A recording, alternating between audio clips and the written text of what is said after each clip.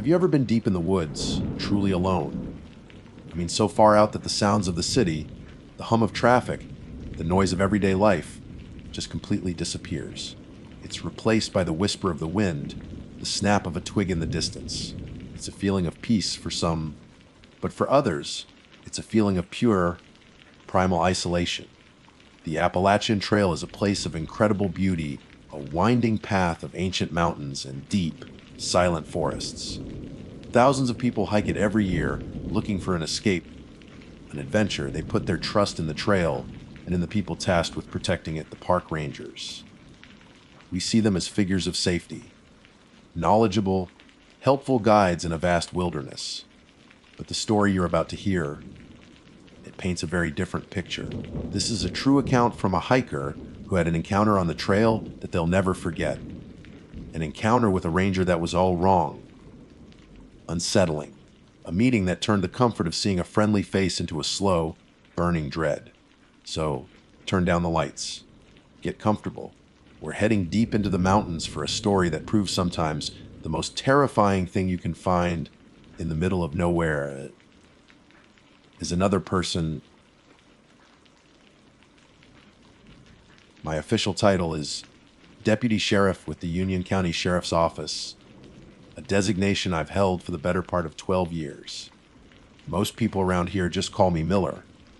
In a rural jurisdiction that brushes up against the wild spine of the Appalachian Mountains, you get used to a certain kind of rhythm. The calls are predictable, domestic disputes that flare up with the summer heat, kids getting into trouble down by the lake, and the occasional lost hiker when the autumn leaves turn the trails into a monochromatic carpet. You learn not to get too excited. You learn to handle things with a calm, methodical approach. It's a job like any other. At least, that's what I used to tell myself. The call came in late one October afternoon. The sun was already starting to dip behind the peaks, casting long, skeletal shadows across the valleys. Dispatch crackled over the radio, the voice of our ever-poisive operator, Sarah, sounding a little tighter than usual. Got a 1057 Miller. Distressed hiker, believed to be on the approach to the Blood Mountain summit. A through hiker called it in from Neal's Gap. Said he heard yelling, then nothing. Blood Mountain. Even the name has a weight to it. Locals have stories, of course. Old tales of battles fought between the Creek and Cherokee, of strange lights in the woods, of things you don't want to meet after dark. Most of it is just campfire talk, spooky folklore to tell the tourists. I'd hiked parts of that mountain a dozen times and never seen anything more frightening than a black bear with her cubs. Roger that, Sarah. I'm about 20 minutes out from the Byron Herbert Reese trailhead. I responded, flipping on my lights, more out of habit than necessity on the empty mountain road. By the time I parked my patrol car and geared up, the air had developed a distinct chill. I grabbed my heavy-duty flashlight, a medical kit, and my service pistol, holstering it securely. The trail entrance was cloaked in twilight, the trees forming a dense, dark canopy overhead. The first part of the hike is a steep, relentless climb, a series of switchbacks over rocks and roots. The woods grew quiet as I ascended, the usual chorus of birds and insects fading into an unnerving silence. All I could hear was the crunch of my boots on the fallen leaves and the sound of my own breathing, puffing out in white clouds in the cooling air. I called out every few minutes, "Sheriff's office!" Anyone need assistance? Only the echo answered, swallowed by the immense, indifferent wilderness. After about an hour of hard climbing, the light was nearly gone. I was relying entirely on the powerful beam of my flashlight, which cut a clean, white tunnel through the oppressive dark. And that's when I saw him. He wasn't on the trail itself, but about 30 feet off, sitting on a moss-covered boulder with his back against an ancient, looking oak tree. From a distance, relief washed over me. He was upright, seemingly conscious. Not a fall victim, then. "Sir," I called out, my beam finding him. You okay? "I'm Deputy Miller with the Sheriff's Office." He didn't answer. He didn't even turn his head. I moved closer, my boots sinking into the soft earth. The beam illuminated him fully, and the relief I'd felt curdled into a cold, hard knot in my stomach. He was a young man, probably in his mid-20s, dressed in standard hiking gear that was now torn and mud-stained. His face was pale and gaunt, his skin stretched tight over his cheekbones. But it was his expression that stopped me dead in my tracks. He was smiling. It wasn't a smile of relief or happiness. It was a grotesque, impossibly wide grin that stretched from ear to ear, pulling his lips back to show every single one of his teeth. It was a silent, manic rictus, a mask of pure muscular tension, and it never wavered. His eyes, however, were a stark, horrifying contradiction. They were wide open, unblinking, and locked on some fixed point in the darkness in front of him. I've seen fear in my line of work. I've seen panic and pain. What I saw in that man's eyes was none of those things. It was pure distilled terror, so profound it seemed to have burned out everything else. "Son, can you hear me?" I said, keeping my voice low and calm, the way you would with a spooked animal. I knelt down, keeping a safe distance. "What's your name? Are you hurt?" He remained utterly still, the dreadful smile plastered on his face. I could see the fine tremor in his hands, the only part of him that seemed to be moving. I decided I had to get him out of there. Hypothermia can do strange things to the mind, I told myself. Dehydration, exhaustion. There had to be a rational explanation. "Okay, let's get you on your feet. We need to get you down the mountain," I said, reaching out to take his arm. The moment my fingers touched his sleeve, his head snapped towards me. The smile didn't change, but his eyes focused on mine. A jolt, cold and electric, shot up my arm. His own hand, impossibly fast, shot out and grabbed my wrist. His grip wasn't just strong, it was like a steel trap. I couldn't have pulled away if I tried. He leaned in close, his breath a dry, foul smelling rasp against my ear. For the first time since I found him, his lips moved, shaping words around that horrifying grin. "It's a trade," he whispered, his voice a cracked and brittle thing. "You have to give it a smile to pass." Then he let go. His arm fell limply to his side, and his head turned back to stare into the empty woods. The smile remained.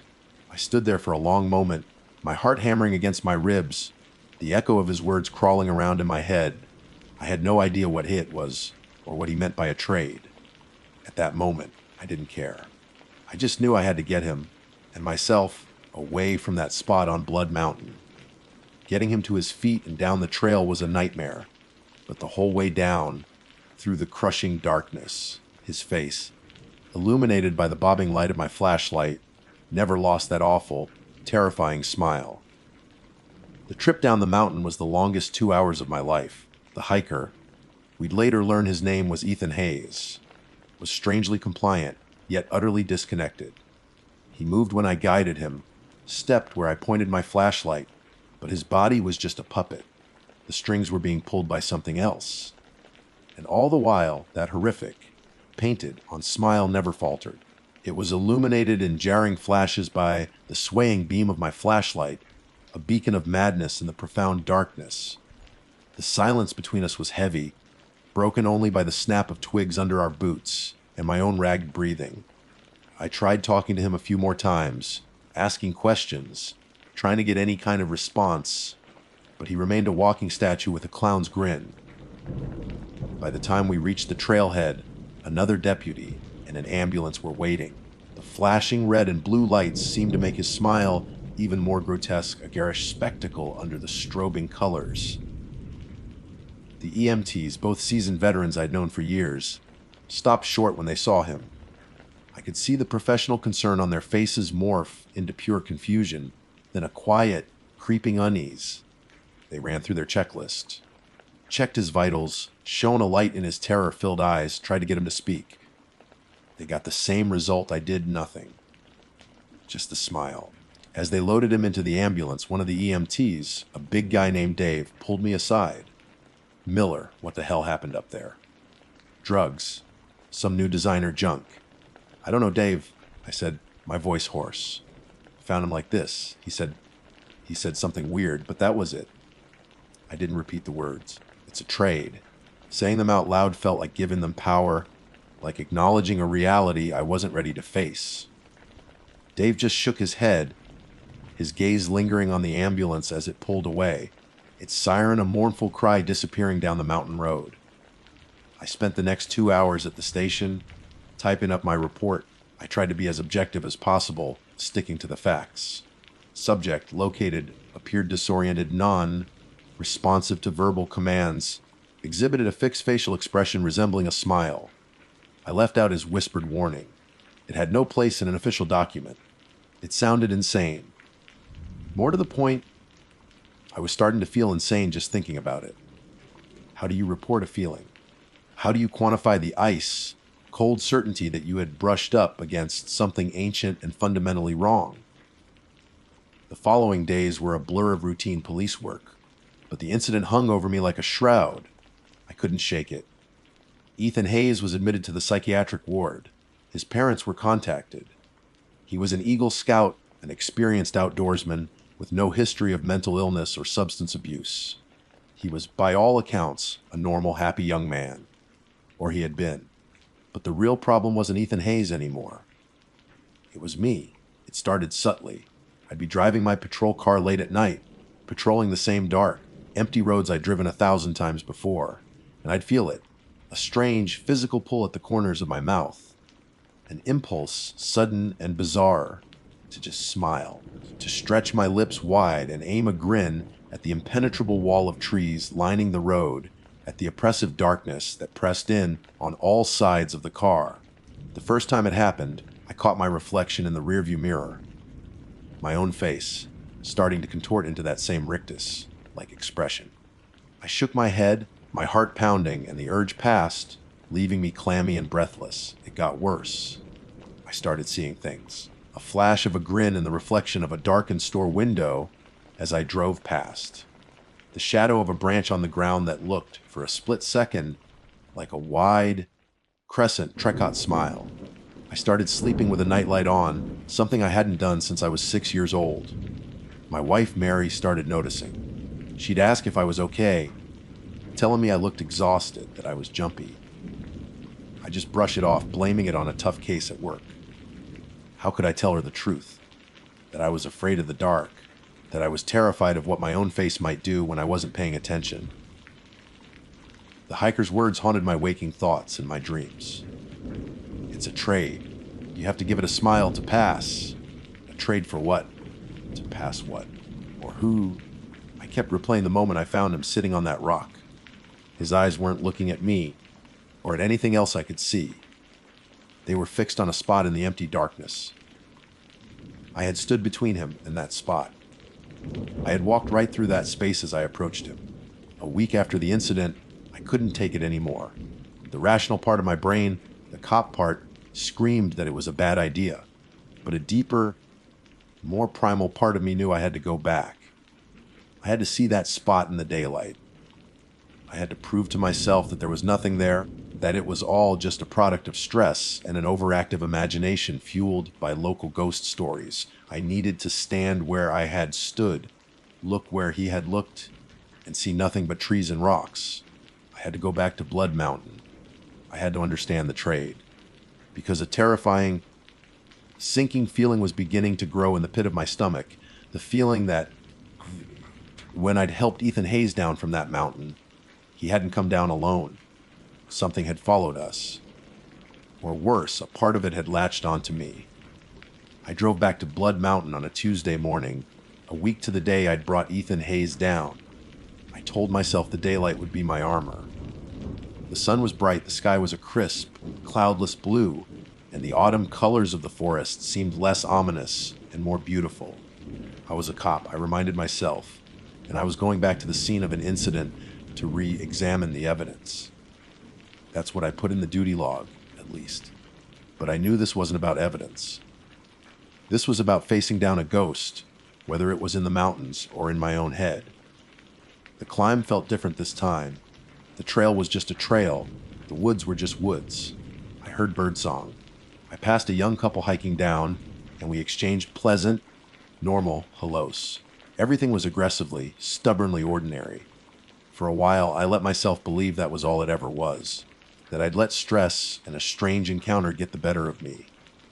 Then I rounded a familiar bend in the path and saw the ancient oak, standing sentinel over the moss-covered boulder.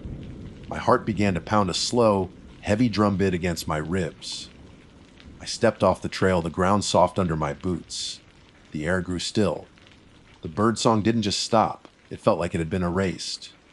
I stood before the rock, the sun warm on my shoulders, yet a deep, penetrating cold began to seep into my bones. This was the place. With a deep breath, I walked around the boulder and stood in the exact spot where I had first approached Ethan. I turned and faced the empty space he had been staring at, the space his terror-filled eyes had been locked onto. At first, there was nothing. Just trees, dappled sunlight, fallen leaves. My logical mind screamed at me to see sense. There's nothing here, Miller. Go home. But I stayed rooted to the spot, my gaze fixed, trying to see what he saw. And then the world began to subtly shift. It wasn't a visual change, not exactly. It was a change in perception. The space between the trees stopped being empty. It developed a weight, a presence. I felt a pressure building in the air, the kind of atmospheric drop that comes before a violent thunderstorm. The sunlight didn't dim, but its warmth vanished. It was like looking at a photograph of the sun, all light, no heat. The urge came back 10 times stronger than before. A savage, muscular force pulled at the corners of my mouth, demanding to be let out. It was painful. It felt like my own face was betraying me, trying to contort itself into that rictus grin against my will. And in that silent, crushing pressure, an understanding flooded my mind. It wasn't a thought made of words. It was a pure, cold concept downloaded directly into my soul. It was a toll. There are places in the world, old and quiet places, that are thin. They are apertures, windows, and something on the other side looks through. It doesn't hunt. It doesn't kill. It simply watches. It is an ancient, vast, and utterly alien observer. To walk through its line of sight, to pass through its attention, you have to pay a toll. You have to acknowledge it, show you are not a threat, and offer a token of passage. A simple sign of deference. You have to give it a smile. Ethan Hayes hadn't known the toll. He'd stumbled into its gaze and reacted with raw, primal fear. His terror was an offense, a rejection. So, it had taken the payment from him. It had peeled the smile onto his face like a mask, locking it there while leaving the terror to burn forever in his eyes. He was a broken receipt for a transaction gone wrong. And me. I had walked right through the middle of it. I had interrupted the collection. I hadn't looked at the watcher, so I hadn't felt the need to pay. But by stepping into that space, I had incurred the debt. The urges I'd been feeling, the grinning shadows I'd been seeing, that was the toll collector knocking on my door. The pressure intensified. The bark of the trees seemed to twist into leering grins. My jaw ached with the effort of keeping it shut.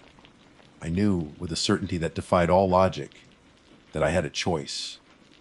I could let it take the payment from me, as it had from Ethan, and spend the rest of my life as a smiling, hollowed-out shell, or I could pay the debt willingly. Tears of pure terror streamed down my face, mingling with the sweat. My hands clenched into fists, my knuckles white. I looked straight into the heart of that empty, watchful space between the trees. Then, summoning every ounce of will I possessed, I smiled. It was the hardest thing I have ever done. I forced my lips to pull back, to stretch wide, to form the most grotesquely cheerful grin I could manage. It felt like a betrayal of every terrified instinct in my body. My face felt alien, a mask I was putting on for an audience I couldn't see. "It's a trade," I whispered, my voice a broken croak. "You have to give it a smile to pass." I held the grin, my facial muscles screaming in protest. "See, I'm smiling." The instant the words left my mouth, the pressure vanished. It was like a switch being thrown. The warmth of the sun returned to my skin. The birdsong exploded back into life, so loud it was almost deafening. The air was just air again. The woods were just woods. The debt was paid. I don't remember the hike back down. My next clear memory is of sitting in my patrol car at the trailhead, gripping the steering wheel, my whole body shaking. I looked in the rearview mirror. It was just my face. Tired, tear-streaked, but my own. I still work the night shift. I still drive those dark, lonely roads through the mountains. But something is different I'm not afraid of the urge anymore. Sometimes, when the darkness is at its deepest and the woods are at their most silent, I feel that familiar, gentle pull at the corners of my mouth, and now I let it happen. I'll just smile at the darkness. It's not a spasm of terror anymore. It's a quiet, knowing acknowledgement, a professional courtesy to the things that watch. I paid the toll. I got a pass. But the price of passage is knowing that you're never, ever truly alone. My official title is Park Ranger, a designation I earned after 4 years of studying forestry and environmental science, followed by a grueling 6 months at the academy.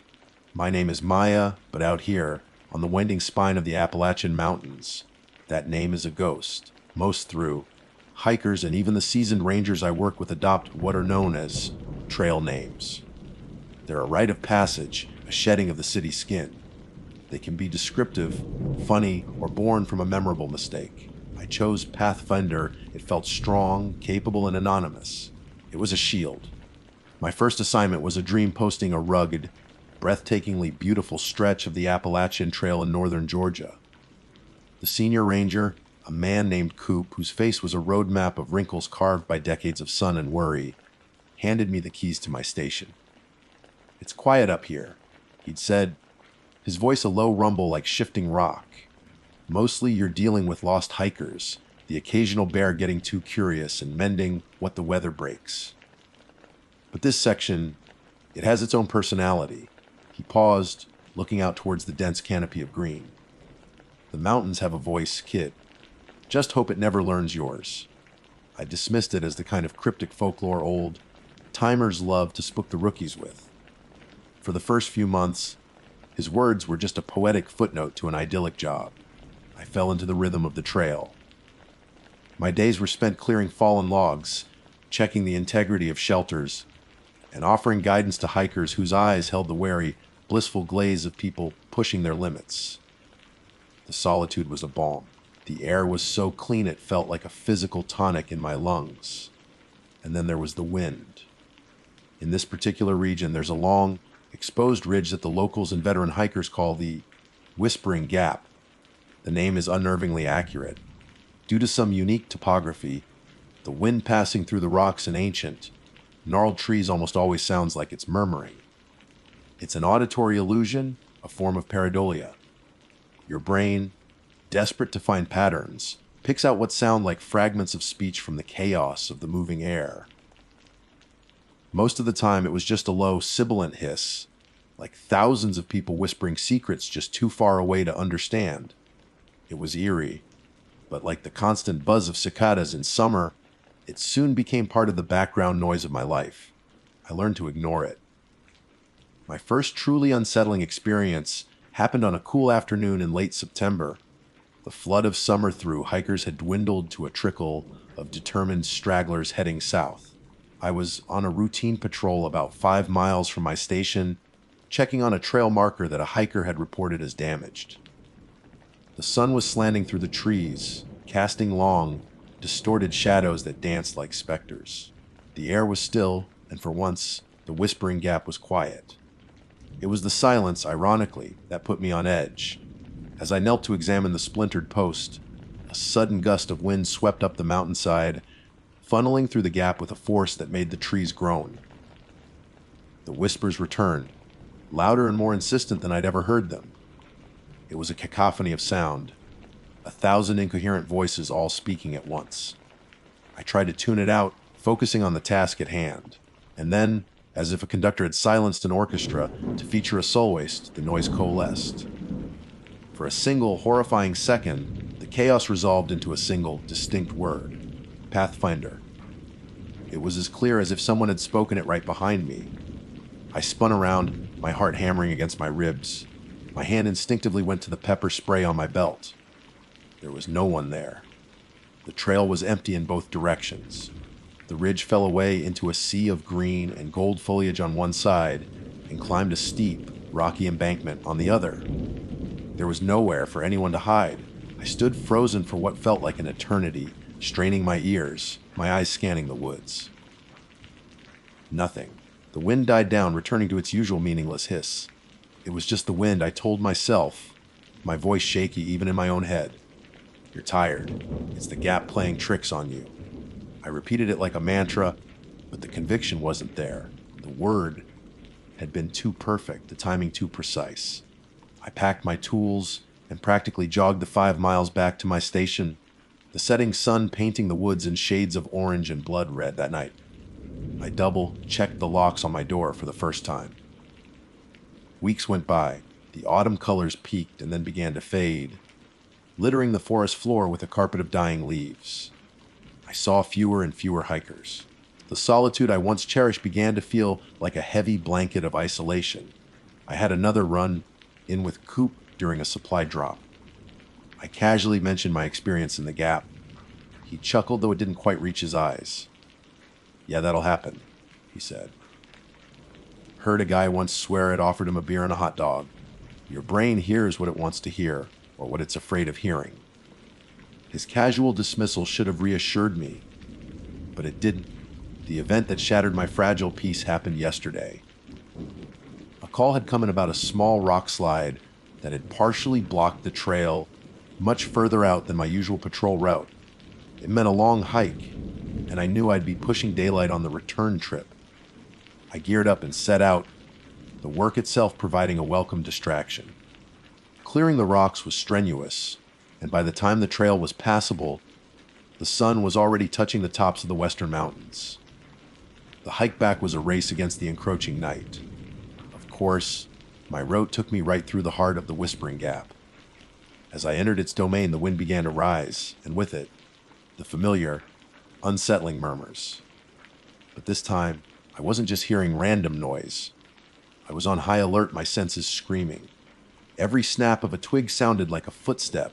Every flicker of a shadow in my peripheral vision was a lurking figure. I picked up my pace, my boots crunching rhythmically on the gravelly path. I was in the deepest part of the gap, a narrow pass between 2 towering walls of granite, when I stopped to catch my breath and take a long pull from my water bottle. The sun had disappeared completely, leaving the world in a deep twilight blue. And in that moment, a profound silence fell over the woods. Not a single bird call, not the scuttling of a squirrel, not even the hum of an insect. The wind itself seemed to be holding its breath. The silence was more terrifying than any noise. Then came the whisper. It wasn't carried on the wind from a distance. It was intimate. It was directly in my right ear. A dry, rasping sound, like dead leaves skittering across pavement. It was so close I felt a cold spot on my skin, as if a mouth had been hovering just inches away. And it spoke a single word. Maya. My blood turned to ice water. Every muscle in my body locked. Pathfinder was a name for the trail. Pathfinder was a name for Coop, for the hikers, for the uniform. Maya was a name for my mother, for my college transcripts, for the driver's license tucked away in a lockbox back at the station.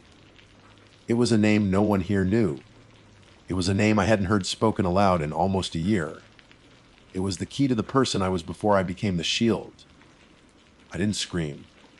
The sound was trapped in my throat, strangled by pure animal terror. The shield of Pathfinder didn't just crack, it evaporated. Something in these woods didn't just see a ranger walking a trail. It saw me. It knew my secret. I didn't rationalize. I didn't look back. I dropped my water bottle and I ran. I fled down the mountain in the growing darkness, stumbling over roots and rocks I couldn't see, driven by a primal need to escape that voice. I didn't stop running until the trees thinned and I saw the distant, impossibly beautiful glow of streetlights from the small town at the base of the mountain. I am writing this from a cheap motel room. I don't know if I can go back up there tomorrow. How can you patrol a path that knows you by name? Sleep didn't come. How could it? I spent the night in that stale, bleach-scented motel room with the lights on, staring at the water, stained ceiling.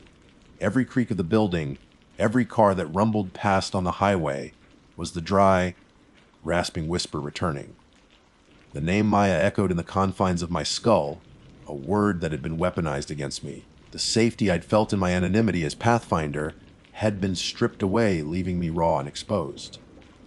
By dawn, exhaustion had waged a losing war against terror. My reflection in the grimy bathroom mirror showed a stranger with wide, haunted eyes and a pale face. This wasn't a park ranger. This was prey. My first instinct was to quit. Just pack my personal belongings from the station, mail the keys to headquarters with a vague resignation letter, and drive until Georgia was just a bad memory in my rearview mirror. A normal person would. A sane person would. But a career I had bled and sweat for isn't so easily discarded. 4 years of university, the brutal physical and mental conditioning of the academy. Was I going to throw it all away because of a sound? Because of a voice in the wind? Explaining it to my superiors was impossible. I'm resigning because the mountain knows my name. They'd order a psychiatric evaluation. I had to go back, if for no other reason than to retrieve my gear and my dignity. My duty pack, my official radio, my tools. They were all still up there. And a more insidious thought wormed its way into my mind. I had to know more. The fear was a physical sickness, but beneath it, a sliver of the old Pathfinder, the curious, analytical scientist, refused to die. I needed data. I needed proof. My hand trembled as I called Coop. He answered on the second ring, his voice gruff. Pathfinder, everything all right? You're not at the station. The park service vehicles are all GPS tracked. Of course he knew. Coop. Yeah, sorry. I came down with something fierce last night. I lied, the words tasting like ash. Stomach bug. Thought it was better to get a room in town than to, mess up the station's plumbing. There was a long pause on the other end. I could almost hear the gears turning in his head, his decades of experience sniffing out deceit. A stomach bug, he repeated flatly. You sounded fine when you called in the rock slide. It came on fast. I insisted, my voice getting higher. Look, I'm feeling a bit better. I'm going to grab some supplies and head back up in an hour or so. You do that, he said, and the line went dead. There was no, feel better. No, take your time. Just a cold, dismissive acceptance. The feeling of isolation intensified. I was completely on my own. The drive back up the winding mountain road was an exercise in self-torture. Every familiar bend, every scenic overlook that had once filled me with a sense of peace, now seemed to hold a silent menace. The dense walls of trees on either side of the road weren't just vegetation, they were a crowd of silent observers. I felt their judgment. I felt their patience. When I finally pulled up to my station, the small log cabin felt less like a sanctuary and more like a trap. My eyes were immediately drawn to the porch steps. My heart seized. Sitting there, perfectly upright and placed dead center on the top step, was my water bottle. The same stainless steel bottle I had dropped in the Whispering Gap when I fled. It was over 7 miles away. There were no fresh tire tracks in the gravel besides my own. No footprints. It was just there. A silent, impossible message. We know you ran. We know you're back. I left it where it sat. I couldn't bring myself to touch it. Inside the station, I locked the door and leaned against it, my breath coming in ragged gasps. Logic had officially left the building. Pareidolia couldn't explain a teleporting water bottle. A prankster couldn't have covered that distance. Found the bottle in the dark and placed it on my porch without leaving a single trace, all before I arrived. My training kicked in, a desperate attempt to impose order on the chaos. I turned to the station's archives. Every ranger station has logs, dusty binders filled with the daily reports of those who came before. For hours, I pored over the spidery handwriting and faded type pages, going back decades. I was looking for patterns, for any mention of strange occurrences, particularly around the Whispering Gap. Most of it was mundane bear sightings, trail washouts, reports on unruly campers. But then I found it, tucked in a log from 1978, written by a ranger named Alistair Finch. His entry for October 12th was different. Weather clear, trail traffic light. Had another incident at the Gap today. A hiker, young man from Ohio, came into the station white as a sheet. Swore the wind told him to jump. Said it used his brother's name, a name he hadn't told anyone on the trail. I calmed him down, gave him some coffee, and told him it was just the wind playing tricks. It's the standard line. But I heard it myself last spring. It called for my dog, Bess, a week after I'd had to put her down. This place, it listens. It learns things. It's not the wind. It's a resonance. A memory trapped in the rock that gets hungry. My blood ran cold. A resonance that gets hungry. Finch's last entry was 2 weeks later. It simply said, going up to the gap. Need to check the markers. He was never heard from again. The official report, which I found in a separate file, listed him as a missing person, presumed to have fallen in a remote area. The search was extensive, but turned up nothing. I felt a dizzying sense of vertigo. I wasn't the first. Coop's casual dismissal of my experience now seemed less like disbelief and more like a deliberate, practiced deflection. How much did he know? Was this some kind of unspoken hazing for the new ranger, a test to see if I would run or break? Or was he too afraid of it? The sun began to set, and the shadows in the small cabin grew long and intrusive. I turned on every light, but it did little to dispel the gloom gathering in the corners of the room and in the corners of my mind. I sat at the desk, the old logbook open in front of me, my returned water bottle still standing sentinel on the porch. That's when I heard the new sound. It wasn't the wind. It was a rhythmic thump, thump, thump, coming from outside. It was slow, deliberate, and heavy. It sounded like someone was striking the base of the cabin with a large log. I grabbed a heavy 3-cell maglite from the wall, the closest thing to a weapon I had, and crept to the window, peering through a crack in the blinds. The security light on the porch cast a harsh, white glare over the gravel clearing. There was nothing there. The woods were a wall of black. But the thumping continued, steady and unnervingly close. It seemed to be coming from the back of the cabin now. Thump, thump, thump. I held my breath, listening. It stopped. Silence descended again, thick and absolute. I waited, my knuckles white on the flashlight. A minute passed. Then another. I was just starting to convince myself it was a branch, or a bear, or anything other than what I feared it was when a new sound started. A soft, scratching noise. It was coming from the roof.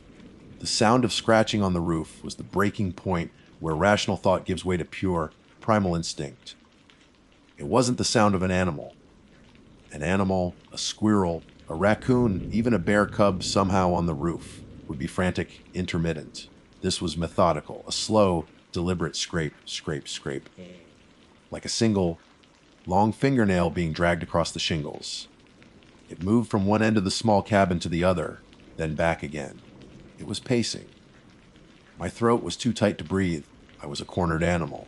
The heavy maglite felt laughably inadequate. Against what? A sound. A memory. A resonance that gets hungry. Finch's words were a death knell echoing in my mind. My training finally cut through the paralysis. Protocol.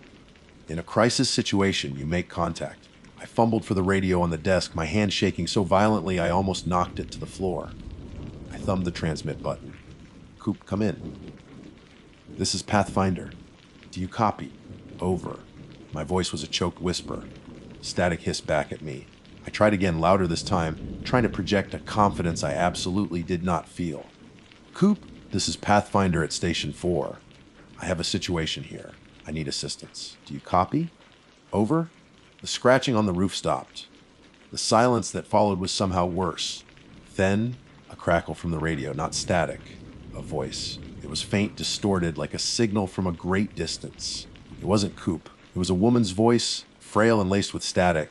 Can't find my way back. It's so dark. He told me to wait here. My blood turned to ice. It was a voice I recognized from a missing hiker report I'd filed 2 months ago. A young woman who had gotten separated from her hiking partner. They never found her. Then another voice broke through, a man's, desperate. Bess! Schmear girl! Bess! Where are you? It was Alistair Finch calling for his dead dog. The radio wasn't a receiver anymore, it was a pipeline. A conduit for the mountain's collection of stolen voices, of lost souls. And then the worst one. The one that broke me. Maya, honey, is that you? Your father and I have been so worried. It was my mother's voice. Perfect in every inflection, every worried tremor. A voice I hadn't heard in 6 years. Not since the car accident. It was impossible. It was a violation. a desecration of my most sacred memory. A sob tore from my throat. I slammed the radio down, but it was too late. The voice was in the room now, coming not from the speaker, but from the corners of the cabin itself. "We miss you, Maya. Come outside. We just want to see you. You're not her." I screamed at the empty air, tears streaming down my face. And then the dry, rasping whisper from the gap was right behind me, in my ear again, cold and final. "But you miss her." That's when the headlights cut through the darkness outside, sweeping across the windows. A truck engine rumbled and then died. Doors slammed. Heavy boots crunched on the gravel. Pathfinder, Maya! "Open the door! Now!" It was Coop's real voice, raw with an urgency I'd never heard from him before. I stumbled to the door, my legs barely holding me, and fumbled with the locks. As soon as it was open, Coop pushed his way in, a shotgun held at a low ready. He wasn't looking at me. His eyes were scanning the cabin, the dark corners, the ceiling. He looked old, and he looked terrified. "What did you hear?" He demanded, his voice low. It used my mother's voice. I stammered, collapsing against the doorframe. It knew her. It knew about Finch. It had the voice of that hiker.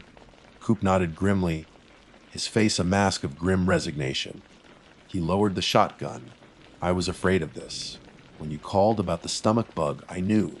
When you didn't answer the radio check in, I drove. It gets stronger when it has a new name to focus on. Your name." "What is it, Coop?" I pleaded. "What the hell is it?" He stared past me, out into the impenetrable blackness of the woods. "It's the mountain," he said, his voice barely audible. "Or something in it." Finch was right. It's a resonance, an echo. It's old, Maya. Older than the trees, older than the trail. It doesn't have a body, it's just a presence. And it's lonely, so it collects things. Voices, memories, fears. It learns. It found Finch's logbook, saw his dog's name, and used it. It heard you on the radio, learned your trail name, then dug deeper.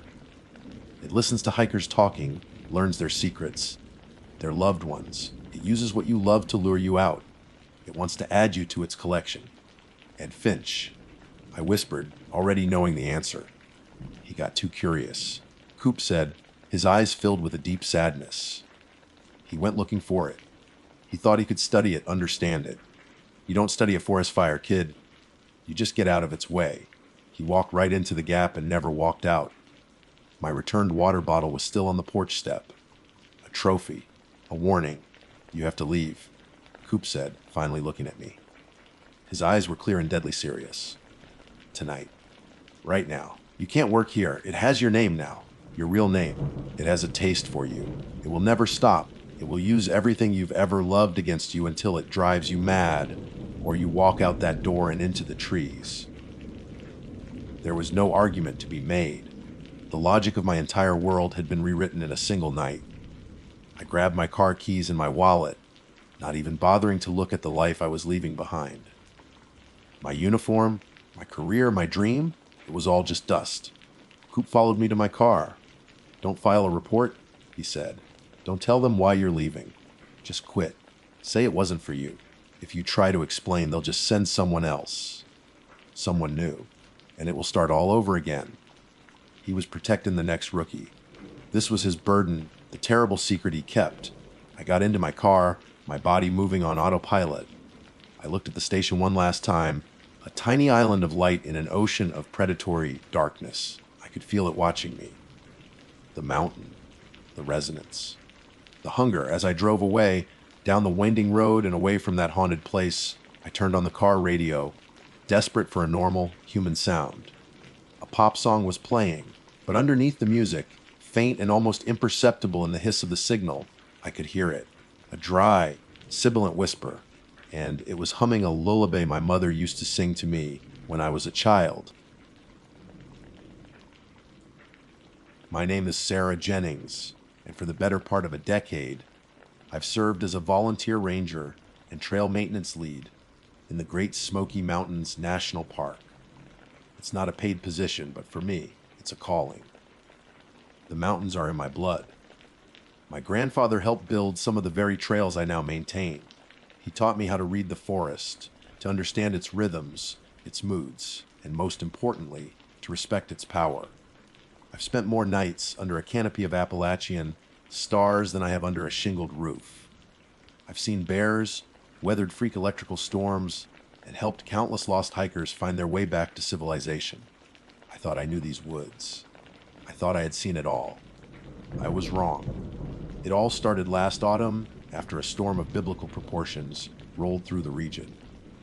For 3 straight days, the sky was a bruised purple, and rain came down in sheets, turning gentle streams into roaring, destructive torrents. When the sun finally broke through, the damage was extensive. The Park Service put out a call for experienced volunteers to help with damage assessment and trail clearing, and I was one of the first to respond. My assigned section was a remote stretch of the Appalachian Trail, deep in the backcountry, a good 12-mile hike from the nearest access road at Newfound Gap. It's a beautiful but unforgiving part of the mountains, a place where the forest feels ancient and primal. Because of the storm, I was heading in alone. Most teams were focused on the more popular, accessible trails that tourists frequented. My job was to clear fallen trees, report major washouts, and ensure the trail was passable for the serious through hikers. The first day was tough, but rewarding. The air was thick with the scent of petrichor, pine, and damp, overturned earth. The forest floor was a chaotic tapestry of fallen leaves, broken branches, and glistening mud. I worked with a methodical rhythm, my chainsaw buzzing through fallen hemlocks, and my Pulaski hoe reshaping sections of the trail that had been carved away by the water. By late afternoon, I had made decent progress and set up my small, one-person tent in a familiar clearing. The forest was eerily quiet that night, the usual chorus of insects and frogs silenced by the storm's fury. The silence itself felt heavy, oppressive. It was on the second day, deep into my assigned section, that I found it. I was working on a particularly nasty bit of trail that switched, backed up the side of a steep ridge. A massive oak had been uprooted, its colossal root ball tearing a crater in the mountainside and completely obliterating the path. It was grueling work, sawing the trunk into manageable sections and hauling them off the trail. As I was clearing away the last of the debris from around the exposed roots, something caught my eye. A flash of bright, synthetic red against the muted browns and greens of the forest. Tucked neatly into a hollow space beneath a gnarled, twisted root, as if it had been deliberately placed there on a shelf, was a single sneaker. I paused, leaning on the handle of my axe, and just stared. My first thought was that it must belong to a hiker who'd lost it during the storm. But as I crouched down for a closer look, a cold wave of unease washed over me. It was a child's shoe, small enough for a 5 or 6-year-old.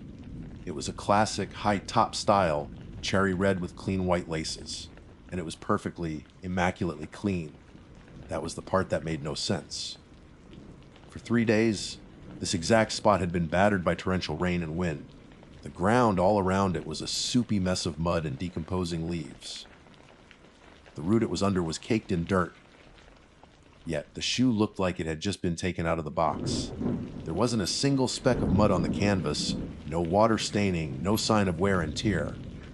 The white rubber sole was pristine. The laces were not only clean, but tied in a neat, perfect double knot. I picked it up. The material felt dry to the touch. I turned it over and over in my hands, my brain struggling to process what my eyes were seeing.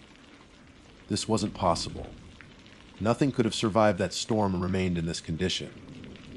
It was miles from any road, in a section of trail that was now barely accessible. A child small enough to where this shoe couldn't have possibly made it this far on their own, let alone in such weather.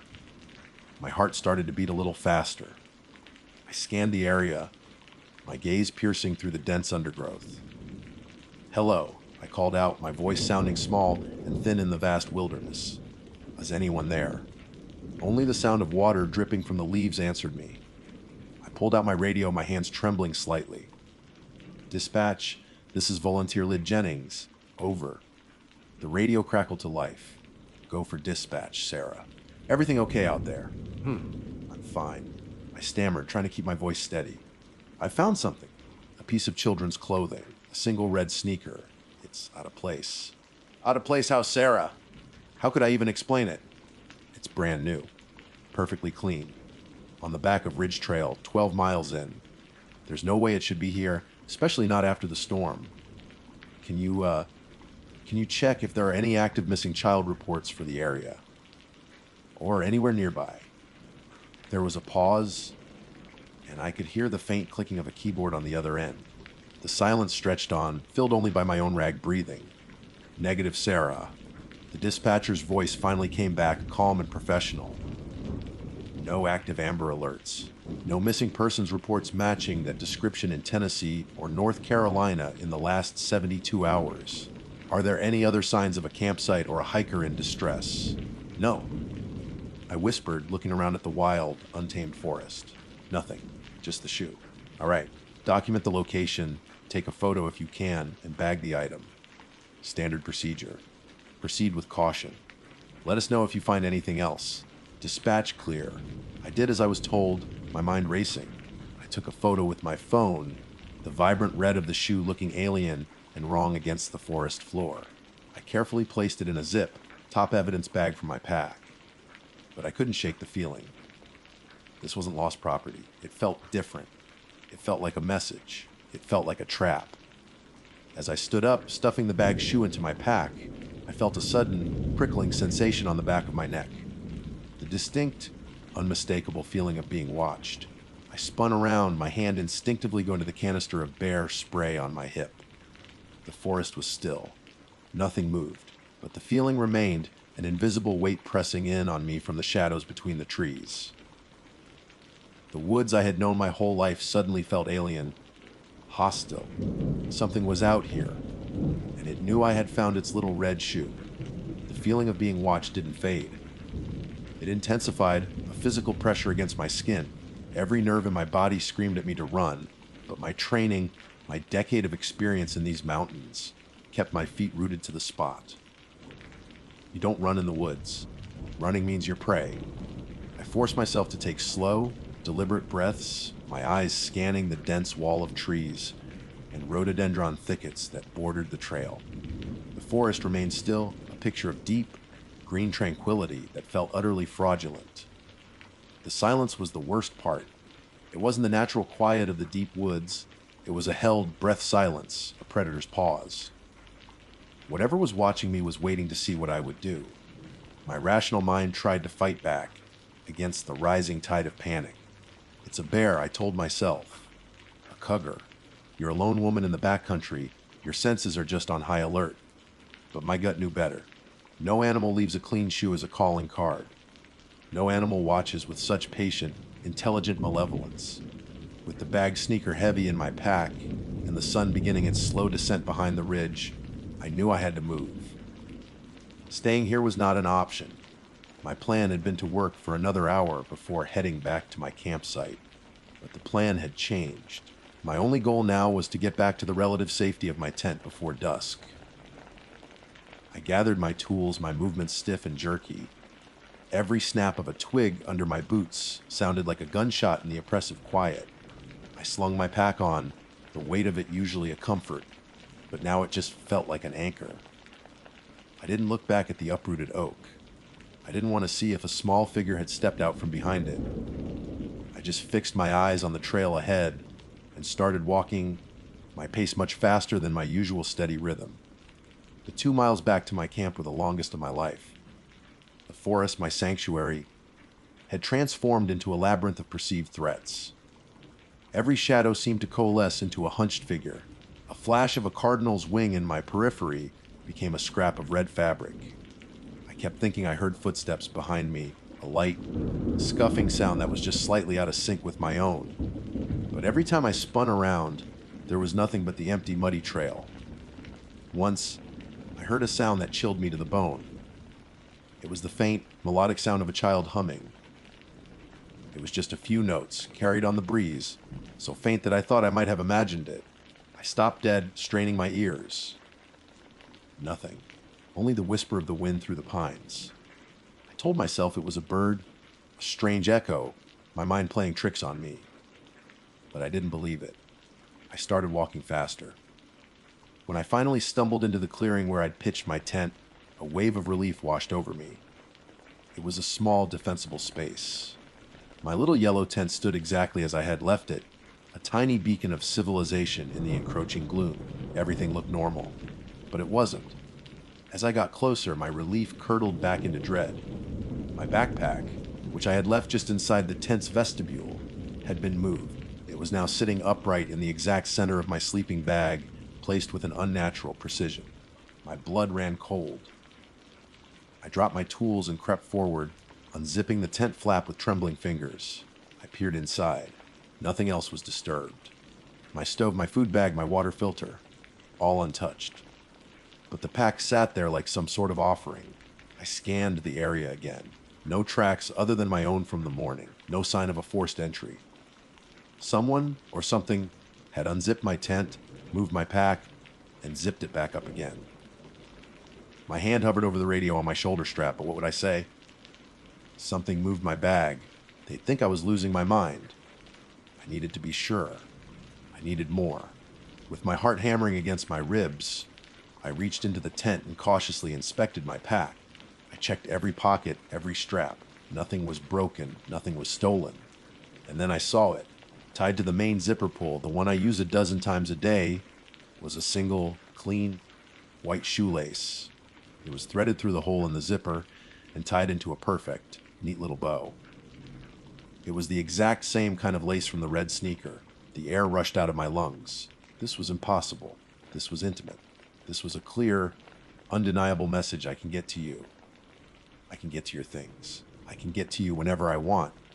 That's when the panic fully took hold. I scrambled for my radio, fumbling with the buttons.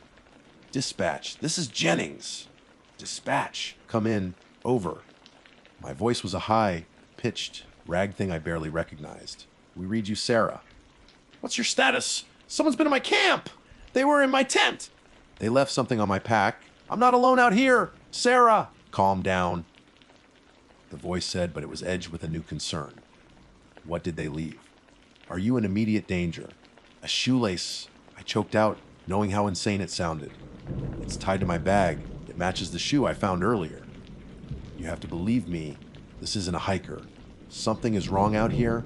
As I stood there, half sobbing into the radio, the humming started again. This time it was closer, clearer. A simple, wandering nursery rhyme melody, hummed by what sounded like a small child. It was coming from the trees at the edge of the clearing. It was everywhere at once. Dispatch. Do you copy? I hear it. It's here. I whispered frantically into the radio. Sarah, what do you hear? We're not getting anything on this end. The humming stopped, and a new sound replaced it. A soft, childish giggle. It was a sound that should have been joyful, but in the context of the deep, dark woods, it was the most terrifying sound I had ever heard. I'm leaving, I said, my voice suddenly firm with terror, fueled adrenaline. I'm hiking out. Now. Sarah, it's almost dark. That's not advisable. Your extraction point is 12 miles away. I don't care, I said, already throwing my tools into my pack, not even bothering to secure them properly.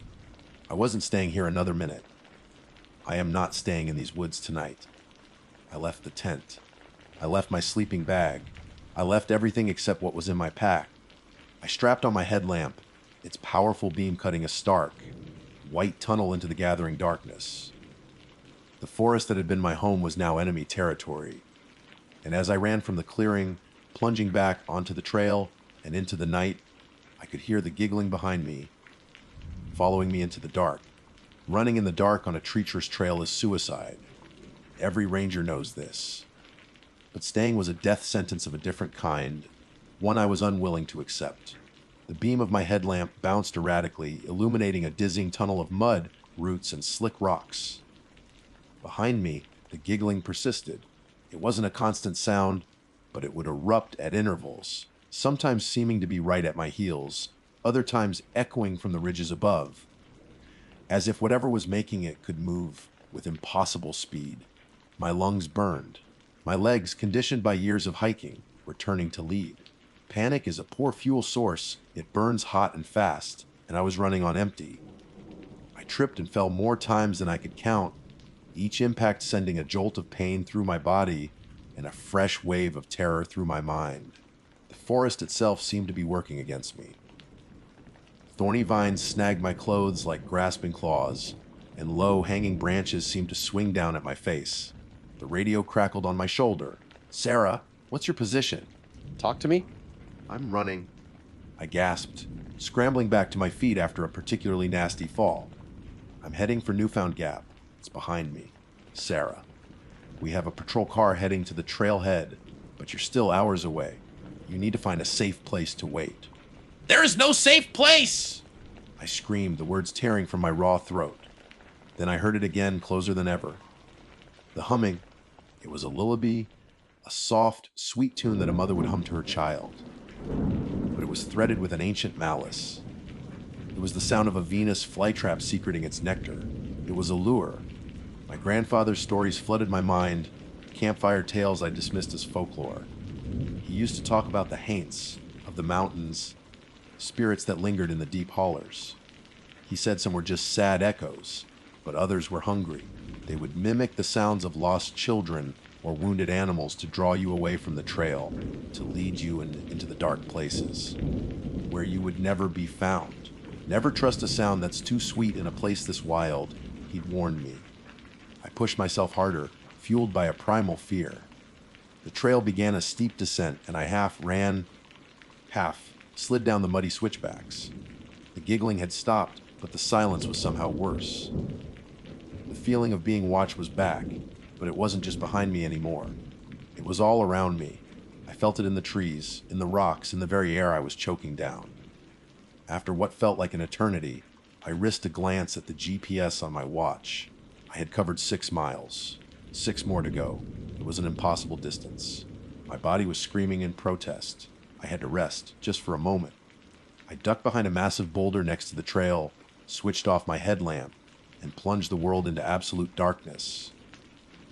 I flattened myself against the cold, damp rock, trying to silence my ragged breathing. For a moment, there was nothing. Then I heard the footsteps. They were light, almost soundless. Not the heavy tread of a hiker, but a soft, shuffling gait. It was moving slowly down the trail, pausing every few feet. It was hunting for me. My heart felt like it was going to explode. I squeezed my eyes shut, praying to a god I hadn't spoken to in years. The shuffling stopped right in front of the boulder.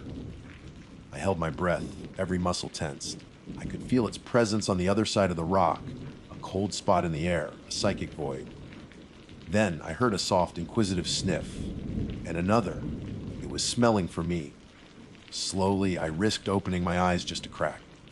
In the faint starlight filtering through the canopy, I saw a silhouette peek around the edge of the boulder.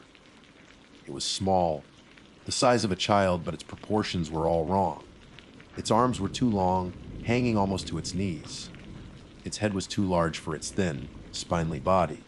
It tilted its head with a jerky, bird-like motion, and for a horrifying second, I saw 2 points of light reflecting the starlight like a nocturnal animal's. But these weren't animal eyes. They were wide, dark, and utterly devoid of anything but a cold, curious hunger. A guttural scream tore its way out of my throat. I didn't even think. I scrambled away from the rock, turned on my headlamp, and bolted. I didn't look back. I just ran. The final 6 miles were a blur of terror and exhaustion. I ran until my vision tunneled and black spots danced in front of my eyes. I was on autopilot, my body running on pure, unadulterated adrenaline. I finally burst out of the tree line and onto the asphalt of the Newfound Gap parking lot. I had never seen a more beautiful sight. I collapsed onto the pavement, sobbing and gasping. A park ranger's SUV was parked there, its lights flashing, and 2 rangers rushed towards me. They wrapped me in a blanket. They tried to get me to talk, but all I could do was point back at the dark, silent wall of trees and stammer about a red shoe. They searched, of course. A full team went out at first light. They found my abandoned campsite, my gear neatly packed inside the tent, just as I'd left it. They found the single red sneaker where I'd told them it would be, still tucked under the root, still impossibly clean. They combed the entire 12-mile stretch of trail. They found my tracks. They found the places I had fallen. But they found no other footprints, no signs of a child.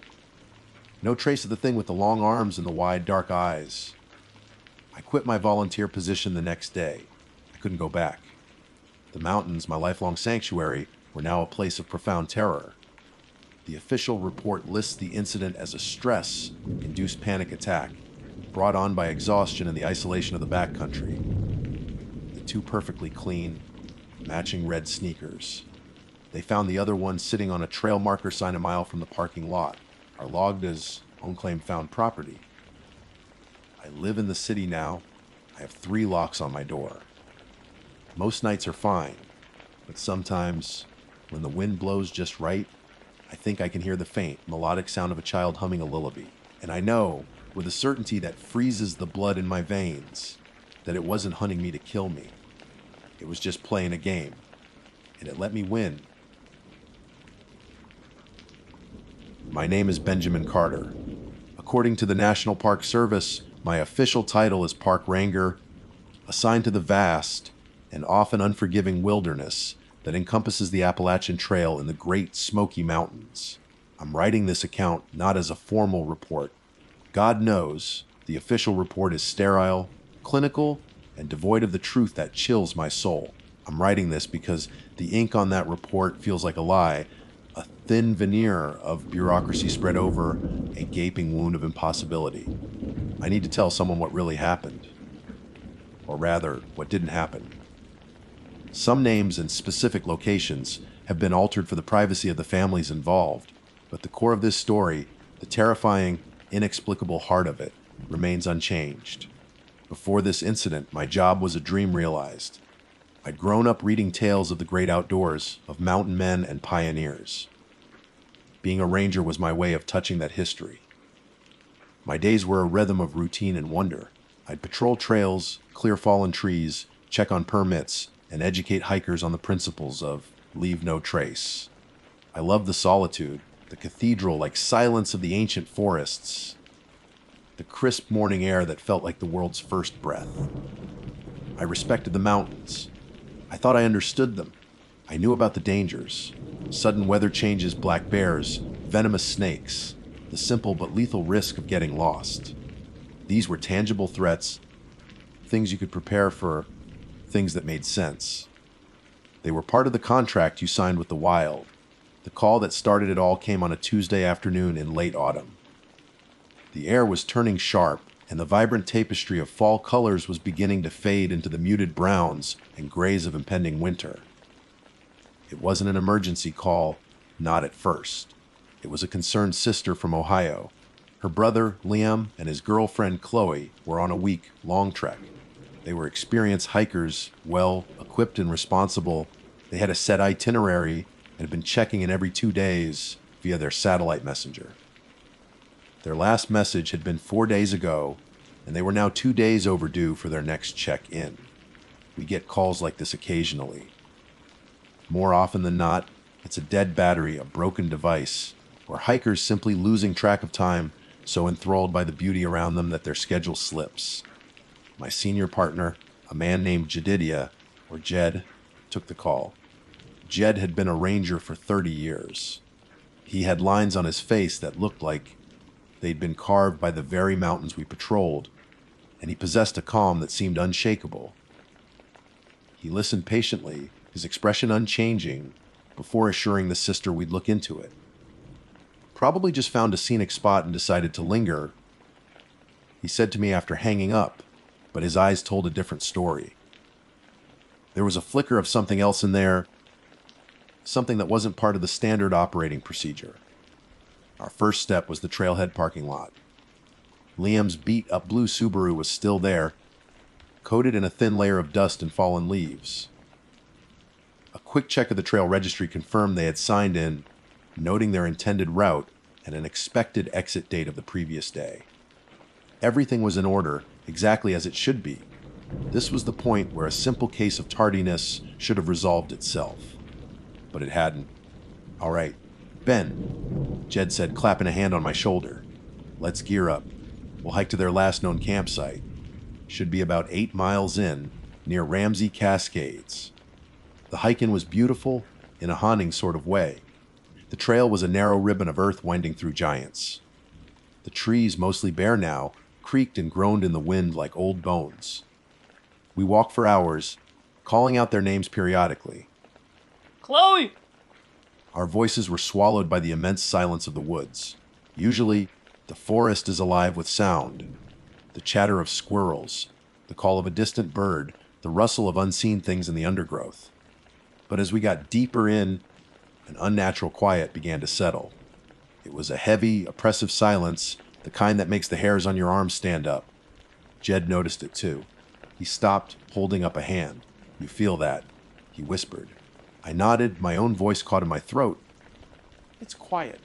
Too quiet," he corrected. "The woods are holding their breath." That's when we smelled it. Faintly at first, carried on the breeze.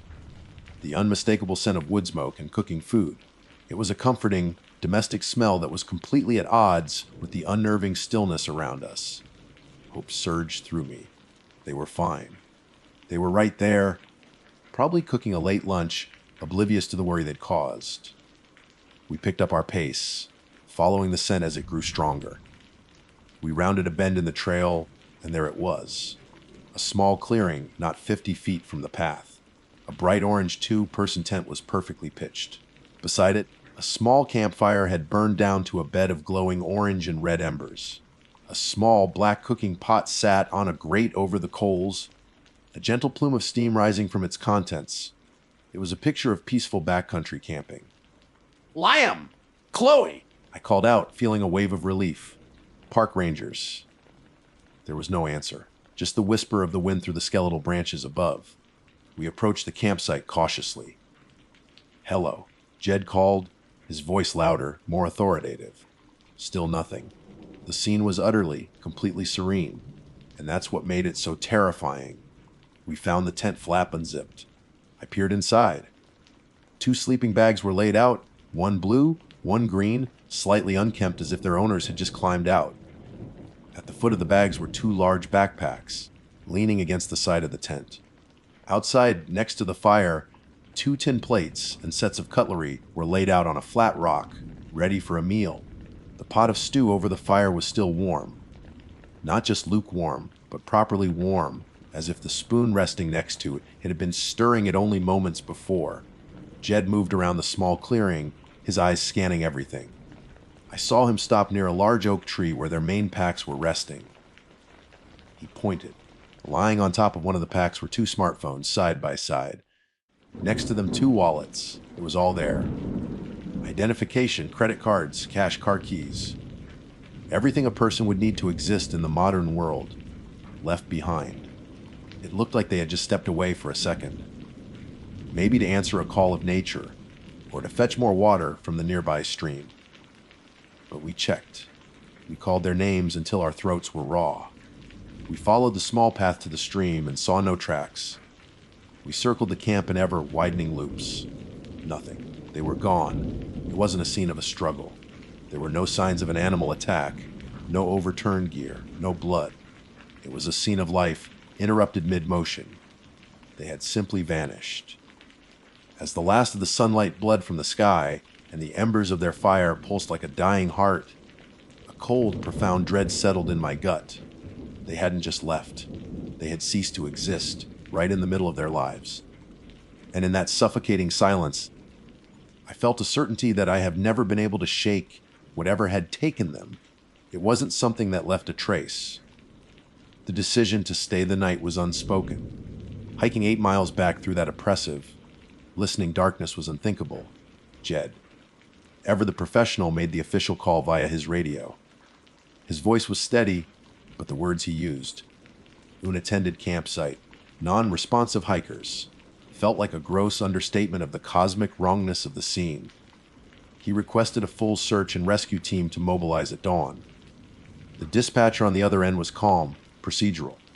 I wondered if she could hear the unnatural silence, bleeding through the radio static. We didn't touch anything more than we had to. The campsite was now a potential crime scene, though what crime, none of us could say. Jed told me to take pictures of everything with my phone before the light failed completely. I documented the tent, the still warm pot, the neatly arranged wallets and phones. Each photo felt like capturing a ghost. The stew, a hearty-looking mix of beans and vegetables, had a single spoon resting beside the pot. I imagined Chloe stirring it, perhaps humming a tune, with Liam stoking the fire. Where did that hum go? Where did they go? Night fell like a lead blanket. The temperature dropped, and the embers of their fire finally died, plunging the clearing into a profound, chilling darkness broken only by the thin beams of our headlamps. We set up our own small camp a respectful distance away, but sleep was a foreign concept. Every snap of a twig from the deep woods sent a jolt of adrenaline through my veins, but mostly there was nothing. No animal noises, no rustling. The woods remained unnaturally still, as if holding a secret it refused to share. Sometime around 2 a.m., I noticed Jed was sitting up, staring not into the darkness around us, but at the empty campsite. His face, illuminated by the faint starlight filtering through the bare branches, was a mask of grim contemplation. You've seen something like this before, haven't you? I whispered, the words feeling loud in the crushing quiet. Jed didn't look at me. He just shook his head slowly. Not like this. Not this clean. He paused, chewing on his lip. There are stories, Ben. Old stories. The kind of stuff the old timers used to talk about after a few drinks. The kind of stuff the service tells you to ignore. What kind of stories? I pressed, my heart hammering against my ribs. Things that live in the deep places. He said, his voice barely a murmur. Things that don't follow the rules we understand. They say there are parts of these mountains that are thin. Places where the world isn't stitched together so tightly. People just step through.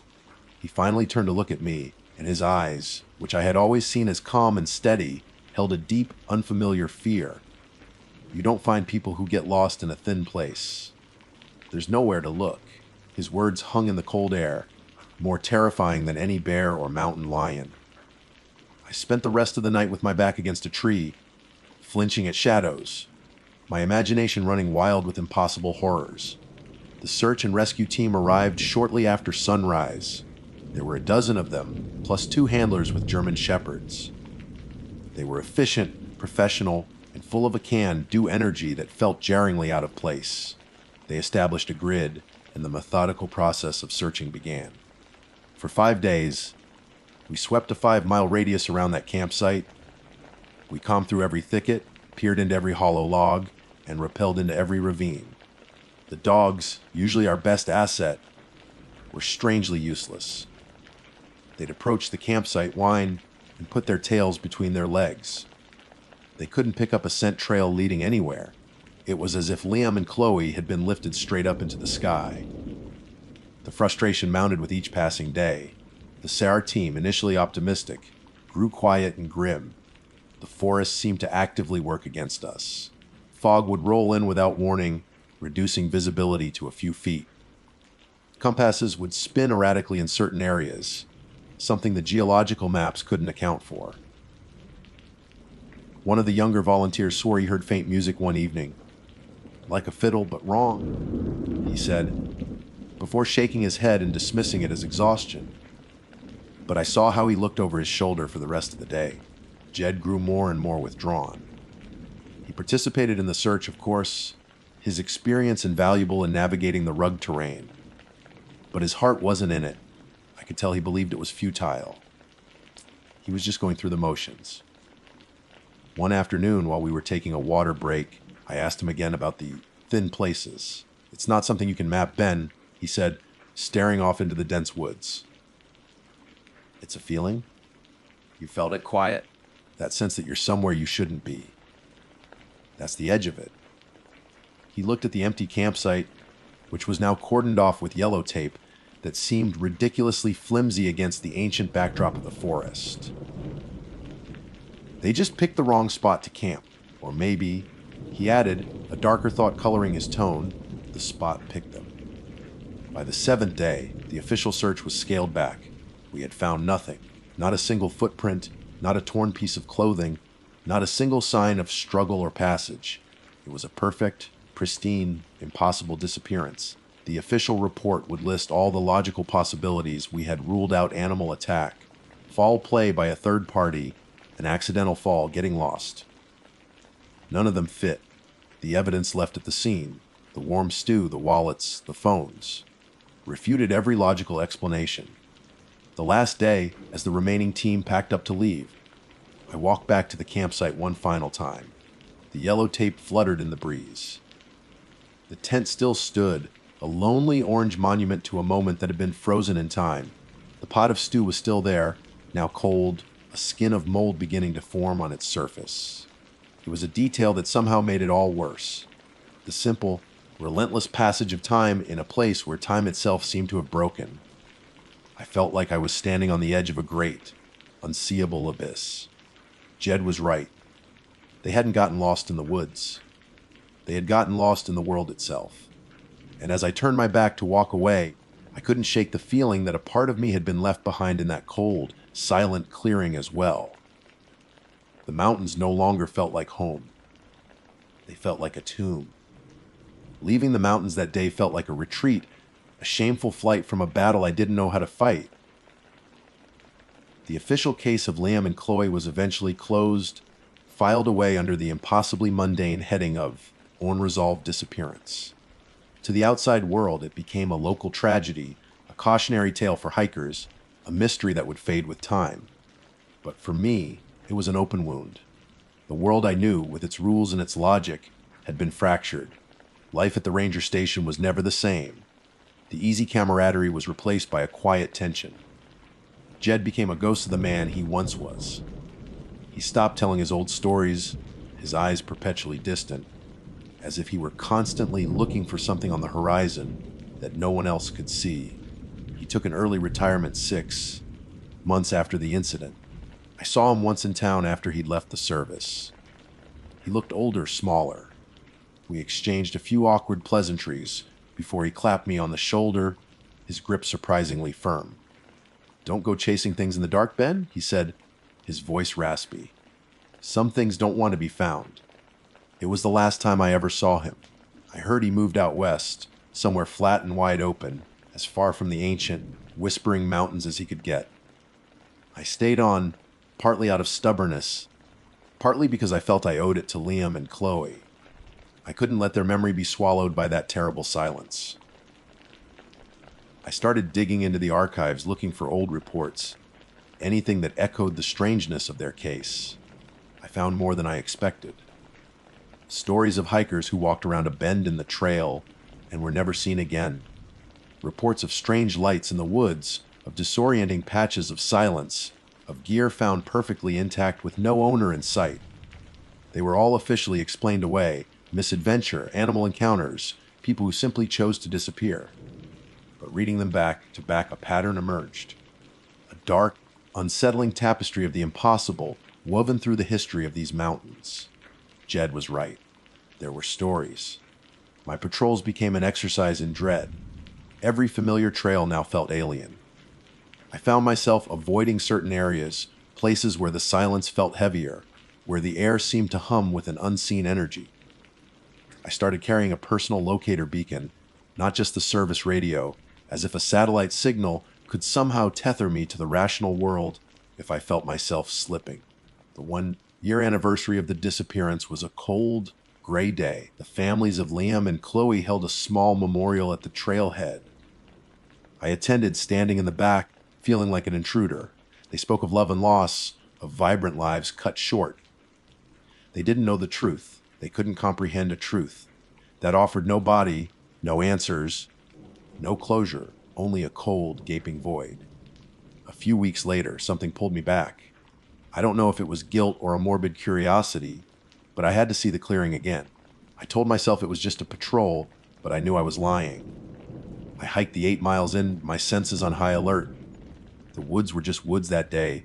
Birds sang, squirrels chattered. The oppressive silence was gone. It was almost disappointing.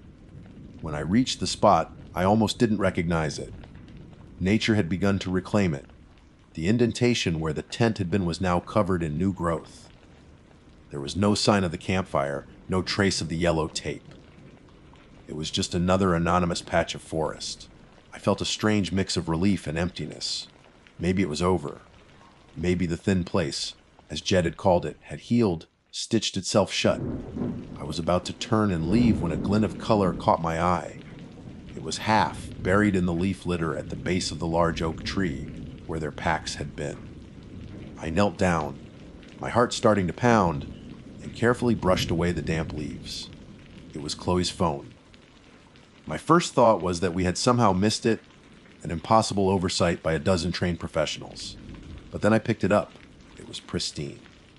There was no water damage, no dirt, not a single scratch on the screen. A year in the Appalachian wilderness, through rain and snow and sun, and it looked like it had been dropped just yesterday. My hands trembled as I pressed the power button, not expecting anything to happen. The screen lit up. The battery was at 84%. My blood ran cold. That wasn't possible. It was utterly, fundamentally impossible. I fumbled with it, my fingers numb, and managed to open the photo gallery. It was filled with pictures from their trip. Smiling selfies, breathtaking vistas, a picture of a deer on the trail. I scrolled to the very end, to the last pictures taken. The last photo was a blurry shot of Liam, his face a mask of wide-eyed terror, looking at something just past the camera. The timestamp was from the day they disappeared, just minutes before we estimated they had vanished. My thumb swiped to the next file, the final one. It wasn't a photo. It was a video, only 4 seconds long. I pressed play. The video was chaotic, shot from Chloe's perspective as she was clearly running. The forest was a green and brown blur, but it wasn't the image that made my soul recoil. It was the sound. It was the faint, lilting sound of a fiddle, playing a tune that was both beautiful and deeply fundamentally wrong. The melody twisted in ways music shouldn't, with notes that scraped at the edges of hearing. And underneath the music, just for a second, I heard Chloe's voice, not screaming, but saying one clear, breathless word, full of a strange, horrifying wonder. Oh, the video ended. I stood there in the quiet woods, the phone clutched in my hand, the impossible tune echoing in my mind. They hadn't been taken. They hadn't been attacked. They had heard the music. And they had followed. They had stepped through. I left the phone where I found it. It didn't belong in my world. It was a message from a place with no name, a place that exists in the quiet spaces, just on the other side of what we think we know. I don't patrol the deep woods anymore. I took a desk job, processing permits and answering phones. I can't look at the mountains now without seeing that thin, invisible seam. And sometimes, on quiet nights when the wind blows just right, I think I can almost hear the faint, distant strains of a fiddle, and I pray it never gets any closer. My name is Frank, and I need you to listen.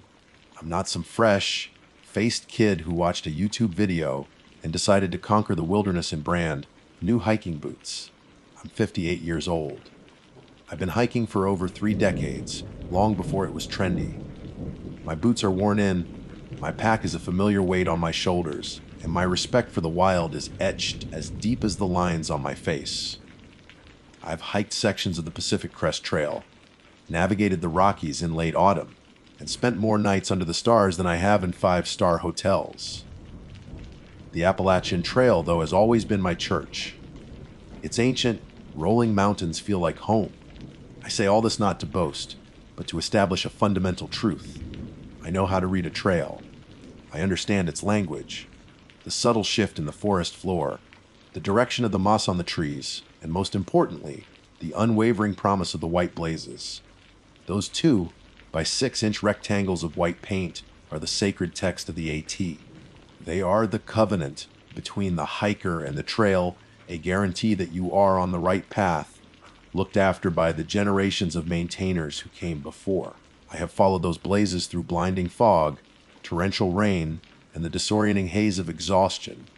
They have never lied. Until last summer. It was a perfect hiking day in late July, the kind that makes you forget the world outside the forest exists. The air in the Smokies was warm and thick with the scent of pine and damp earth. I was with my 2 oldest friends, David and Sarah. David, a retired engineer, is the kind of man who carries a laminated map, a compass, and a backup GPS, just in case. Sarah is a bundle of endless energy who still outpaces us both, even after a full day's hike. We were a good team, experienced and comfortable in each other's silence. Our plan was a simple 3-day loop, a section we'd never done before but was well documented and rated as moderate. The first day was glorious.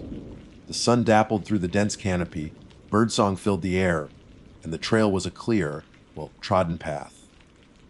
The white blazes appeared on the trees with comforting regularity. The trouble started around 2 in the afternoon on our second day. We came to a junction that wasn't marked on David's map. The main trail seemed to curve gently to the right, up a slight incline. But to the left, a narrower path descended, and on a thick oak tree at its entrance was a freshly painted white blaze. It was pristine, a brilliant, almost glowing white against the dark bark. "That's odd," David said, pulling out his map. "The topography suggests we should be gaining elevation for another mile before any turn-offs." I stepped forward and peered down the path. It looked like a legitimate trail, maybe a recent reroute. "The paint's fresh, Dave. Maybe they moved the trail to avoid erosion on that incline. We follow the blaze. That's the rule." Sarah shrugged. "Looks fine to me. A little downhill would be nice on the knees." David still looked unconvinced, tapping his compass. "The bearing is off. This leads almost due south. We should be heading southeast. Compasses can be tricky with mineral deposits in these mountains. You know that," I said, a little too curtly. My 30 years of experience felt like a weight of authority. The blaze is the word of the trail. It doesn't lie. It's a decision that will haunt me for the rest of my days. We followed the blaze. For the first 100 yards, the path was fine. But then it began to change. The well-packed earth gave way to loose soil and scree. The path grew steeper, funneling us down into a ravine I hadn't seen on any map. The trees grew closer together, their branches interlocking overhead, casting the trail in a premature twilight. The air grew still and heavy. The birdsong we'd enjoyed all day was gone, replaced by an unnerving silence. Another white blaze appeared, then another, each one leading us deeper, further down. "Frank, this is wrong," David said, his voice tight with anxiety. "We're in a ravine. This isn't a trail, it's a drainage ditch. We need to turn back." He was right. My gut, the internal compass I trusted for 30 years, was screaming at me. But turning back meant a grueling, near-vertical climb. And just ahead, maybe 50 feet away, was another perfectly painted white blaze beckoning us onward. "Just to that next marker," I said, my voice sounding hollow to my own ears. "There has to be a switchback or something. It has to level out." It never did. We stumbled and slid for another hour, following the chain of pristine white markers that felt less like guides and more like traps. Panic was setting in cold and sharp. The sun was beginning to set, and the thought of being stuck in this dark, silent ravine overnight was terrifying. We were lost. Not just a little turned around. Profoundly and unnervously lost, in a way that my experience told me shouldn't be possible. Just as true despair began to take hold, a voice cut through the silence. "Bit off the beaten path, aren't ya?" We all spun around. Standing about 20 feet up the slope from us was a man. He was leaning against a tree, almost as if he'd been there the whole time. He wore the khaki and green of a park ranger, though the uniform seemed a bit dated, the cut of it old-fashioned. He was older, with a kind, weathered face and a calm demeanor that was instantly disarming. "We were following the blazes," I said, my voice a mixture of relief and embarrassment. The ranger nodded slowly, his eyes scanning the trees around us. "Yes, the ghost blazes," he said, his voice calm and even. "Happens every now and then. Some local kids with a can of paint, and a bad sense of humor most likely. They lead you right into this gully. You're not the first it's happened to." He effortlessly made his way down the steep incline to us. "Don't you worry. It's a nasty spot to get stuck in, but I know the quick way out. Follow me." He turned and pointed in a direction that seemed no different from any other part of the dense woods. "The real trail's just a quarter mile that way." As we followed him, he spoke over his shoulder. "I'll have to make a note to come back down here with a can of brown paint tomorrow. Cover these up before someone else gets lost or hurt." He led us through the thicket with an ease that was almost magical. Within 10 minutes, we broke through the trees and were standing back on the main Appalachian trail. It was exactly where we had left it, the evening sun casting long, gentle shadows. We looked back, but from the vantage of the real trail, the false path we'd been led down was completely invisible, swallowed by the forest. It was as if the ravine itself didn't exist. We thanked him profusely, our gratitude immense. He just smiled that calm, grandfatherly smile. Just doing my job. You folks hike safe now. And with a simple nod, he turned and walked down the trail, disappearing around a bend. We made it to the shelter just before dark, shaken but safe. The experience was a story we'd tell, a cautionary tale. A week later, I was back home, the memory already starting to fade into a strange anecdote. The ranger said he'd fix it. He was a professional.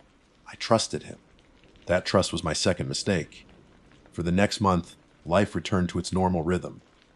I went to work, paid my bills, and talked to my kids on the phone. But the incident on the trail lingered, sitting in the back of my mind like a sliver of ice. I tried to dismiss it. We got lost. A ranger found us. End of story. When I spoke to David and Sarah, we'd refer to it as our little adventure, forcing a chuckle. But none of us were laughing. David, the meticulous engineer, couldn't reconcile the existence of a path that defied his maps and compass. Sarah, usually fearless, admitted to having nightmares about the oppressive silence of that ravine. For me, the unease was rooted in something else, the ranger. I couldn't shake the image of his calm smile or the dated cut of his uniform. He'd seemed so competent, so reassuring. He was the anchor in our moment of panic. The thought that he would simply forget to go back and paint over those ghost blazes seemed improbable. A ranger's primary duty is safety. Leaving a known, dangerous false trail marked for others to follow would be a gross dereliction of that duty. Still, I told myself he was probably just overworked. One man covering miles of wilderness. He'd get to it. He had to. My nights were spent on hiking forums, a habit I've had for years. It's a community. People share trail conditions, gear advice, and stories. It was during one of these late night sessions, scrolling through a popular AT forum, that my heart stopped. The thread title was simple, innocuous even, weird section in the Smokies. Be advised. Curiosity piqued, I clicked. The post was from a user named HikeOrD22, written 3 days prior. Hey everyone, it began. Just finished a section hike with my girlfriend and wanted to give a heads up about a really dangerous spot. We were about a day's hike from the Fontana Dam shelter when we came to this fork. The main trail went right, but there was a smaller trail to the left marked with a super fresh looking white blaze. It looked like a reroute, so we followed it.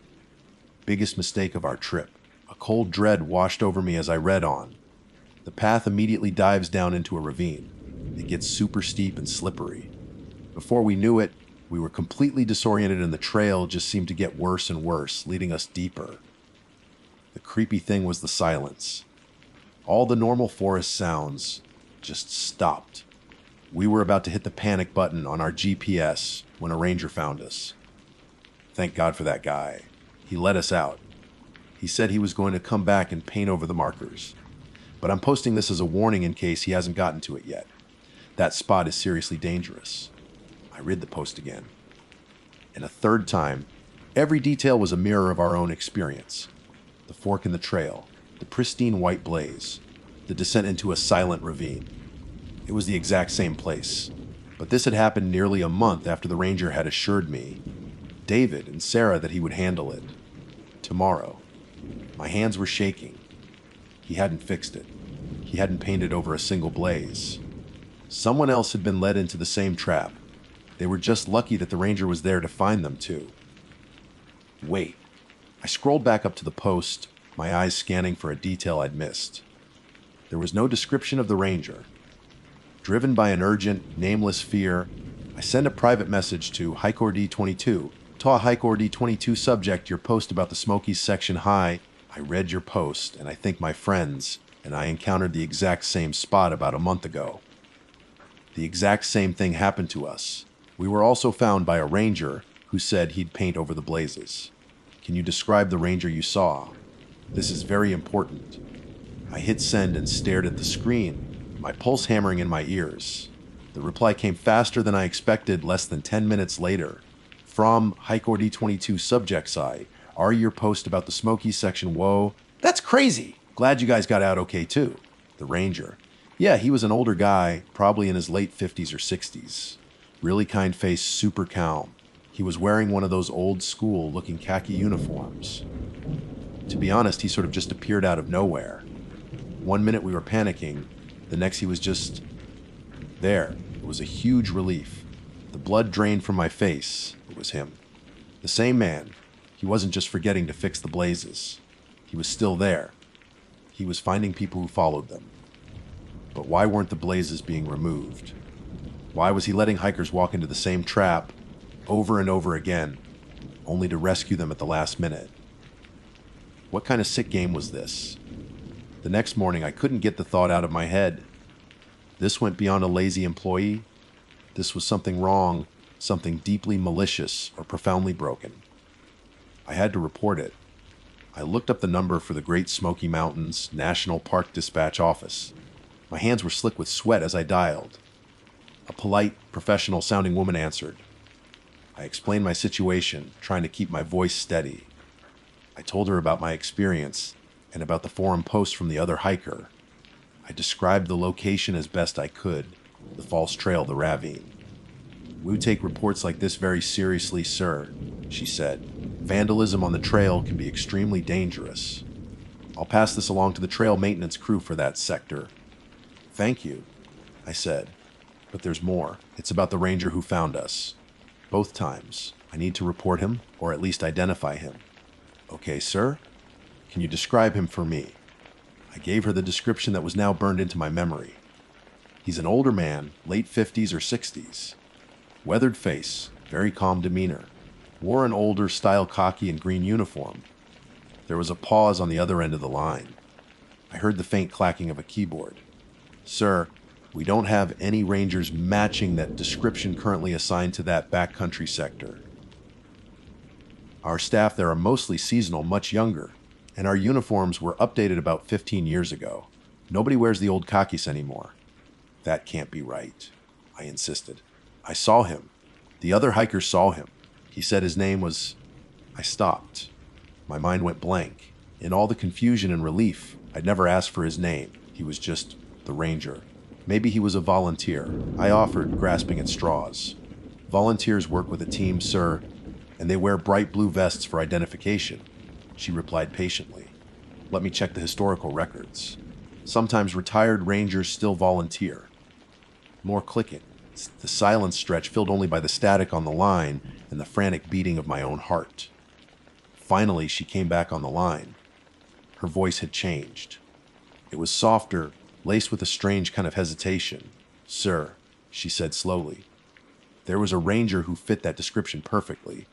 He was a legend on the AT, worked that sector for over 40 years. Everyone knew him. Great, I said, a wave of relief washing over me. What's his name? I need to speak with him. The woman on the phone took a deep breath. Sir, that's not possible.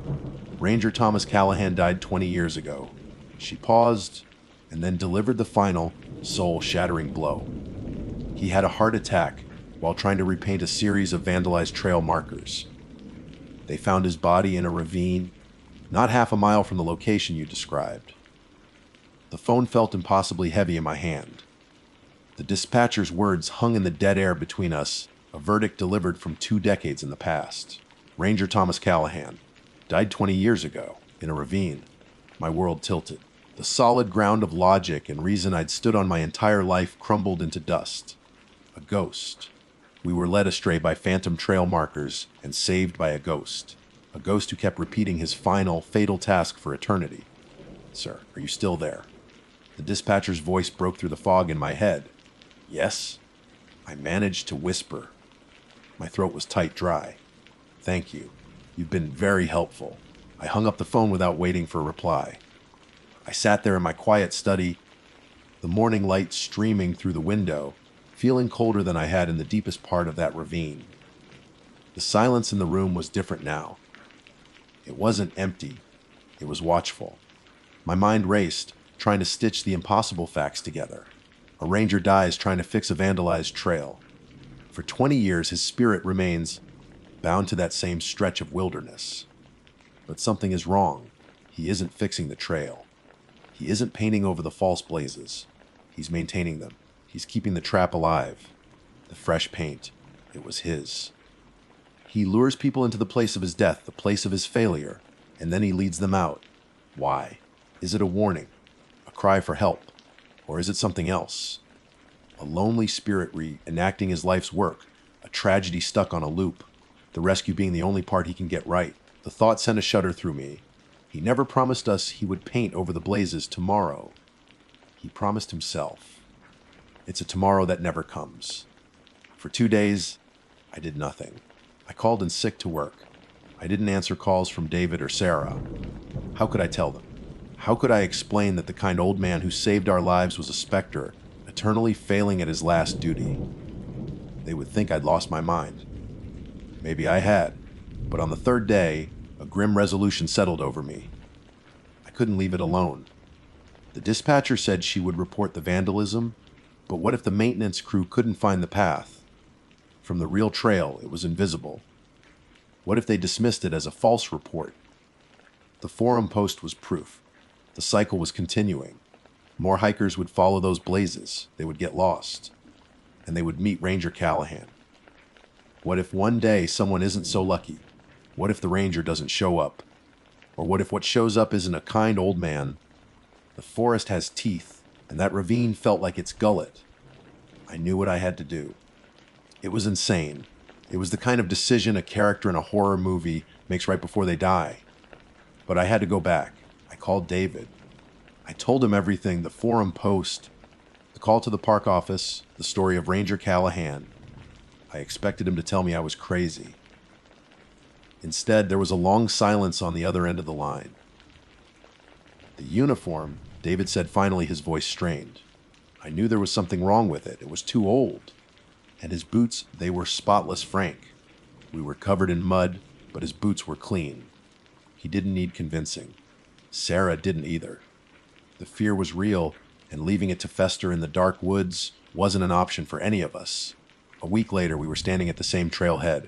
This time, our packs felt heavier. We weren't there for the views or the exercise. Our goal was singular.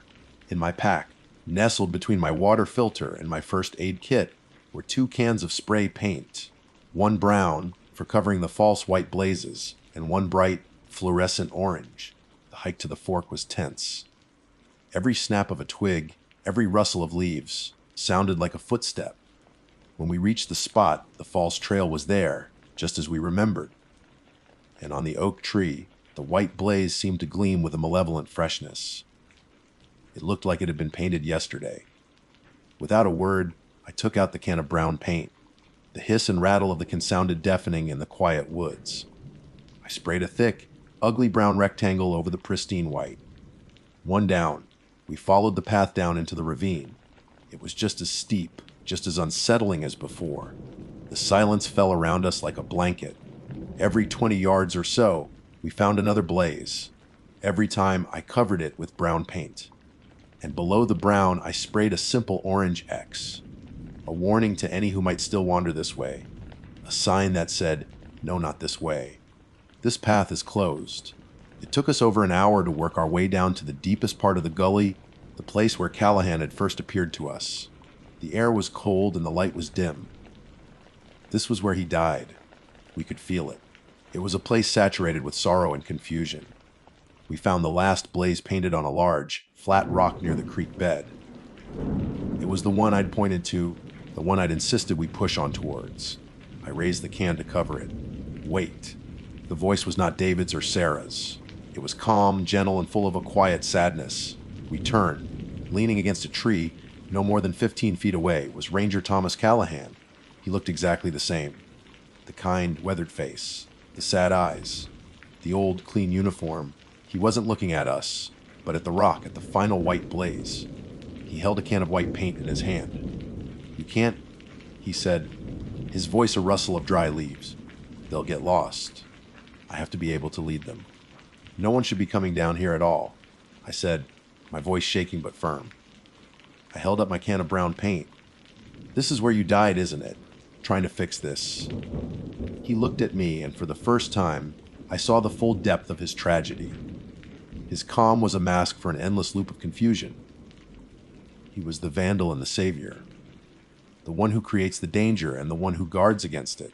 I have to mark the trail, he whispered. It's my job. He took a step forward, raising his can of white paint. I took a step back, my heart pounding. David and Sarah stood frozen behind me. This was it, the moment of truth. Was he a benevolent spirit or something to be feared? Your job is over, Ranger, I said, my voice softer now. You did your duty. For 40 years, it's time to rest. I raised my own can and sprayed the last white blaze with a thick coat of brown paint. The sound echoed in the silent ravine. For a long moment, Callahan just stared at the ugly brown splotch that had covered his work. A look of immense wariness passed over his features. The can of white paint slipped from his fingers and landed softly on the mossy ground. He looked at us, his eyes holding a flicker of something I can only describe as gratitude. Then he began to fade. Not like in a movie, but like a photograph left out in the sun. His edges blurred, the color draining from his uniform, his form becoming translucent. The last thing to go were his kind, sad eyes. And then he was gone. The silence that returned was different. It was just silence. The oppressive weight was lifted. A bird sang somewhere high above the ravine. A breeze rustled the leaves. The forest was just a forest again. We worked our way back up to the main trail, marking each of our orange X as we went. We didn't speak. There was nothing to say. I don't know if we freed him or just broke the loop. I don't know if he's found peace or if his spirit has just faded away. All I know is that for the past year, there have been no more posts on any forums about the strange, silent ravine in the Smokies. The ghost blazes and the ghost who painted them are gone. I repainted the trail. I finished his job. And I hope wherever he is, Ranger Callahan can finally go home. My name is Dr. Aris Thorne. I hold a doctorate in geology, a field that has been less a profession and more a lifelong obsession. For the better part of 2 decades, I have dedicated myself to understanding the silent, slow-moving stories that rocks and earth tell. My work often takes me far from the beaten path, into the quiet, untamed corners of the world where the land's true history is written in strata and stone. For the past several months, my contract with the U.S. Geological Survey has had me stationed in the dense, ancient heart of the Appalachian Mountains, tasked with mapping and analyzing a series of previously unsurveyed tracts of land. It's solitary work, demanding and precise, and I've always preferred it that way. The company of mountains has always been more honest than that of men. The day it happened began like any other. The morning air was crisp, scented with pine and damp earth. Armed with my Brunton compass rock hammer and detailed topographic maps, I set out from the main trail, following a promising-looking seam of quartz that snaked its way up a steep, wooded ridge. This is my routine. The official trails are for hikers and tourists. My work lies in the spaces between, where the ground is uneven and the silence is absolute. I am not a man prone to flights of fancy. I believe in what I can touch, measure, and verify. The world, to me, is a complex but ultimately logical system of physical processes. As I pushed deeper into the woods, perhaps 2 miles from the nearest marked path, the character of the forest began to change. The usual chorus of birdsong seemed to fade, replaced by a profound and unnerving quiet. The air grew still, heavy, as if the very atmosphere was holding its breath. I've spent countless hours alone in the wilderness, but this was different. It was a silence that felt curated, intentional. I paused, scanning the dense canopy of oak and hickory, listening. Nothing. Not even the rustle of a squirrel. I chalked it up to the odd acoustics of the terrain, a trick of the valleys and ridges, and pressed on, my boots crunching rhythmically on the leafy ground. My focus was on a particular geological formation, an unusual outcropping of granite I had spotted on satellite imagery. It required me to navigate through a thicket of rhododendron, so dense it formed a near impenetrable wall of waxy green leaves. Pushing through was like forcing my way through a dark, organic tunnel. Branches scraped at my canvas jacket and snagged my equipment. When I finally broke through, I wasn't met with the rocky slope I expected. I was in a small, perfectly circular clearing. The transition was jarring. One moment I was in the claustrophobic gloom of the thicket. The next I was standing in a pocket of unnaturally bright, dappled sunlight. The clearing was carpeted in soft, green moss, and the air here was strangely warm. In the center of this clearing, arranged on a faded red and white checkered blanket, was a family. My first thought, a fleeting, absurd notion, was that I had stumbled upon other people. But that thought dissolved into cold confusion in a fraction of a second. They weren't people. They were mannequins. 4 of them. A father, a mother, a young boy, and a slightly younger girl. They were dressed in the unmistakable fashion of the 1970s. The father figure, leaning against the base of a large oak tree, wore a faded bell, bottom jeans, and a plaid shirt, its colors bleached by years of exposure.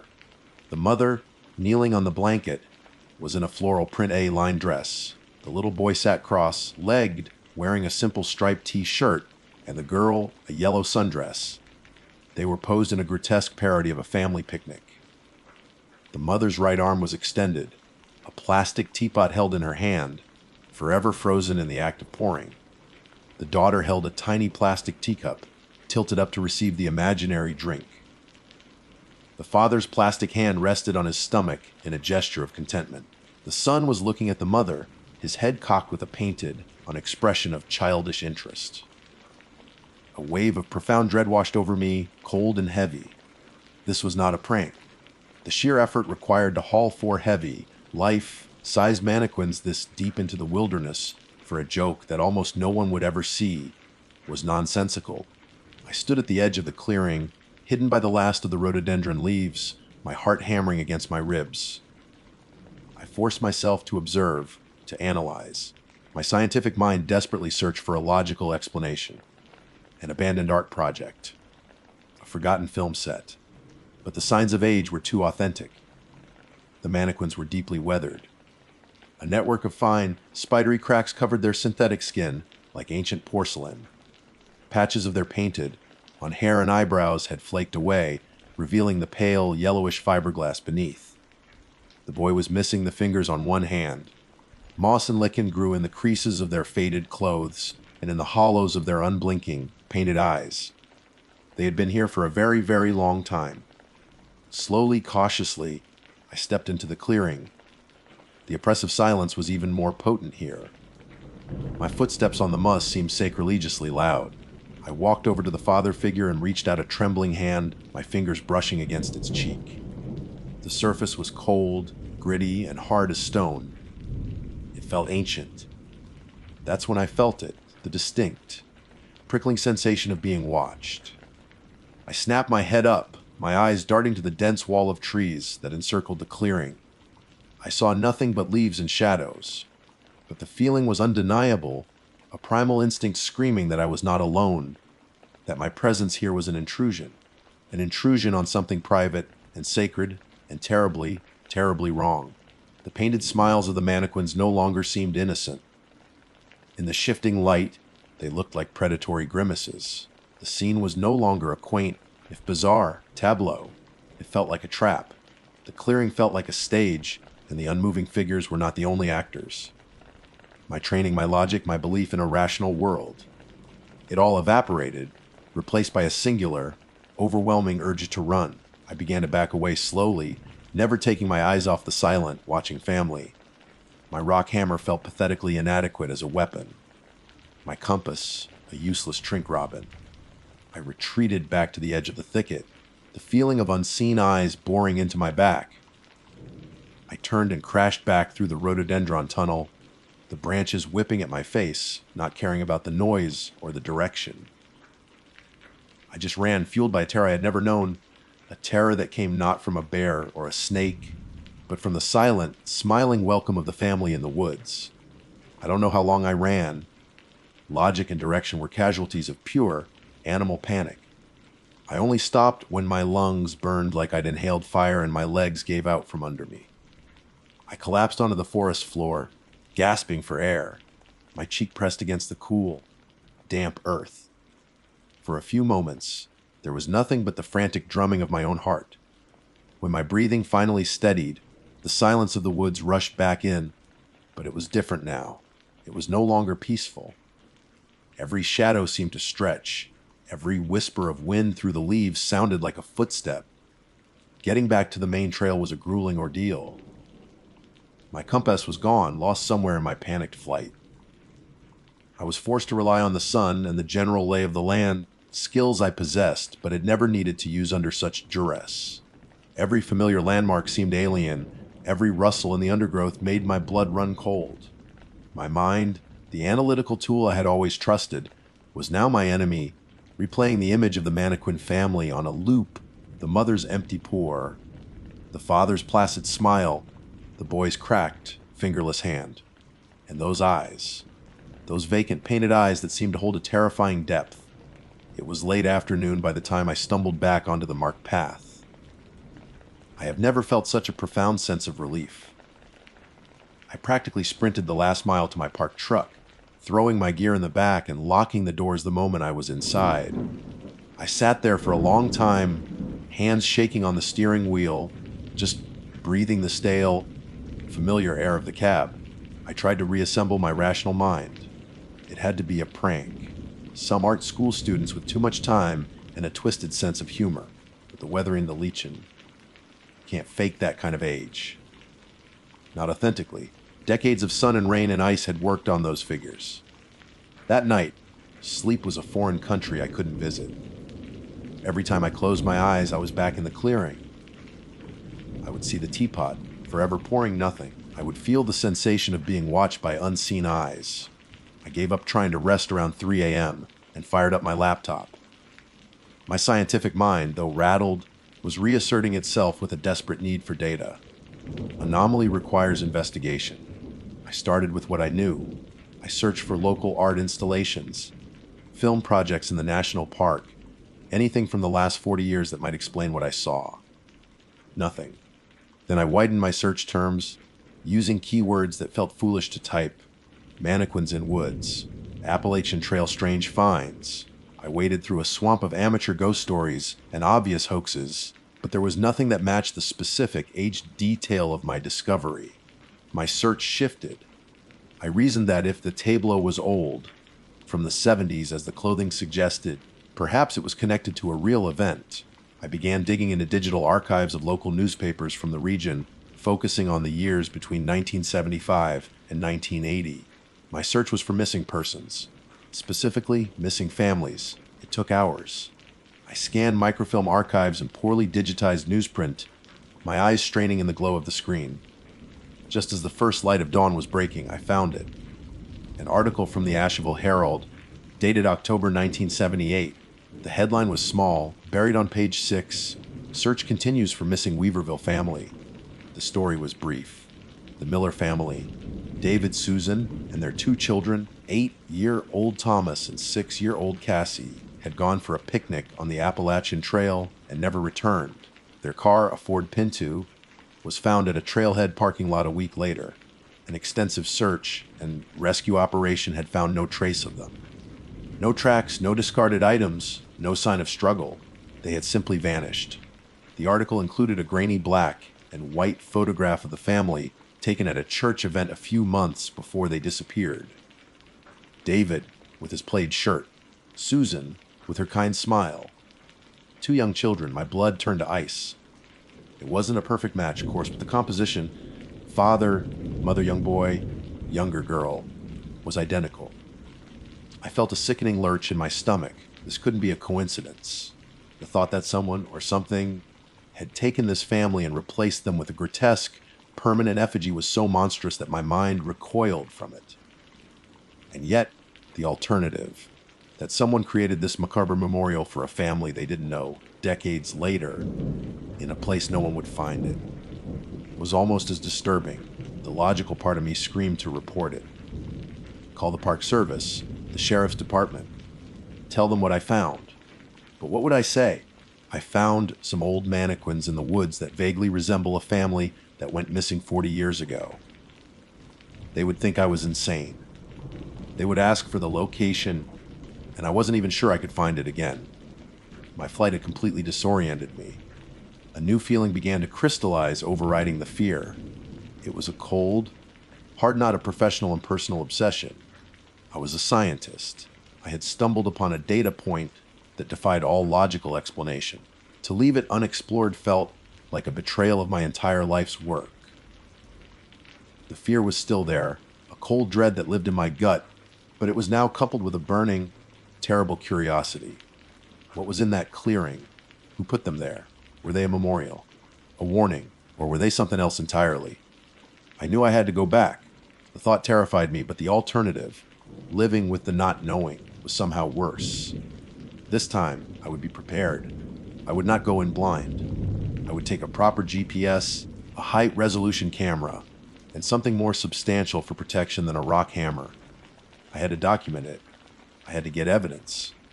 I had to understand, because I was beginning to suspect that I hadn't just stumbled upon a strange sight in the woods. I had stumbled upon an answer to a 40-year-old mystery, and the answer was worse than anyone could have ever imagined. 2 days later, I returned. The fear hadn't subsided. It had sharpened into a focused, cold resolve. My pack was heavier this time, laden with purpose. I had a handheld GPS unit with the area I believed the clearing to be in pre-loaded, a digital SLR camera with a powerful zoom lens, several Ziploc bags for samples, and my geological hammer. Tucked into the waistband of my pants, cold against my skin, was a large hunting knife I'd bought from a pawn shop in town. It felt both foolish and necessary. The hike back was a descent into paranoia. I started from the same trailhead, but this time the woods felt actively hostile. The silence was heavier, the shadows deeper. I found myself freezing at every snap of a twig, my hand instinctively going to the hilt of the knife. I followed my GPS, forcing a grid-like search pattern, meticulously combing the area where I'd fled. It took 3 agonizing hours before I saw it, the distinctive, dark green wall of the rhododendron thicket. My heart began to pound a frantic, heavy rhythm against my ribs. Pushing through the branches felt like breaking the surface of cold water. I emerged into the clearing, and my breath caught in my throat. Nothing had changed. It was exactly as I had left it. The sun fell in the same dappled patterns on the mossy ground. The checkered blanket, the 4 figures, the eternal picnic, all frozen in time. The initial wave of terror was replaced by a surge of adrenaline. I was here to work.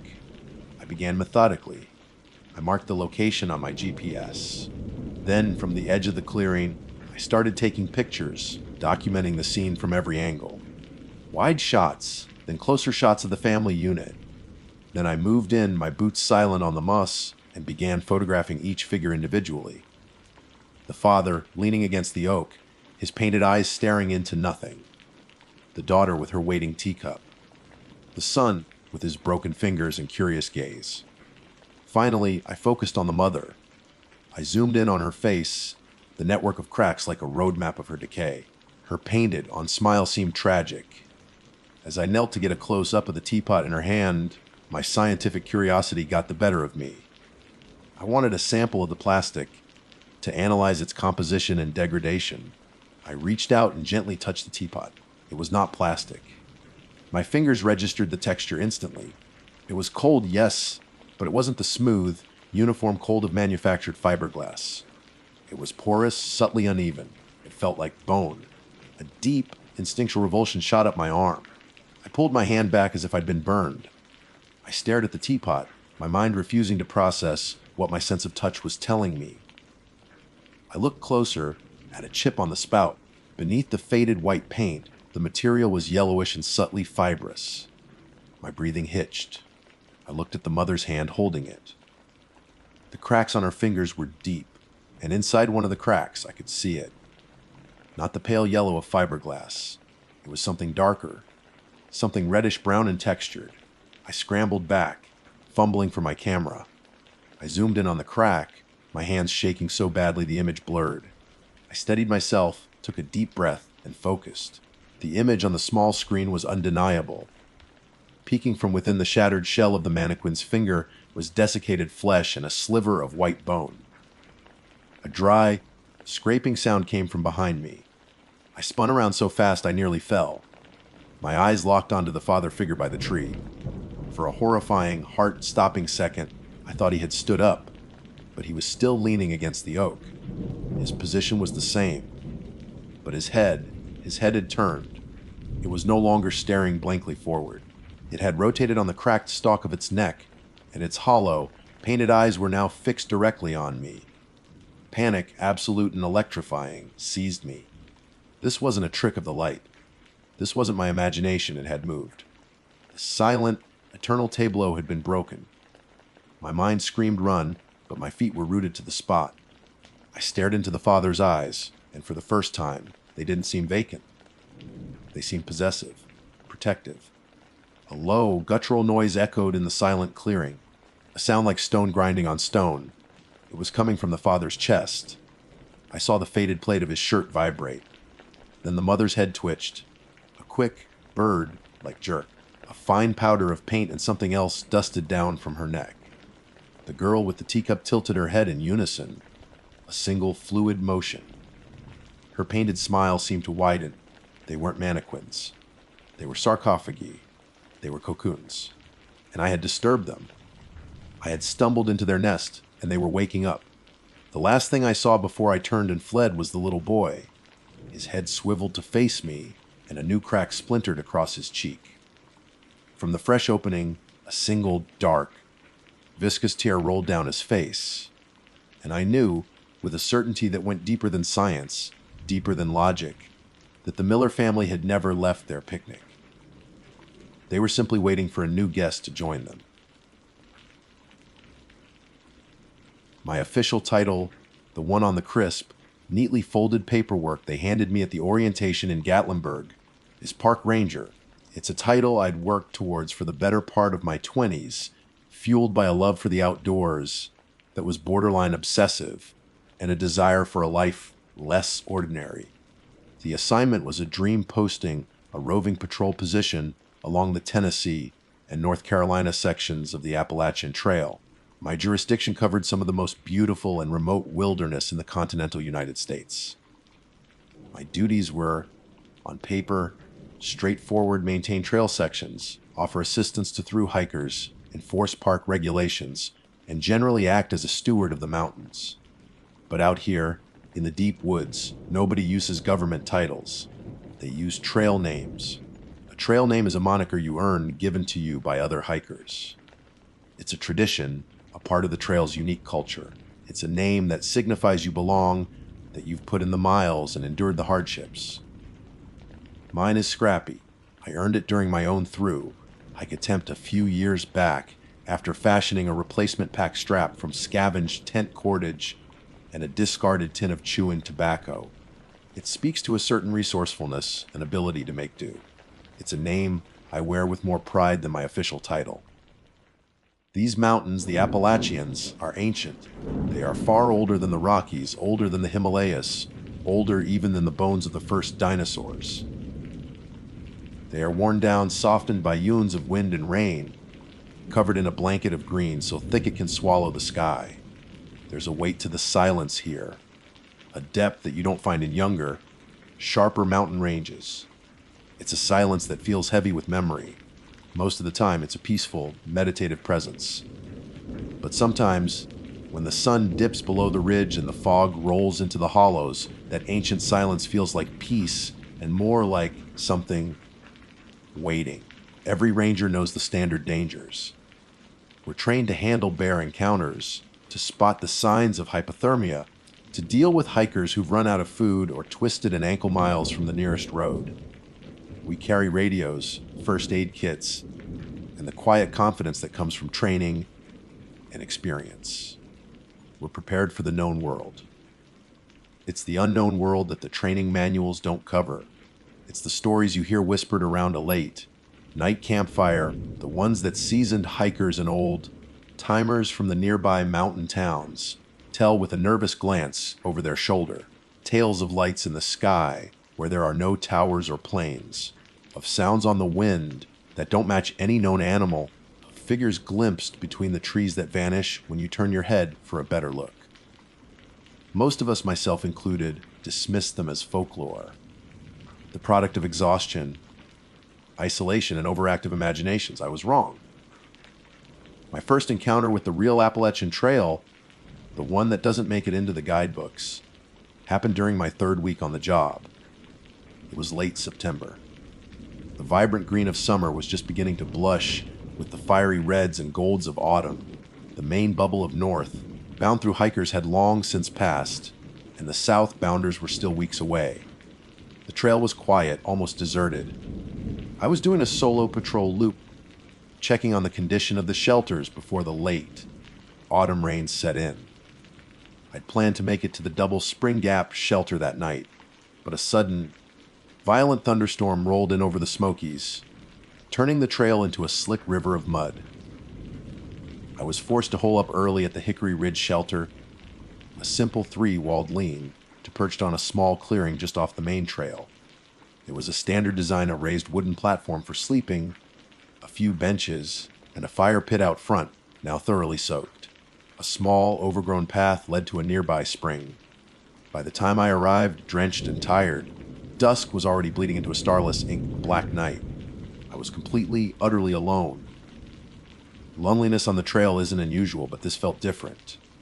The storm had passed, but the air remained thick and heavy, muffling all sound. There were no crickets, no calls of night birds, just the steady, rhythmic drip of water falling from the leaves of the massive oak trees surrounding the shelter. I ate a cold meal of trail mix and jerky, too tired to bother with my stove, and rolled out my sleeping bag on the hard wooden planks. I checked the logbook, a staple in every shelter where hikers leave notes and stories. The last entry was from a hiker named Wondersong, dated 4 days prior. Beautiful ridge, but strange vibes, he'd written. Felt like I was being watched all afternoon. Glad to be moving on. I'd scoffed at the entry, attributing it to trail fatigue. I laid back, using my pack as a pillow, and listened to the dripping water, my mind drifting towards sleep. That's when I heard the first sound. It was a sniffing. A wet, deliberate sniffing just outside the shelter's wide, open front.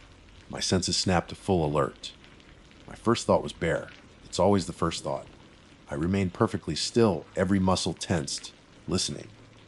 Bears are usually clumsy. They snap twigs, they huff, they aren't subtle. This was quiet, methodical. The sniffing moved along the length of the shelter opening, from the left corner to the right, followed by the soft, almost silent crunch of hooves on damp earth and leaves. Deer was my second thought. A wave of relief washed over me. Of course, a deer, drawn by the salt from my sweat, or maybe just curious. A common sight. I slowly raised my head, peering into the oppressive darkness. My headlamp was in my pack, but I didn't want to startle it. The moon was hidden, but my eyes had adjusted enough to see shapes. And there, not 15 feet from me, was the silhouette of a white-tailed deer. It was a doe of average size, standing broadside to me. Its head was down, seemingly nibbling on something on the ground. Everything about it looked normal. I let out a slow, silent breath and started to lay my head back down. But something made me pause. It hadn't moved. It was unnaturally still, its head frozen in that downward position. The feeling that had settled on me earlier, that heavy, waiting silence, returned with a vengeance. The hair on my arm stood on end. My gut was screaming at me that something was profoundly wrong. Then, slowly, deliberately, the deer lifted its head. It turned to face me directly. In the gloom, I could just make out its large, dark eyes. They seemed to catch what little ambient light there was, but they didn't reflect it back in the way an animal's eyes should. They just seemed to absorb it. We stared at each other for a moment that stretched into an eternity. The woods remained dead silent, and then it opened its mouth. There is no sound, no image, no experience in my life that prepared me for what I saw. I expected the flat, grinding molars of a herbivore. What I saw was a physiological impossibility. Its mouth was not filled with the teeth of a deer. It was filled with teeth like a shark's. Not just one row, but multiple rows of them. Long, thin, glistening needles, packed tightly together in a nightmarish display of predatory perfection. They were serrated sharp as scalpels, and they filled its entire jaw from front to back. A low, wet, clicking sound echoed in the clearing as it flexed its jaw, the rows of teeth shifting against each other. My brain simply refused to process it. It was like seeing a bird with fur or a fish with legs. It was a violation of the natural order, a glitch in the fabric of reality. The deer, the one with a shark's mouth, took a single, soft step forward. I didn't scream. The sound was trapped in my throat, choked off by a surge of pure, primal terror. I moved without thinking, a panicked animal myself. I scrambled backward, crab walking over my sleeping bag until my back hit the rough, hewn planks of the shelter wall. My hands fumbled for anything, for everything. My pack. I grabbed it and hurled it toward the opening. I seized the loose benches, jamming them against the posts. I found a pile of firewood left by a previous hiker and began frantically stacking the logs, creating a crude, unstable barrier. My heart hammered against my ribs like a trapped bird. All the while, the clicking of those needle teeth continued from the darkness, a calm, patient, and utterly horrifying sound. I barricaded myself inside that wooden tomb and prayed for a dawn I wasn't sure I would live to see. Time ceases to have meaning when you're cornered by the impossible. The seconds stretched into minutes, the minutes into hours, each one marked by the frantic, panicked rhythm of my own breathing. My barricade was a joke. A pile of logs and 2 overturned benches wouldn't stop a determined bear, let alone whatever that thing was. I knew it. It was a flimsy shield built more for my own sanity than for actual protection. I retreated to the furthest, darkest corner of the shelter, pulling my knees to my chest, trying to make myself as small as possible. I was a trained ranger, equipped to handle the wilderness. In that moment, I was nothing more than a terrified child hiding from the monster under the bed. The clicking persisted. It was a constant, unnerving metronome in the dead silence of the woods. Click, click, click. It would stop for a few moments, and in that silence my terror would spike, my mind screaming, where did it go? Is it right outside? Is it about to charge? Then the sound would resume, sometimes from a different spot. It was circling, patiently. Intelligently, it wasn't the frantic scrabbling of a hungry animal. It was a cold, calculated patrol. It knew I was in here. It knew I was trapped. At one point, a new sound joined the clicking, a low, guttural scraping. My blood ran cold. I peered through a small gap in my firewood wall. In the inky blackness, I could just make out its silhouette against the slightly less black backdrop of the trees. It was dragging one of its hooves against the large, flat rock that sat in front of the fire pit. A long, slow, deliberate motion. Scry-ape. Pause. Scry-ape? It was like it was sharpening a knife. Was it testing the stone, or was it a message? A promise of what it intended to do with those impossible teeth. My mind, in a desperate search for a rational explanation, raced through every possibility. A sick animal, rabies. Some undiscovered genetic mutation. A hallucination brought on by exhaustion in the storm. I pinched my arm hard. The sharp sting of pain was real. The splinter I'd gotten from the shelter wall was real. The cold sweat trickling down my spine was real. And the scraping sound from the darkness was horrifyingly real. Hours passed. I didn't dare touch my radio. The last thing I wanted to do was broadcast my panicked voice into the night, potentially agitating it further. And what would I even say? Dispatch. This is Ranger Scrappy. I'm trapped in the Hickory Ridge shelter by a carnivorous deer. Please advise. They'd send a team, but they'd be looking for a man who had lost his mind, not a monster. The moon must have risen above the cloud cover because a faint, silvery light began to filter through the trees.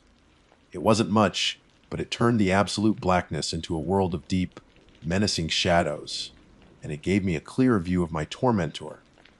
It was standing perfectly still again, its head raised, staring directly at my flimsy fortress. Its eyes were black holes in the pale light. Its mouth was closed, giving it the placid, almost gentle appearance of a normal deer once more. If I hadn't seen what was inside, I might have thought it was beautiful. but I had seen. And now the placid exterior was somehow more terrifying. It was a mask, a disguise designed by nature to lure you in. It took another step forward, stopping just at the edge of the shelter's drip line. It lowered its head and made a new sound. It was a soft, plaintive bleat, a sound a fawn might make looking for its mother. It was a sound of innocence, of vulnerability. And it was the most obscene thing I had ever heard. It was a lure. It was a trick. This thing, this predator hiding in the skin of a prey animal, was intelligent. It was trying to coax me out. It was using the language of the forest against me. That's when the anger hit. A hot, furious wave of it that momentarily burned through the fear. Who was I? I was a park ranger. I was scrappy. I was a steward of these mountains. This thing, this abomination, was a trespasser. It was a desecration of everything wild and beautiful. My hand tightened around the handle of my survival knife, the only weapon I had. It was a pathetic 4-inch blade against a maw of serrated needles, but it was something. The thought was insane, suicidal, but for a fleeting second, I considered charging out, screaming my defiance into the night. The madness passed as quickly as it came, replaced by the cold, clammy hand of fear once more. The bleeding stopped. The deer. I had to keep calling it that in my head because my brain had no other word for it. Simply stood there, watching and waiting. I must have slipped into a state of shock-induced exhaustion because the next thing I knew, the quality of the light had changed. The pale silver was being replaced by a soft, gray luminescence in the east, dawn. The most beautiful sight of my life. The birds, silent all night, began to tentatively chirp. The world was coming back to life. I watched the creature. As the sky brightened, its form became clearer, sharper. It was just a deer, a simple white-tailed doe. It blinked its large, brown eyes. It twitched an ear at the sound of a distant woodpecker. Then, without a sound, it turned. It gave one last look back at the shelter, a look I couldn't decipher, and walked away. It didn't bound or flee. It just calmly walked into the dense rhododendron thicket and vanished, as if it had never been there at all. I stayed frozen in my corner for what must have been another hour until the sun was fully above the ridge, casting warm, golden light into the clearing. Only then did I dare to move. Every muscle ached. I carefully, quietly deconstructed my barricade. With my knife clutched in a white, knuckled grip, I stepped out of the shelter. The clearing was empty, peaceful. The air was crisp and clean. It was as if the whole night had been a fever dream, but the evidence was there. My pack lay where I'd thrown it. The logs were scattered, and on the large, flat rock in front of the fire pit, there were long, deep scratches. Parallel gouges in the stone, as if someone had dragged a garden rake made of steel across it, and next to the rock, in the damp earth, were hoofprints. They were perfect, cloven hoofprints, but inside each one, almost invisible unless you were looking for it, was a tiny, perfect pinprick. A single, deep hole punched into the dirt, as if something incredibly sharp had been pressed down with immense pressure. I followed the tracks to the rhododendron thicket. They led into the dense brush, and then they just stopped. There was no broken foliage, no sign of passage. They just ended, as if the deer had simply ceased to exist. My radio felt like it weighed 1,000 pounds. I had survived the night, but I knew, with a certainty that chilled me to the bone, that this was far from over. The hike back to the station that day was the longest of my life. The few miles felt endless. Every crunch of leaves underfoot made me jump. Every long shadow cast by a tree made my heart pound. I found myself constantly glancing into the dense thickets, half expecting, half dreading to see a pair of pitch, black eyes staring back. The woods, once my sanctuary, had become a place of veiled threats. It no longer felt like home. It felt like a cage without bars. When I stumbled back into the substation, I must have been a sight.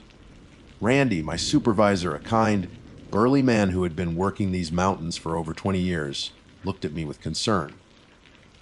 "What got to you, Scrappy? You look like you've seen a ghost." What could I tell him?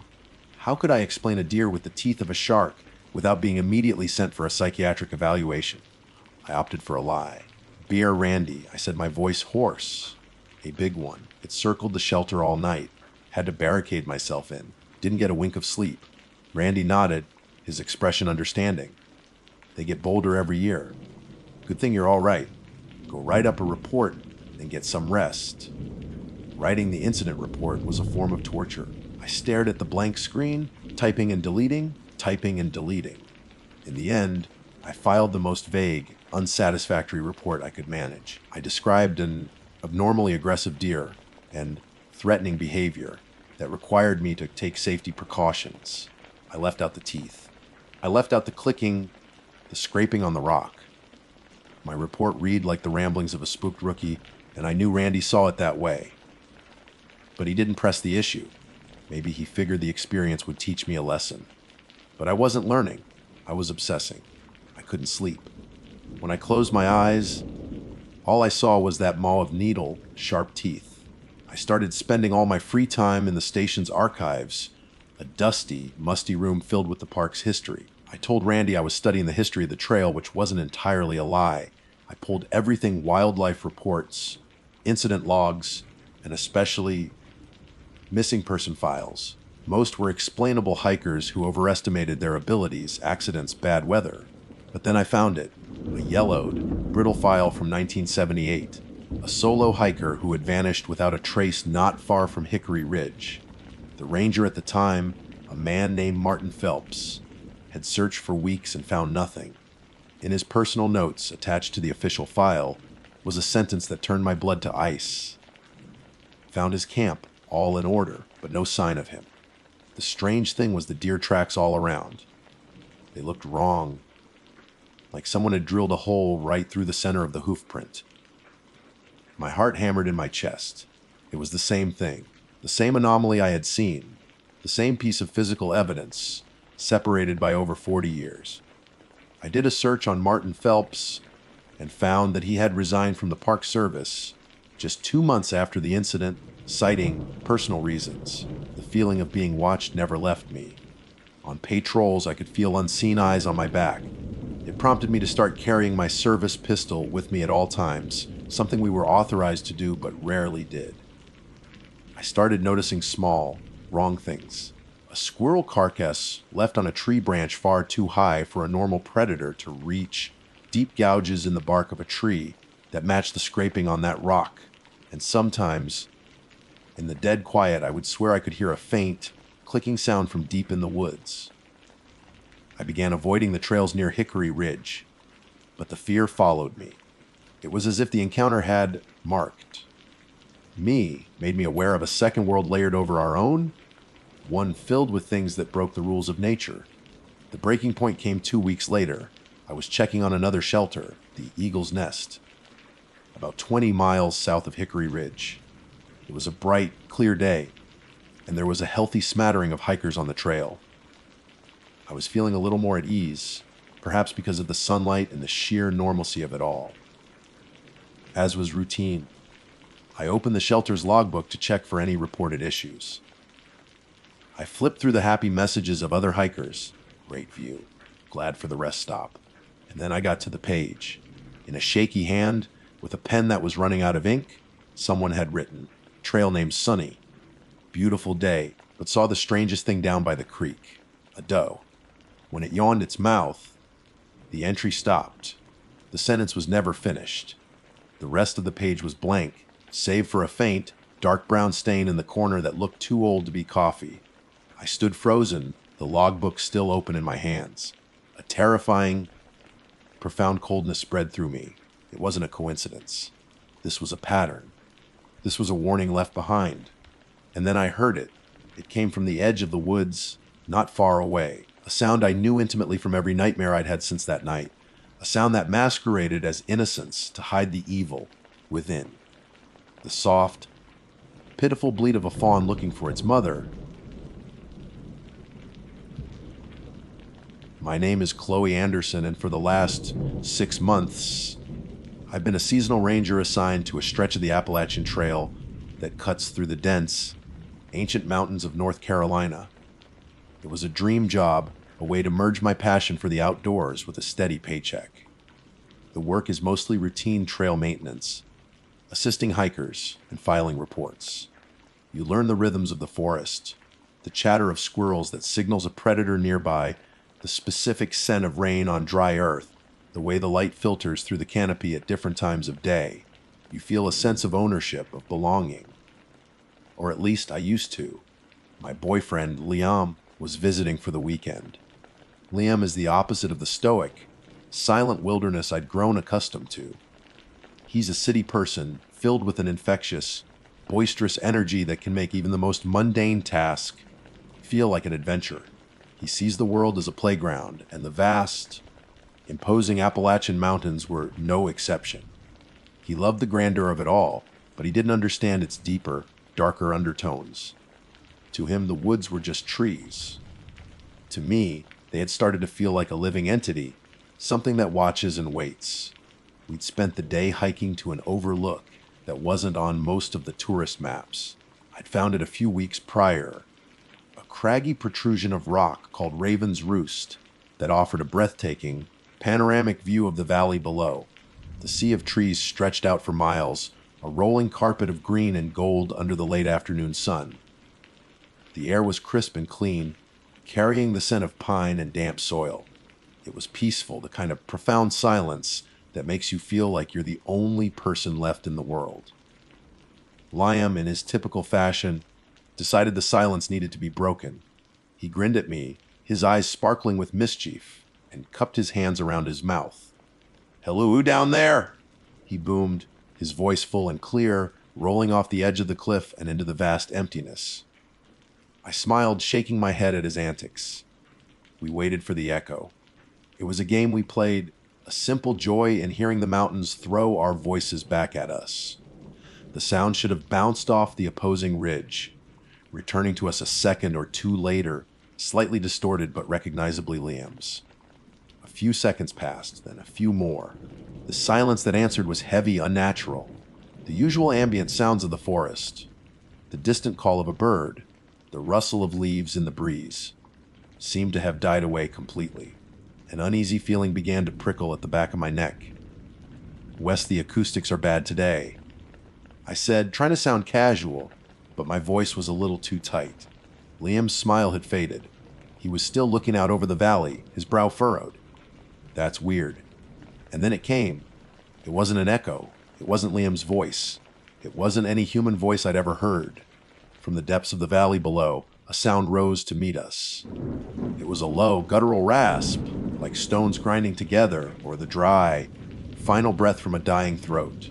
It carried an ancient weight, a malice that felt older than the mountains themselves. And despite its rough, gravelly texture, the words were perfectly, chillingly clear. "We see you." The voice didn't echo. It just arrived. It felt impossibly close, as if the speaker were standing right behind us, whispering directly into our ears. Every hair on my body stood on end. The blood in my veins turned to ice. Primal, unthinking terror seized me, a fear so potent it was almost paralyzing. Liam and I locked eyes.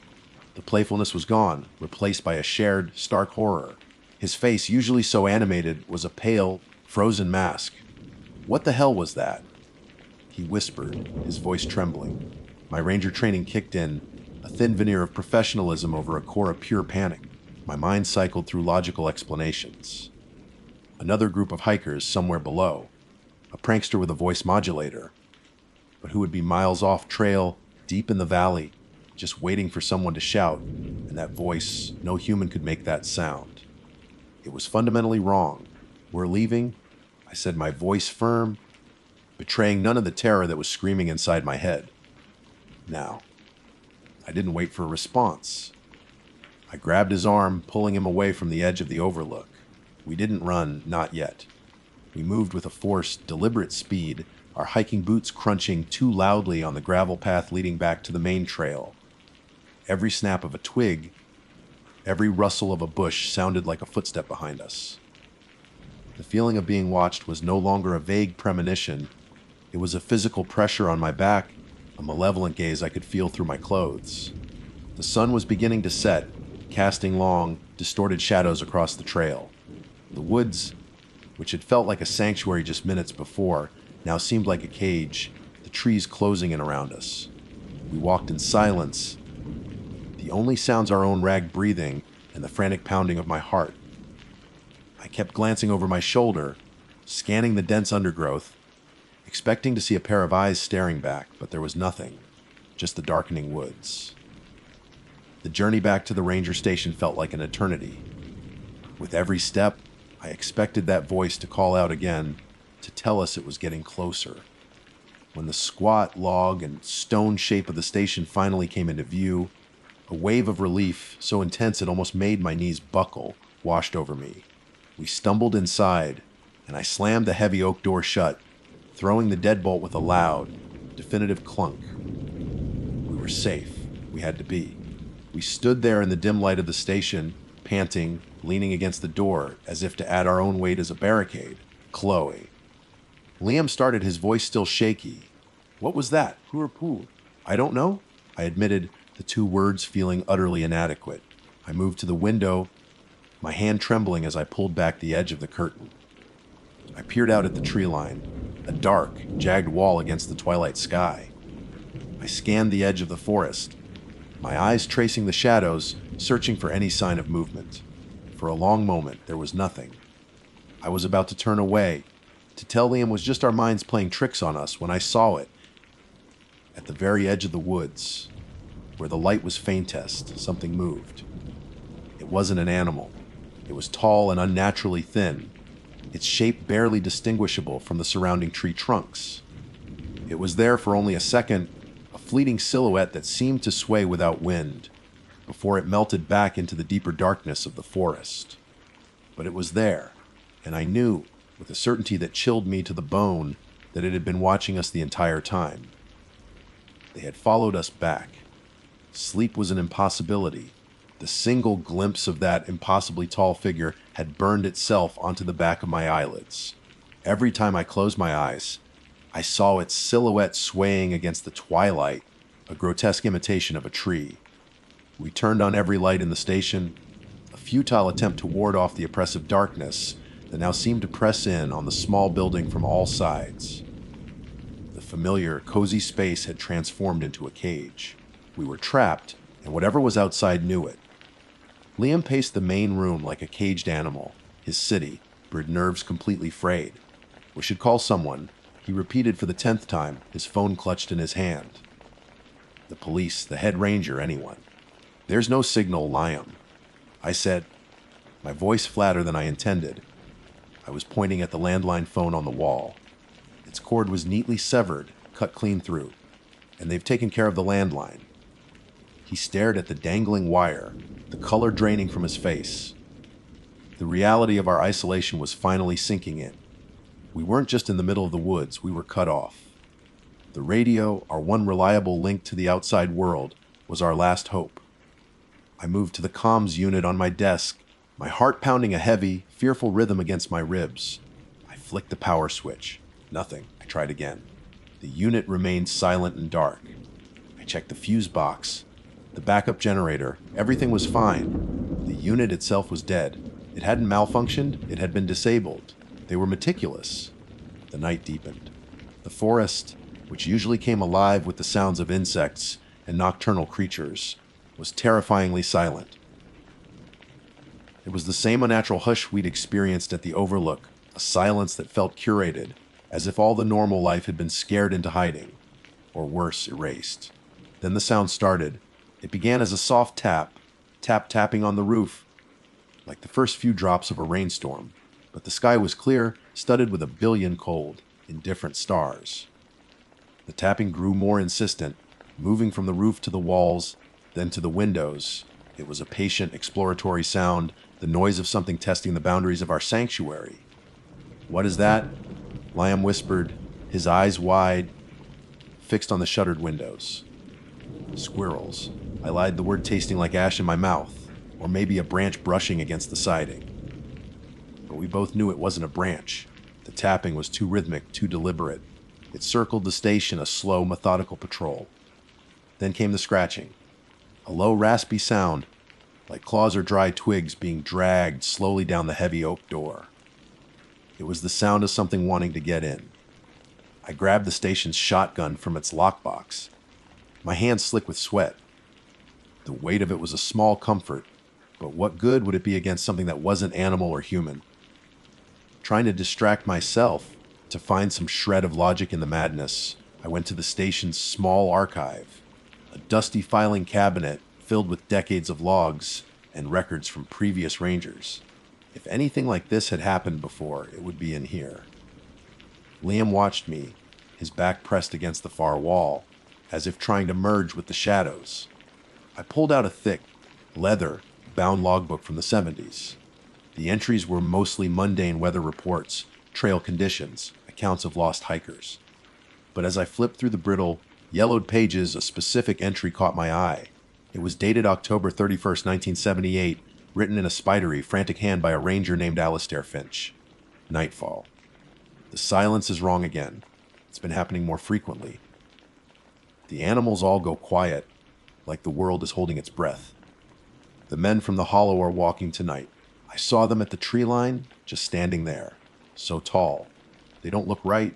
They watch the station. They never come closer, but they watch. The local folks have a name for them. They call them the listeners. They say you must never shout in the high valleys, because they will hear you. And if they answer, they will follow. They say the voice you hear is not the one that calls, but the one that is already behind you. My blood ran cold. The listeners. A local legend I dismissed as campfire talk. The book fell from my hands, hitting the floor with a loud thud that echoed the frantic beating of my own heart. Liam jumped at the sound. "What is it?" he asked, his voice barely a whisper. I couldn't speak. I just pointed to the logbook. He picked it up and read the entry, his eyes growing wider with each word. The scratching at the door stopped. The silence that followed was somehow even more terrifying. We were frozen, listening, waiting. And then that voice. Not from the valley this time. It was right outside the door, a low, guttural rasp that vibrated through the wood. Let us in. It wasn't a request. It was a command imbued with an ancient authority that promised unspeakable things if we disobeyed. Simultaneously, a loud Siraske echoed from the back of the station as one of the windows shattered. The sound of breaking glass sharp and violent in the stillness. Panic, raw and absolute, took over. We were no longer safe. The walls of our sanctuary had been breached. We scrambled into the station's small bedroom, slamming and barricading the door with a heavy dresser. We could hear them inside the main room now. It wasn't the sound of walking. It was a dry rustling, slithering noise, the sound of multiple bodies moving with an unnatural grace. They were inside. We huddled in the corner of the dark room, listening to the sounds of our world being torn apart. They were not violent or destructive in a chaotic way. They were methodical. We heard the soft scrape of furniture being moved, the faint clatter of objects on my desk being inspected, the rustle of papers being turned. They were searching for us. Time ceased to have meaning in that small, dark room. Every second stretched into an eternity, measured only by the terrifying sounds coming from beyond the door. The rustling and slithering gave way to a soft, inquisitive clicking, like insects the size of men examining our world. We were huddled behind the heavy dresser, the shotgun lying useless between us. I held my breath until my lungs burned, terrified that even the sound of my own breathing would betray our location. Liam was rigid beside me, his hand clutching mine in a grip so tight it was painful. His knuckles were white. The methodical searching continued. We heard the metallic scrape of the filing cabinet drawers being pulled open, the soft crinkle of paper, the gentle clink of my coffee mug being lifted from the desk and set back down. They weren't rampaging. They were investigating. It was an intelligent, patient, and utterly alien exploration of our space. The cold, calculated nature of it was more terrifying than any mindless violence. Then, the sound stopped directly outside our door. The silence that fell was absolute, a void of sound that was heavier and more menacing than the noises that preceded it. They knew we were in here. The dresser we'd pushed against the door groaned. A low, complaining sound as an immense, steady pressure was applied from the other side. It wasn't a slam or a kick. It was a slow, inexorable push. The wood splintered. The frame began to bow inward. The window, I mouthed to Liam, my voice a choked off squeak. Hope, thin and desperate, flickered within me. It was our only way out.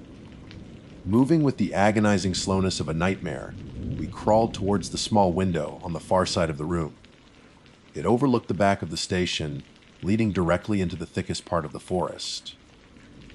The night air that drifted through was cold, carrying the earthy scent of moss and decay.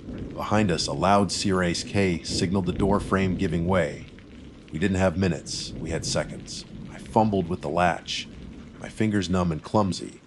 It finally gave way with a soft click that sounded like a gunshot in the tense silence. I pushed the window open, the cool night air hitting my face. I shoved Liam towards the opening. "Go now!" I hissed. He scrambled through, dropping the few feet to the ground outside. As I prepared to follow, I risked a single glance back at the door. It was a mistake. The door burst open, not with a bang, but with a quiet, splintering sigh.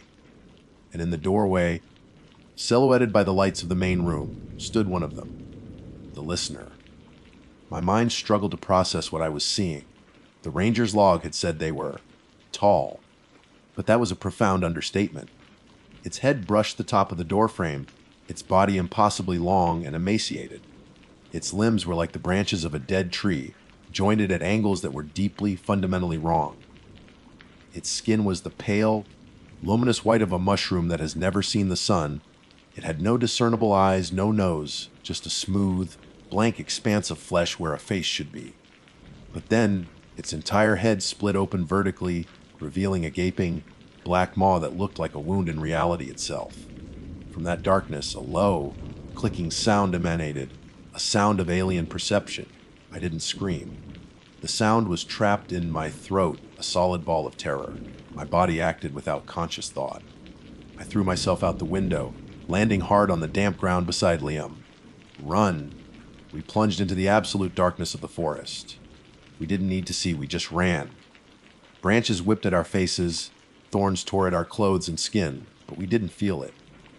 The only thing that mattered was putting distance between ourselves and the station. Behind us, we could hear them following. It wasn't the sound of running. It was a horrifying series of slithers, scrapes, and heavy, loping impacts, as if their unnatural bodies were pulling themselves through the undergrowth with terrifying speed. The rasping voice echoed through the trees, no longer speaking words, but making a sound of pure hunger, a low, wet growl that promised to tear us apart. We ran blindly, fueled by adrenaline and primal fear. My lungs were on fire, my legs screaming in protest. We stumbled, fell, and scrambled back to our feet, pulling each other along. The forest was no longer a place of beauty. It was a labyrinth of grasping claws and shadowed horrors. Just when I thought I couldn't take another step, that my heart would burst in my chest, I saw a light. Not the cold, dead light of the station, but a pair of warm, yellow beams cutting through the trees. A road. With my last ounce of strength, I broke through the final line of foliage and stumbled onto the cool, hard surface of the asphalt, waving my arms frantically. The roar of a diesel engine filled the air as a logging truck crested the hill, its air brakes hissing in protest as the driver slammed on the brakes. It screeched to a halt just feet from where we stood. The driver's door flew open and a large, bearded man leaned out, his face a mixture of anger and concern. "What in God's name are you two?" He stopped, his eyes widening as he looked past us, towards the tree line we had just emerged from. I turned, following his gaze. For a split second, I saw them. Two of the listeners, standing at the very edge of the road, just outside the reach of the truck's headlights. They stood perfectly still, their featureless faces turned towards us, their gaping maws slowly closing. They looked like scars against the fabric of the night. Then, as if an invisible boundary had been reached, they receded, melting back into the impenetrable darkness of the woods. We didn't need any further invitation. We scrambled into the truck's cab, and the driver, without another word, slammed his foot on the gas. I never went back. I was put on indefinite leave, and I quit a week later. I couldn't explain what happened in my official report. What could I say? That a local legend was real. That ancient things in the woods had whispered to us and hunted us. They sent another ranger to investigate the vandalism at the station. He reported that the communications equipment had been fried by a lightning strike and that the damage was likely caused by a bear. Liam and I don't talk about that night. We can't. Sometimes, in the dead of night, I still hear it, the soft scratching at the door, the low, grinding rasp of that voice. I now live in the city, surrounded by concrete and steel and the constant noise of millions of people. I will never go back to the quiet places, because I know that the silence is not empty. It's just waiting. And some things, once they have seen you, will never stop listening. My name is Mark Coleman. For 6 wonderful, terrifying months, I served as a U.S. Park Ranger stationed in the Great Smoky Mountains National Park, covering a section of the Appalachian Trail. I'm writing this down not for fame, not for attention, but as a record, a warning. And maybe, if I'm being honest with myself, as a way to convince myself that what happened wasn't just a hallucination brought on by exhaustion and isolation. But I know it was real. Anna, my wife, knows it too, even if we can't bring ourselves to talk about it anymore. We had moved from Philadelphia, trading the drone of traffic and the press of crowds for the whisper of wind through pine trees in the vast, humbling silence of the mountains. It was a dream we'd nurtured for years. Anna was a freelance graphic designer who could work from anywhere with a satellite internet connection, and I was tired of my soulless corporate job. I wanted something real, something tangible. Protecting a piece of America's natural heritage felt like the most real job in the world. The first few months were idyllic. I learned the trails, the names of the trees, the calls of the birds. I learned how to track a black bear and how to predict a coming storm by the color of the sky. The old ranger I was replacing, a grizzled man named Jedidiah, gave me a strange piece of advice on his last day. "The mountains are old, Mark," he'd said, his eyes distant. "Older than anything you can imagine. They remember things, and sometimes they breathe. You feel that, you don't ask questions. You just walk away." I'd laughed it off as the poetic rambling of a man who'd spent a little too much time alone. I wish I had listened. The incident, the one that started it all, happened in late October. The tourist season was winding down, and the trail was quiet.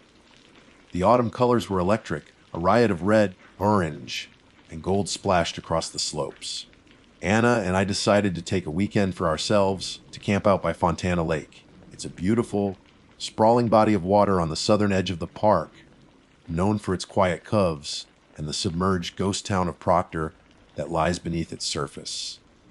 We found a perfect spot, a small, secluded campsite nestled in a grove of hemlocks, about 50 yards from the water's edge. The air was crisp and clean.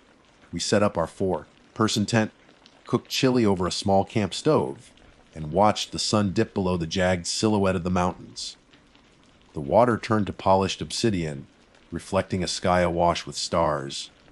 More stars than I'd ever seen in the city. There was no one else around for miles. The silence was absolute, broken only by the chirping of crickets and the occasional hoot of a distant owl. It was perfect. We felt like the only 2 people on Earth. We turned in around 10. Anna fell asleep almost instantly, her soft breathing a comforting rhythm in the darkness.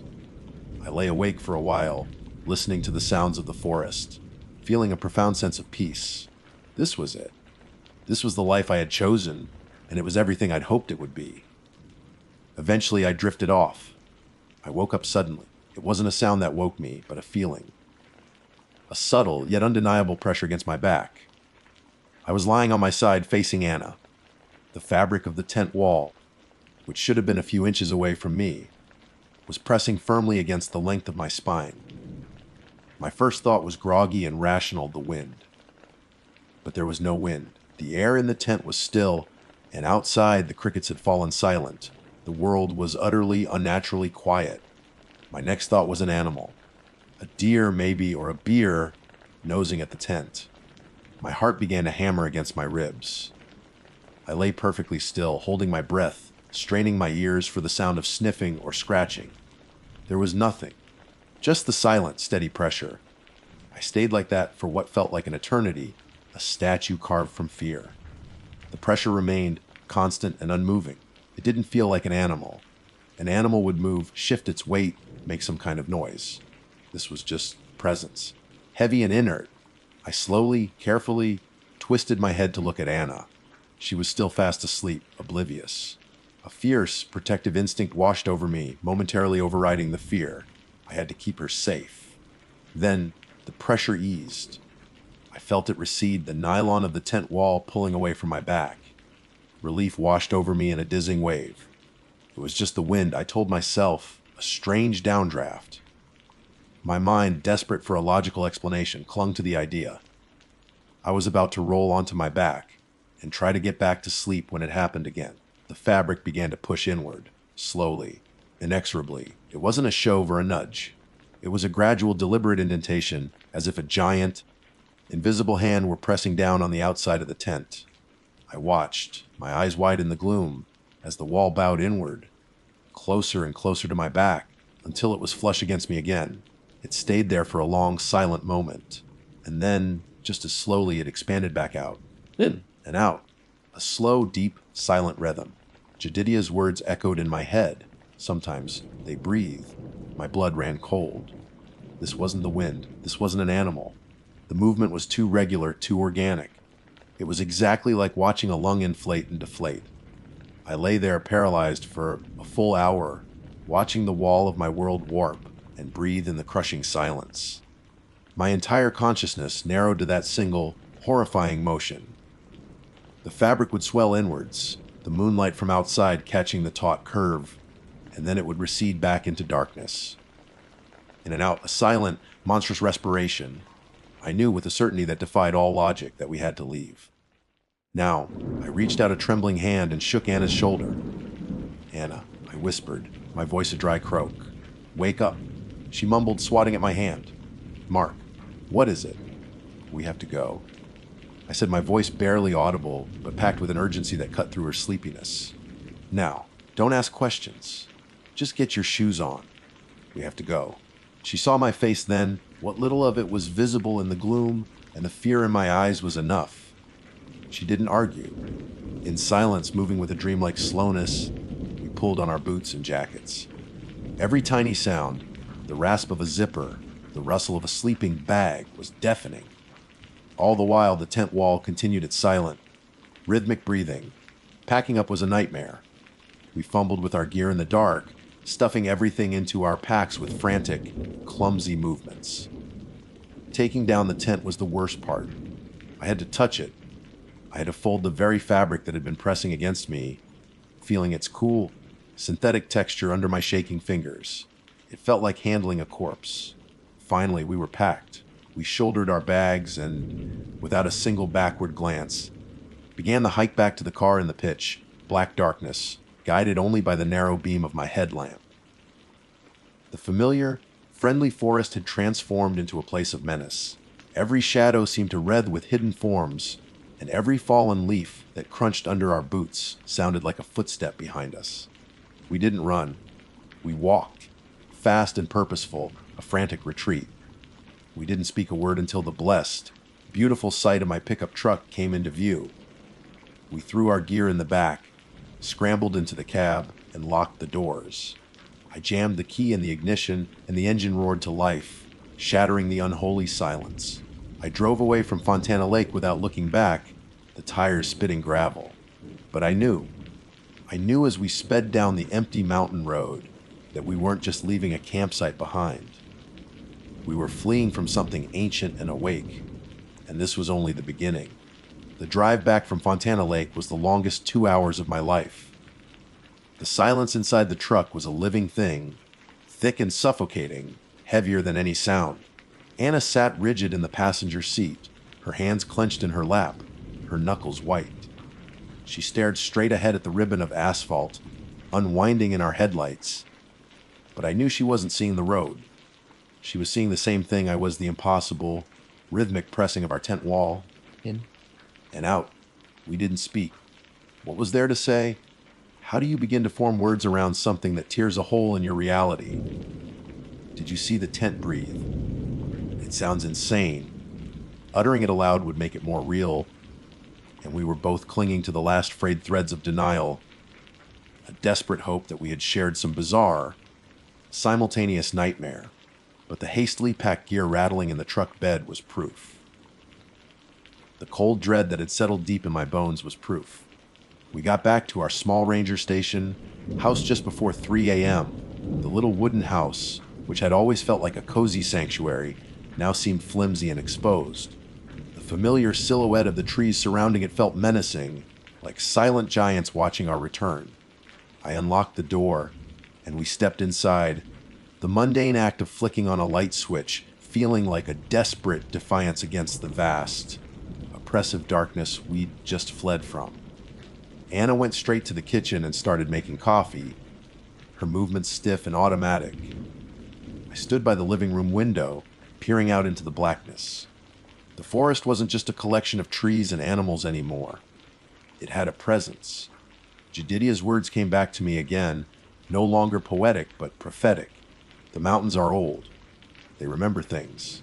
What did they remember? What are we disturbed by? Its water? Mark. Anna's voice was shaky. I turned. She was holding 2 mugs, her face pale in the harsh kitchen light. What was that? I wanted to lie. I wanted to invent a plausible explanation. A freak weather event, a curious bear, anything to soothe the terror in her eyes and in my own heart. But the lie wouldn't form on my lips. I don't know, I said, and the admission felt like a surrender.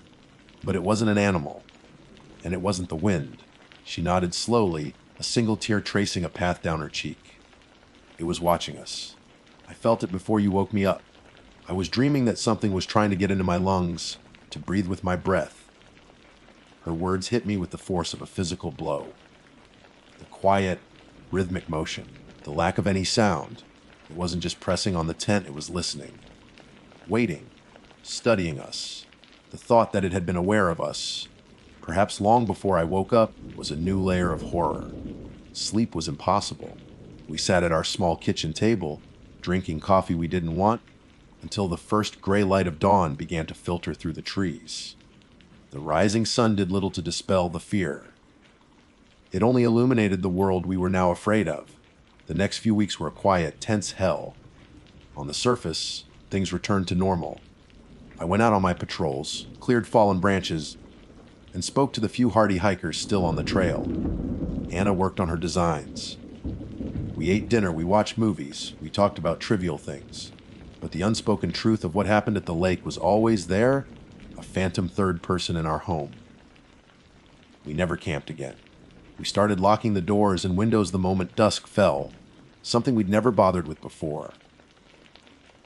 Every creak of the old house at night would cause us both to freeze, our eyes meeting across the room in shared, silent panic. The mountains had changed for me. The peaceful solitude I'd once cherished now felt like a dangerous, watchful isolation. The whispering wind no longer sounded like a lullaby. It sounded like a secret being passed from tree to tree. I felt a constant, prickling sensation on the back of my neck, the feeling of being observed by unseen eyes. I started carrying a heavy, Magnum revolver on my patrols, a cold weight on my hip that offered little real comfort against something that could make the world itself breathe. I had to know more. My ranger's mind, trained to observe and understand the natural world, couldn't let it go.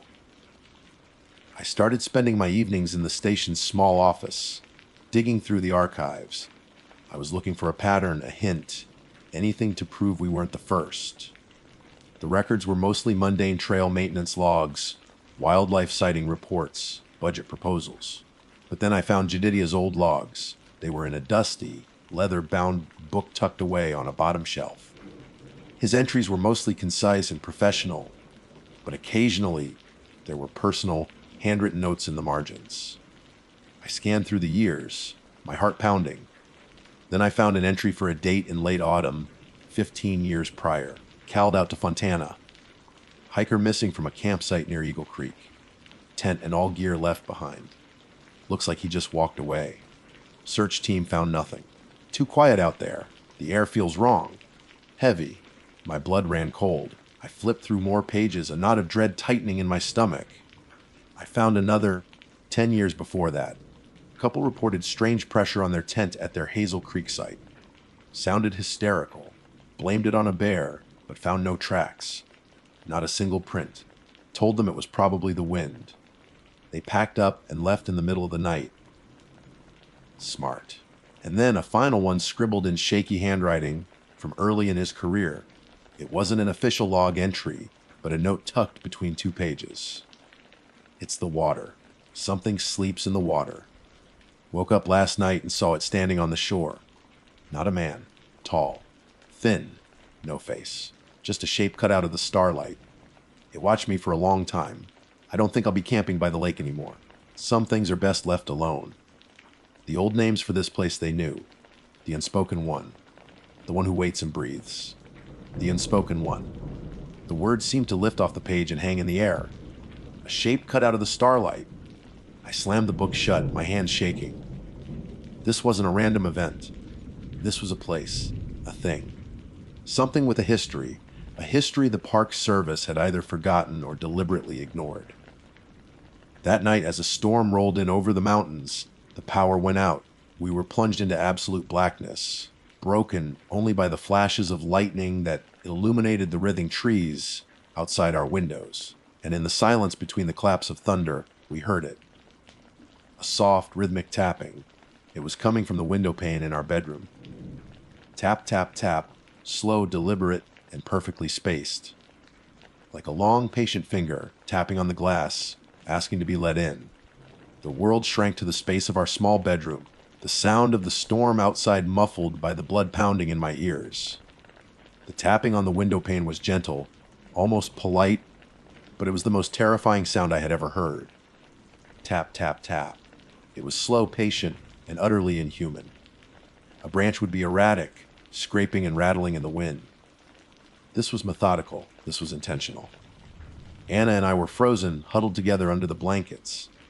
My hand was clamped over her mouth, though I'm not sure if it was to keep her from screaming or to stifle my own cry. My other hand gripped the cold steel of the revolver I'd taken from the nightstand. Who did I think I was going to shoot? The rain. A shadow. A brilliant fork of lightning split the sky, illuminating the world outside our window in a stark, momentary photograph. In that flash, I saw it. There was no face, no body, just a shape. A tall, thin distortion in the curtain of rain, standing just beyond the porch railing. It was a silhouette of impossible height and slenderness, a sliver of deeper black against the night. It was exactly as Jedidiah had described it, a shape cut out of the starlight, or in this case, the storm. Then darkness swallowed it again, and the thunder cracked like the sky breaking apart. The tapping stopped. We stayed like that for another hour. Waited, but it didn't return. The silence it left behind was somehow worse, filled with the echo of its presence. We knew with absolute certainty that it had followed us from the lake. The sanctuary of our home had been violated. This thing, this unspoken one, knew where we lived. The next morning, the storm had passed, leaving behind a world washed clean and deceptively beautiful. But the beauty was lost on us. As I walked out onto the porch, my boots crunching on wet leaves, I saw the proof. On the dusty window pane of our bedroom, there was a single clear handprint. It was long, impossibly narrow, with fingers that were nearly twice the length of a normal human's. In the center of the print, the glass was smudged with a dark, oily residue that smelled faintly of lake mud and decay. Anna, pack a bag. I said, my voice hollow, just the essentials. We're going to a hotel in town. For how long? She asked, her eyes wide and haunted. I don't know, I admit it. And I didn't. All I knew was that we couldn't spend another night in that house. While she packed, I made a call. I dug through the old station records until I found Jedidiah's retirement paperwork, which listed a forwarding address in a small town in Tennessee, 2 states away. I prayed the number was still good. It rang 4 times, and just as I was about to hang up, a gruff voice answered. Yeah, Jedidiah. It's Mark Coleman, the ranger who took over for you at the Smokies. There was a long pause. Son, he said, and his voice was heavy with a wariness that went beyond age. What did you see? I told him everything. The tent breathing by the lake, the missing hiker reports in his log, the name. The unspoken one and the tapping, the handprint on our window. I expected him to be skeptical, to tell me I was exhausted or imagining things. He didn't. You need to leave, Mark, he said, his voice low and urgent. You need to leave and never look back. Don't finish your term. Don't give 2 weeks' notice. Just get in your truck and drive until the mountains are a memory. What you saw, it's been there forever. Before the park, before the settlers, before the Cherokee. They knew to stay away from the deep water, especially in the autumn when the barrier between worlds is thin. It sleeps most of the time. But sometimes it wakes up, and once it notices you, it doesn't forget. What is it? I pleaded. What does it want? It doesn't want anything a human can understand, Jedidiah said. It just is. It's a part of that place. An old, hungry, silent part. It breathes and it waits, and sometimes it takes things. People walk into the woods and they just cease. You saw the handprint. You're lucky that's all you saw. It's reaching for you. It wants to breathe with your breath, like your wife said. It wants to pull you into the silence. Leave. Now, it's the only way. That was all the confirmation I needed. I hung up the phone, my mind made up. The dream was over. This job, this life we had built was a ghost house. Beautiful on the outside, but rotten within. I found Anna in our bedroom, standing motionless in front of her half-packed suitcase. She was staring at her reflection in the mirror, but her eyes were unfocused, distant. Anna, I said softly. She turned to me slowly. It's still here, she whispered. I can feel it. It's not just outside anymore, Mark. It's in the corners. In the quiet, she wrapped her arms around herself. I keep hearing things. A soft whisper like water moving right behind my ear. The decision was sealed. We took only what fit in a few duffel bags. We left furniture, books, appliances, half our lives sitting there as if we were just stepping out for groceries. I walked into the station office one last time and looked at the maps on the wall, the trail logs, the symbols of a life I had so desperately wanted. It all felt like a lie. I grabbed Jedidiah's old leather-bound logbook from the shelf. I don't know why. Maybe I needed proof. Maybe I felt someone else needed to be warned. We didn't look back as we got into the truck. I put the key in the ignition and started the engine. As we pulled out of the driveway and onto the main road, heading east away from the park, I glanced in the rearview mirror. For a fleeting second, I saw it, standing at the edge of the woods by the entrance to the station. A tall, thin shape of deeper darkness, motionless against the trees, watching us go. It wasn't threatening. It was just there.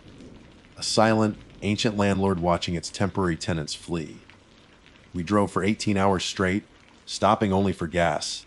We didn't stop until the rolling peaks of the Appalachians had completely vanished from the horizon, replaced by the flat, open plains of the Midwest. It's been 5 years since that day. We live in a small, unremarkable suburb now. The biggest thrill is the neighborhood barbecue. I have a boring office job. Anna's design business is thriving. We never talk about what happened. We can't. It's a wound that can't ever be healed, only hidden away. But sometimes, on quiet nights when the wind is still, I'll wake up with a jolt, my heart pounding. And for a terrifying moment, I'll feel a phantom pressure against my back, and I'll hear a sound like a slow, deep, silent breath filling the room. I'm Mark Coleman. I was a park ranger for 6 months, but I'll be a man who fled the mountains for the rest of my life. I'm writing this down because Jedidiah is gone now, and his logbook is all I have left. Someone needs to keep the warning alive. Do not camp by the deep water. Do not listen to the silence. And if you feel the world around you start to breathe, run.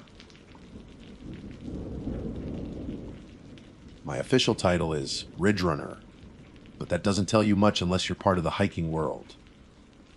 My name is Jenna, and for the past 3 years, the Appalachian Trail has been my office. It's not a desk job. I don't punch a clock. My responsibility spans a 70-mile section of rugged, unforgiving, and breathtakingly beautiful mountain terrain in the southern Appalachians. I'm a ghost, a guardian, and a janitor all rolled into one. I hike the trail back and forth all season long. I'm there to educate hikers on leave no trace principles, perform minor trail maintenance, report major issues like fallen trees or washed out bridges, and most importantly, be a presence. A reminder that even out here, miles from any road, you aren't entirely in the wild. Someone is watching. Most people think this job is about solitude, and it is. But it's a specific kind of solitude. It's not loneliness. It's a deep, abiding connection to the land itself. You learn the language of the forest, the sharp, percussive warning call of a squirrel, the difference in the rustle of leaves between a deer and a bear, the way the light filters through the canopy at different times of day. You learn the personality of your stretch of trail. The brutal calf, burning climb up Blood Mountain. The gentle rhododendron-lined path along the Taka River. You feel the trail breathe, and you breathe with it. I carry a 40-pound pack that holds everything I need to survive for a week or more. A tent, a sleeping bag rated for low temperatures even in summer, a water filter, a first aid kit that could handle anything short of a compound fracture, a small stove, and enough dehydrated food to make a gourmet chef weep. My boots are worn in perfectly to the shape of my feet. My trekking poles are extensions of my arms, and my rain gear is my second skin. I am prepared. Preparation is the gospel of the trail. It's the difference between a great story and a grim headline. The mountain doesn't care if you're a good person. It only cares if you're smart. That's why he first registered in my brain not as a threat, but as an anomaly. A problem to be solved. It was a hot, humid day in late July. The air was thick enough to swim through, and the drone of cicadas was a constant, deafening hum. I was on a northbound stretch, about 10 miles from the nearest shelter. When I saw him, he was walking south toward me. The first thing that struck me was his complete lack of gear. No backpack, no water bottle, nothing. He wore a simple, faded blue t-shirt and a pair of dark, well-worn jeans. On his feet were old sneakers, the kind you'd wear to mow the lawn.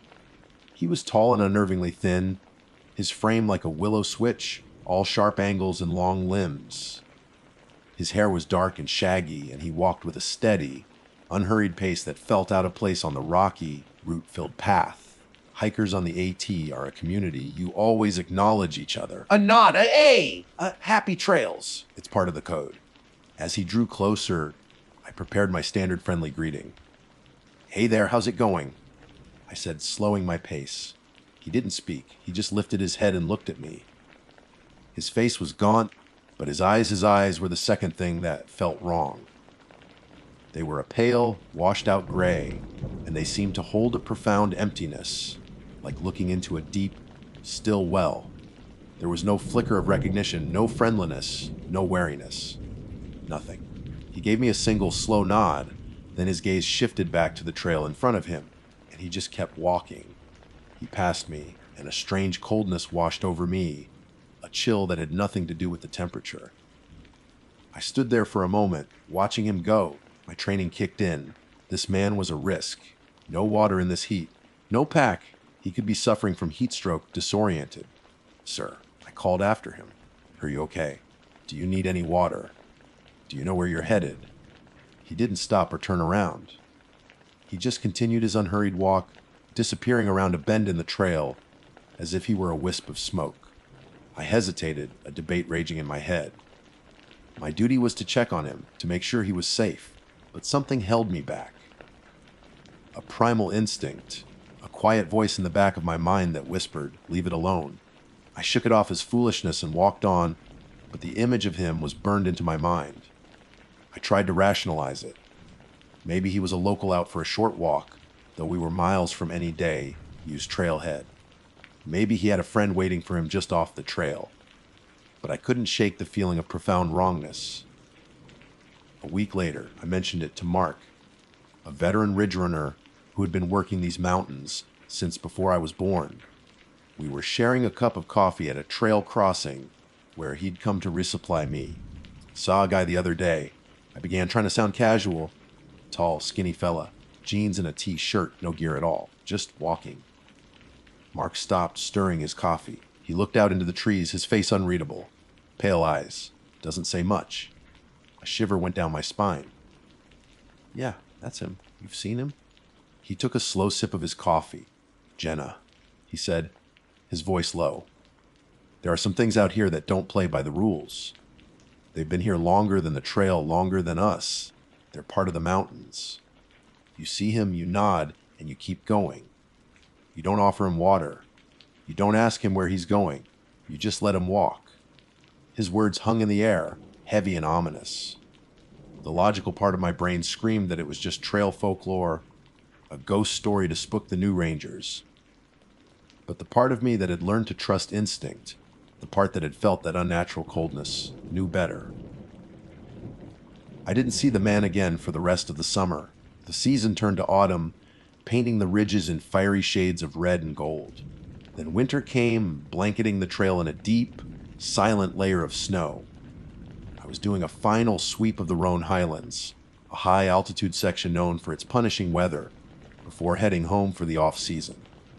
A sudden, violent snowstorm blew in, reducing visibility to near zero and whipping ice crystals against my face. It was dangerous, and I was focused entirely on reaching the safety of the next shelter. And then, through the swirling white, I saw him. He was walking right toward me, emerging from the blizzard like an apparition. He wore the same blue t-shirt, the same jeans. He wasn't shivering. There was no frost on his hair, no red flush on his skin from the biting cold. He looked exactly the same as he had on that sweltering July day. My heart hammered against my ribs. This was impossible. No human could survive this. He drew level with me, the wind howling around us, and he turned his head. Those same empty, gray eyes met mine. He gave me that same slow, deliberate nod. And then he just kept walking, disappearing into the white fury behind me as if he were taking a casual stroll through a park. I stood frozen, the cold I felt now bone, deep and absolute. It wasn't the weather, it was fear. Mark's words echoed in my head. He shouldn't be real. But I had seen him twice, and I knew, with a certainty that terrified me, that he was as real as the mountain itself. That winter encounter in the Rhone Highlands broke something in me. Before, the trail was my sanctuary. Now it held a secret I couldn't unsee. When I returned in the spring, the familiar greens and the chorus of peeper frogs felt different. The beauty was still there, but it was now a facade, a thin veil draped over something ancient and cold. Every snap of a twig behind me sent a jolt through my spine. Every shadow in the periphery of my vision became a tall, thin figure. The solitude I once cherished now felt like vulnerability. I never told my supervisor or the other rangers about the man in the snowstorm. How could I? I saw a ghost. Isn't exactly a professional field report. I tried to dismiss it as a stress, induced hallucination, a trick of the wind and the swirling snow. But I couldn't forget the absolute clarity of it. The faded blue of his tee, shirt against the stark white of the blizzard. The utter lack of reaction to a cold that should have killed an unprotected man in minutes. The season began as it always did. Through hikers, fresh and optimistic, started their northbound journey, their packs pristine and their spirits high. My days were filled with the usual tasks, reminding them to hang their food bags, patching up blisters, and clearing fallen branches. I tried to lose myself in the routine, to let the rhythm of the trail heal what that winter day had fractured. But the walker, as I now thought of him, was always in the back of my mind. He was a quiet, persistent hum beneath the surface of my reality. One rainy afternoon in May, I took shelter in a three-sided lean-to, waiting for the worst of a thunderstorm to pass. Shelters are repositories of trail culture, and their most sacred artifacts are the logbooks, spiral, bound notebooks where hikers record their thoughts, leave messages, and document their journeys. I was idly flipping through the tattered, damp pages of the current logbook, reading entries from the past few weeks. There were the usual tales of trail magic, complaints about mice, and crude drawings. Then I found an entry that made the hair on my arms stand up. It was dated about a month prior, written in a hurried, messy scrawl. April 16. Mile 84. Lost the trail today in a freak fog that rolled in. One minute I could see, the next it was like walking inside a cloud. I was panicking, circling, I think. Then he was just there. A tall, quiet man. Didn't look like a hiker. He didn't say anything, just pointed. The direction felt wrong, but I was desperate. I walked where he pointed. 5 minutes later, I stumbled back onto the AT. When I looked back to thank him, he was gone. I don't know who he was, but there was a sadness about him. A terrible, deep sadness that I could feel in my bones. It's been 2 days and I can't shake it. Stumbles, a terrible, deep sadness. The words resonated with the emptiness I had seen in his eyes. He wasn't just an anomaly, he was an omen. A presence that interacted with the world in ways I couldn't comprehend. Mark's warning echoed in my mind, you just let him walk. Stumbles had interacted with him, had followed his direction. I wondered what price he'd paid for that guidance, to carry that lingering sadness with him. The unease solidified into genuine fear 2 months later, in the heat of July. I was hiking south, heading toward a section known for its dense thickets of mountain laurel, when I saw a hiker sitting on a log, his head in his hands.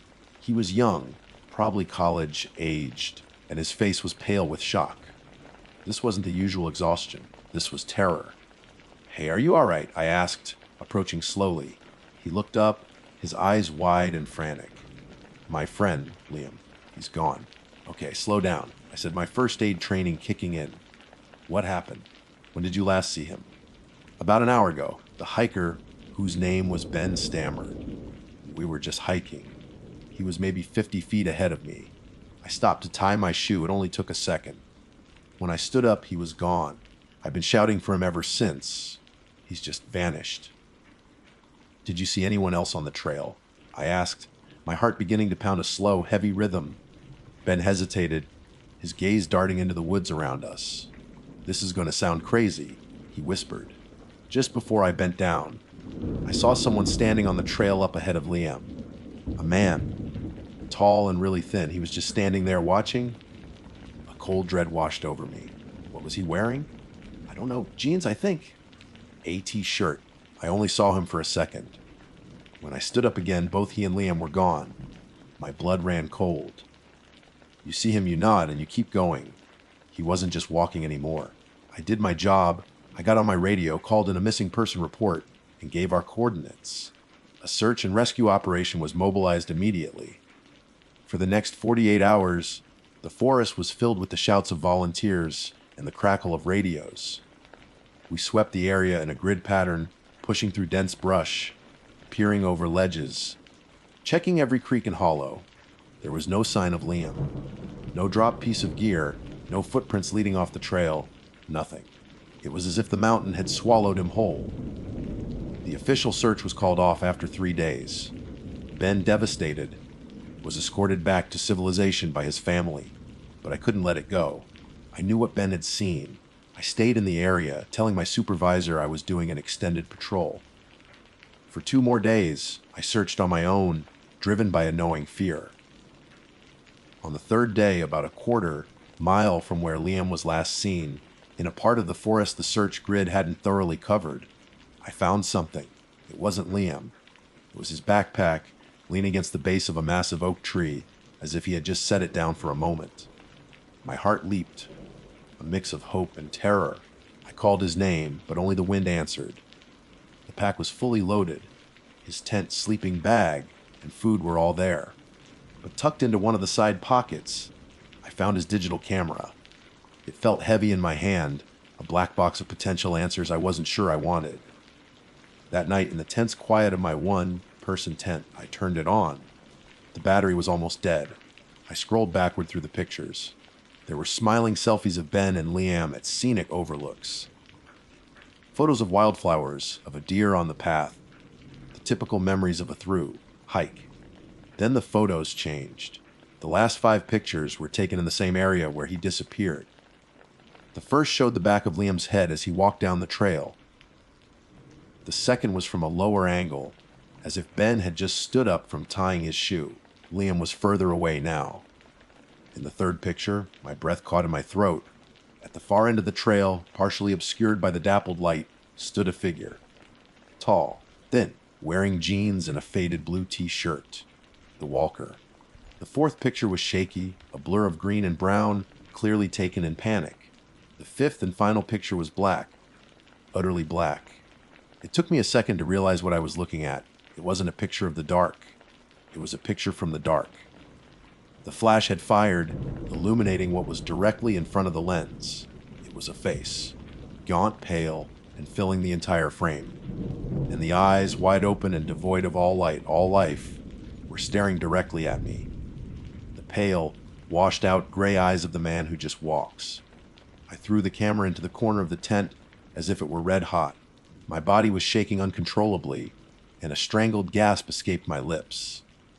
The image was seared onto the inside of my eyelids, a face made of shadow and moonlight, eyes like empty pits. It wasn't the face of a ghost. It was the face of a void, of a place where things cease to exist.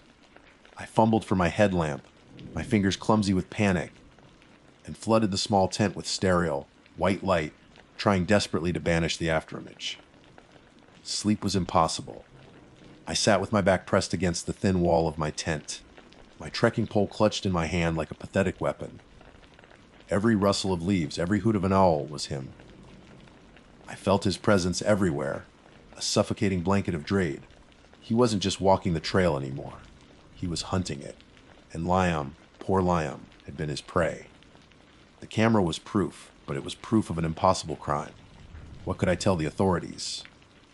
A supernatural entity kidnapped a hiker, and here's a picture of its face. They would have me committed. The next morning, as the first rays of sun pierced the canopy, I made a decision. I hiked out, heading for the nearest road with a single-minded purpose. I had to find Mark. He was retired now, living in a small cabin about an hour's drive from the trail. He was my only hope of understanding what I was up against. I found him on his porch, carving a piece of wood. He looked up as I approached, his old eyes taking in my disabled appearance. He didn't seem surprised to see me. "Jenna," he said, his voice a low rumble. "You look like you've seen a spook." "Worse," I said, my voice trembling. I sat down on the steps, the camera feeling like a lead weight in my pack. "Mark, a hiker went missing. Liam, I was there. I think the walker took him." Mark put down his carving knife and looked out at the mountains that had been his life. "Tell me everything." I told him about Ben's story, the search, finding the backpack. Then, with shaking hands, I took out the camera and showed him the final picture. He squinted at the small screen, his face hardening into a grim mask. He was silent for a long time, the only sound the chirping of crickets in the tall grass. "This is an old thing, Jenna," he finally said, handing the camera back to me. "Older than any of us. The Cherokee who lived here had stories about him. A lonely spirit who walks the ridges. He's not good or evil, not in the way we think about it. He's a part of the mountain, a guardian of sorts." "A guardian?" "Mark, he took someone. The mountain has its own rules," he said, his gaze intense. "It demands respect. The walker is its enforcer. Most times he just watches, a reminder. But sometimes people are careless. They get lost, they get arrogant, they forget where they are. And the walker, he leads them away." "Leads them where?" I whispered, though I already feared the answer. Mark shook his head slowly. "Off the trail, into the quiet places. The places between the map lines. They become part of the mountain too. Another story, another whisper on the wind." A terrible thought bloomed in my mind. The logbook entry, the hiker named Stumbles. The walker pointed the way for him. Why him? Why not Liam? No one knows. Mark said, his voice heavy with resignation. Maybe that hiker was genuinely lost and humbled. Maybe Liam did something to show disrespect. Maybe it was just random chance. You can't apply human logic to it. It's like asking why lightning strikes one tree and not the one next to it. All you can do is show respect. Keep your head down and pray you're not the one it notices. He looked me straight in the eye. "You need to be careful, Jenna. You've seen him too many times. You found this camera. You're on his radar now." I drove back to the trail with his words echoing in my head. "You're on his radar now." I had to finish my patrol, had to hike back through the very section where Liam vanished. The thought filled me with a primal terror I had never known. For the first time, my job felt like a death sentence. The hike back was a special kind of hell. Every shadow seemed to lengthen and contoured into a tall, thin shape. The familiar path felt alien, hostile. I didn't stop to rest. I just walked, my eyes scanning constantly, my ears straining for any sound out of the ordinary. I felt watched, stalked. The trail was no longer my home. It was his territory. It happened as dusk was beginning to settle, casting long, purple shadows across the path. I was on a narrow ridge with a steep drop off to my left. And there he was. He was standing in the middle of the trail, about 100 feet ahead of me, completely still. He wasn't walking. He was waiting. Waiting for me. My blood turned to ice. My body screamed at me to run, to turn back, but Mark's words held me fast. Show respect. Keep your head down. I couldn't run. There was nowhere to go. This was a confrontation I couldn't avoid. I forced myself to breathe. I took one step, then another. I kept my eyes fixed on the path at my feet, refusing to look directly at him, just as Mark had advised all those years ago. But I could feel his gaze on me, cold and heavy, a physical pressure. The world seemed to fall silent. No birds, no insects, just the thumping of my own heart. 10 feet away, I could see his worn-out sneakers on the dirt path. 5 feet. I could feel that unnatural coldness radiating from him, leaching the warmth from the air. My body was rigid with terror, every muscle coiled to snap. I was right beside him. I had to pass him on the narrow path, so close I could have reached out and touched him. The air grew frigid, and a wave of profound sadness and loss washed over me, so intense it made my knees weak. It was the sadness of ages, the loneliness of the mountain itself. This was the feeling Stumbles had written about. This was the price of his attention. I closed my eyes for a fraction of a second, offered a silent, desperate prayer to whatever spirits resided in those mountains, and took the final step past him. And I kept walking. I didn't look back. I didn't dare. I walked until the sun had fully set and the moon was high in the sky. I walked until I stumbled into the next shelter, collapsing onto the wooden floor, gasping for air as if I had been holding my breath for miles. I finished my season. I filed my reports, omitting anything about the walker, about Liam's camera, about the face that still haunts my dreams. I still work as a ridge runner. I have to. Leaving would feel like letting him win, but the trail is no longer a sanctuary. It's a place of constant, quiet vigilance. Over the years, I've seen him maybe a dozen more times. A tall, skinny guy in jeans and a t-shirt. No pack, no water, nothing. He just walks. Sometimes he's heading south, sometimes north. He never gets older. He never changes. Each time I see him, the cold dread returns, a fresh reminder of the rules. I just give him a slight, respectful nod, my eyes on the ground, and I keep going. I let him walk. He is real. I wish to God he wasn't, but he is as real as the rock under my boots and the sky overhead. He's out there, on the trail, walking forever. And sometimes he stops and waits. My name is Ben Carter, and as of 6 weeks ago, I am a newly commissioned park ranger assigned to a rugged, often overlooked stretch of the Appalachian Mountains. It's the kind of job people from the city dream about when their cubicles start to feel like coffins. They picture the crisp mountain air, the panoramic vistas, the profound silence of ancient forests. I know because I was one of them. I traded a life of deadlines and traffic jams for one governed by sunrises and seasons.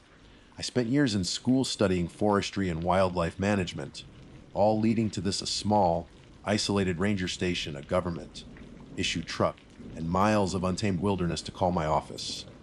My predecessor, a leathery old-timer named Al, gave me the grand tour on my first day.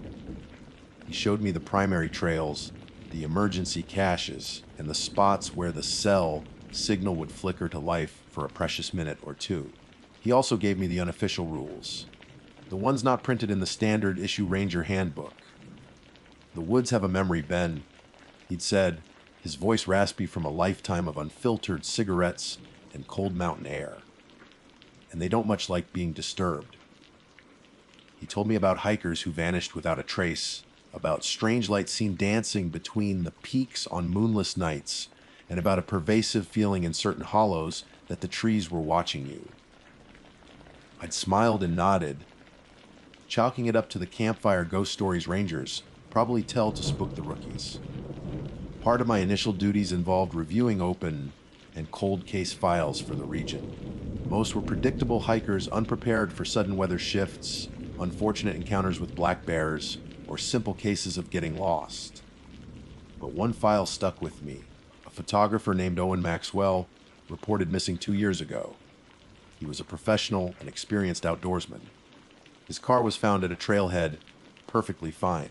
His last text to his wife was a picture of a rare wildflower and a message saying he was heading off trail to find a hidden waterfall a local had told him about. Search parties scoured the area for weeks. They found nothing. No pack, no camera, no sign of a struggle. It was as if the forest had simply swallowed him whole. In the margin of the report, Al had scribbled a single, chilling note he went looking where he shouldn't have. For the first few weeks, my days were idyllic.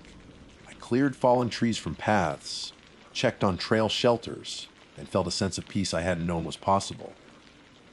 The woods felt welcoming, ancient but not malevolent. Al's spooky stories became a distant echo, drowned out by the chirping of birds and the rustle of wind through the canopy. I was starting to think the old man was just trying to haze me. That all changed last Tuesday. I was doing a boundary patrol on the far western edge of my sector, an area the trail maps marked as undeveloped. It was the same general area where Owen Maxwell had disappeared. I wasn't specifically looking for his waterfall, but the thought lingered in the back of my mind. The terrain was thick and unforgiving. The air grew still, the usual forest chorus fading into an unnerving silence. The only sound was the crunch of my own boots on the damp earth. It was around noon when I broke through a dense thicket of rhododendron and saw it. My mind simply refused to process it at first. There, in a small, unnaturally perfect clearing, was a staircase. It wasn't a rustic set of steps made of logs or stones.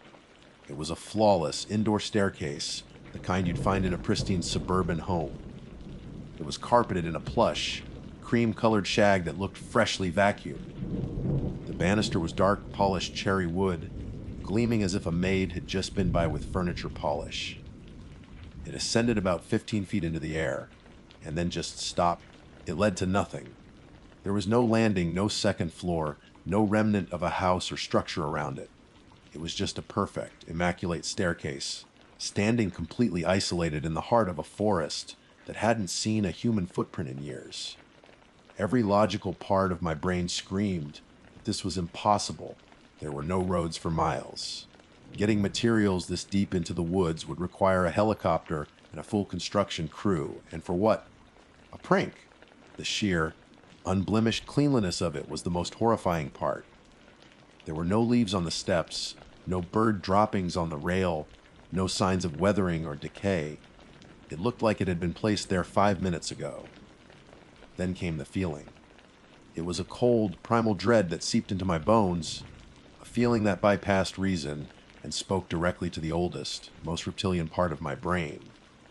It was an instinct older than language, a silent, screaming alarm that told me this thing was wrong. It didn't belong here. It was an intruder, an anomaly that violated the natural laws of the world. And yet, I felt a pull. It was a strange, insidious curiosity, a powerful urge to place my foot on the bottom step. The carpet looked so soft, the steps looked so inviting. A quiet, persuasive thought whispered in my mind just one step. See what it feels like. What's the harm? I took a half, stepped forward before a memory of Al's words flashed in my mind. He went looking where he shouldn't have. My blood ran cold. This was it. This was a place I shouldn't be. This was something I shouldn't have seen. The urge to climb was a siren song promising something unknowable, while every instinct I had screamed at to touch that staircase was to be lost forever, just like Owen.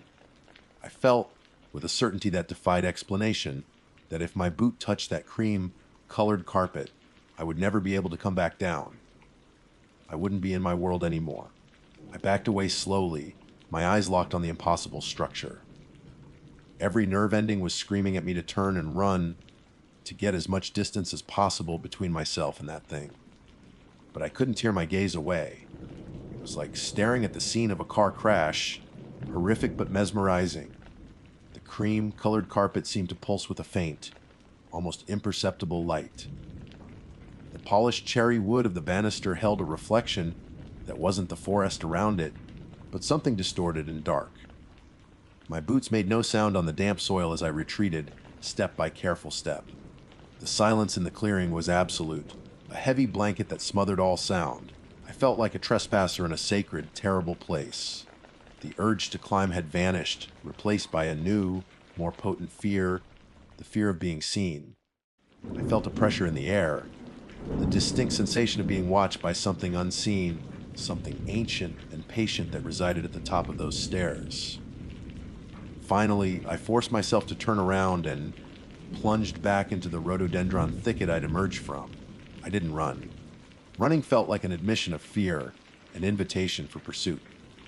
I walked with a steady, determined pace, forcing myself to breathe, forcing my heart to slow its frantic hammering against my ribs.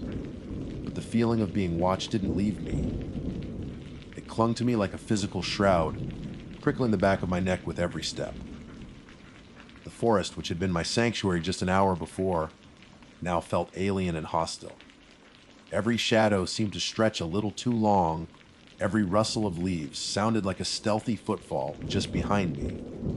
It took me nearly 2 hours to get back to my truck, a journey that had only taken one on the way in. I checked over my shoulder a dozen times, half expecting to see the immaculate staircase standing silently on the trail behind me. When I finally reached the familiar, reassuring shape of the government, issue Ford, I practically threw myself inside, locking the doors with a trembling hand. I sat there for a long time, the keys shaking in the ignition, just listening to the engines rumble and trying to convince myself I was safe. Back at the station, the fluorescent lights and the smell of stale coffee felt like the peak of civilization. I tried to rationalize what I had seen. An art installation, deep in an undeveloped sector with no access roads. No, a prank by local kids. The sheer perfection and cleanliness of it made that impossible. It was untouched by the world. It was wrong. Al's words echoed in my head. He went looking where he shouldn't have. Owen Maxwell, the missing photographer. Had he found the same staircase? Had the seductive pull of it been too much for him to resist? The thought sent a fresh wave of ice through my veins. My hand hovered over the phone. I knew I couldn't put this in an official report. They'd order a psych evaluation so fast my head would spin. Ranger Carter reports finding a fully furnished, carpeted staircase to nowhere in the middle of the forest, recommending immediate leave. I could see it now. There was only one person who might understand, who might not think I was crazy. I found Al's number scrawled on a notepad by the phone. He'd retired to a small town a couple of hours away. I dialed, my heart pounding with a strange mix of hope and dread. He picked up on the third ring. Al speaking. His voice was just as raspy as I remembered. Al, it's Ben. Ben Carter. The new guy. Ben. Everything all right up there? Don't tell me the generator's on the fritz again. No, the generator's fine. It's something else. I was out on the western boundary today, deep in the undeveloped section. I paused, trying to find the right words. I found something.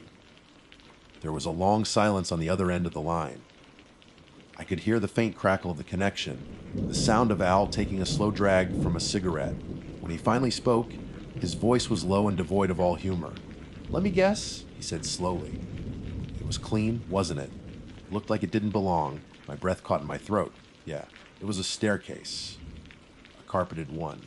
Cream-colored shag, he asked. Yeah, I whispered. How did you know?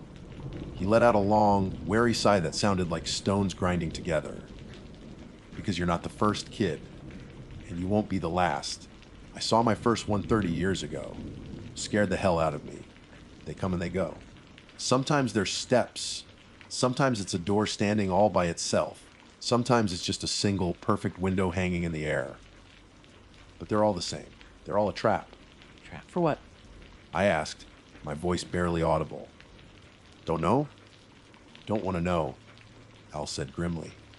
The old folks round here, the ones whose families have been in these mountains for generations, they have stories. They say they're invitations from whatever lives in the parts of the woods we don't go into. They say that to touch one, to climb one, you're accepting the invitation, and you don't come back, not the same anyway, not to hear. He told me about a hiker in the 80s who claimed his friend walked up a set of stone steps that appeared in a clearing and just vanished at the top. The official story was a bear attack. He told me about a young woman who swore she saw a beautifully carved wooden door standing alone in a grove of hemlocks. She had the sense not to open it. She quit the service a week later. You did the right thing, Ben. Al continued, his voice urgent. You felt the pull and you resisted. That's the test. You can't go back there, you hear me? Don't go looking for it. Don't even think about it. You've seen it, and now it's seen you. Just do your job, stick to the main trails for a while, and pray it loses interest. After I hung up, the small, safe world of my ranger station felt like it was shrinking. Al hadn't calmed my fears. He had given them a name and a history. This wasn't a hallucination. It was real. And it was out there. That night, I triple-checked every lock on the doors and windows. But as I lay in my bed, staring at the ceiling, I couldn't shake the feeling Al's final words had left me with. It's seen you. Outside, a branch scraped against the side of the station, a sound I'd heard 100 times before. But tonight, it sounded different. It sounded like a long, sharp fingernail deliberately scratching at the wood. Sleep didn't come that night or the night after. Al's warning, it's seen you, played on a loop in my head, each repetition tightening the knot of fear in my stomach. Every normal sound of the forest became a harbinger of dread. The hoot of an owl sounded like a mocking laugh. The wind whistling through the eaves of the station sounded like a thin, disembodied whisper. I started keeping the lights on all night, the generator humming a constant, reassuring thrum against the suffocating silence of the mountains.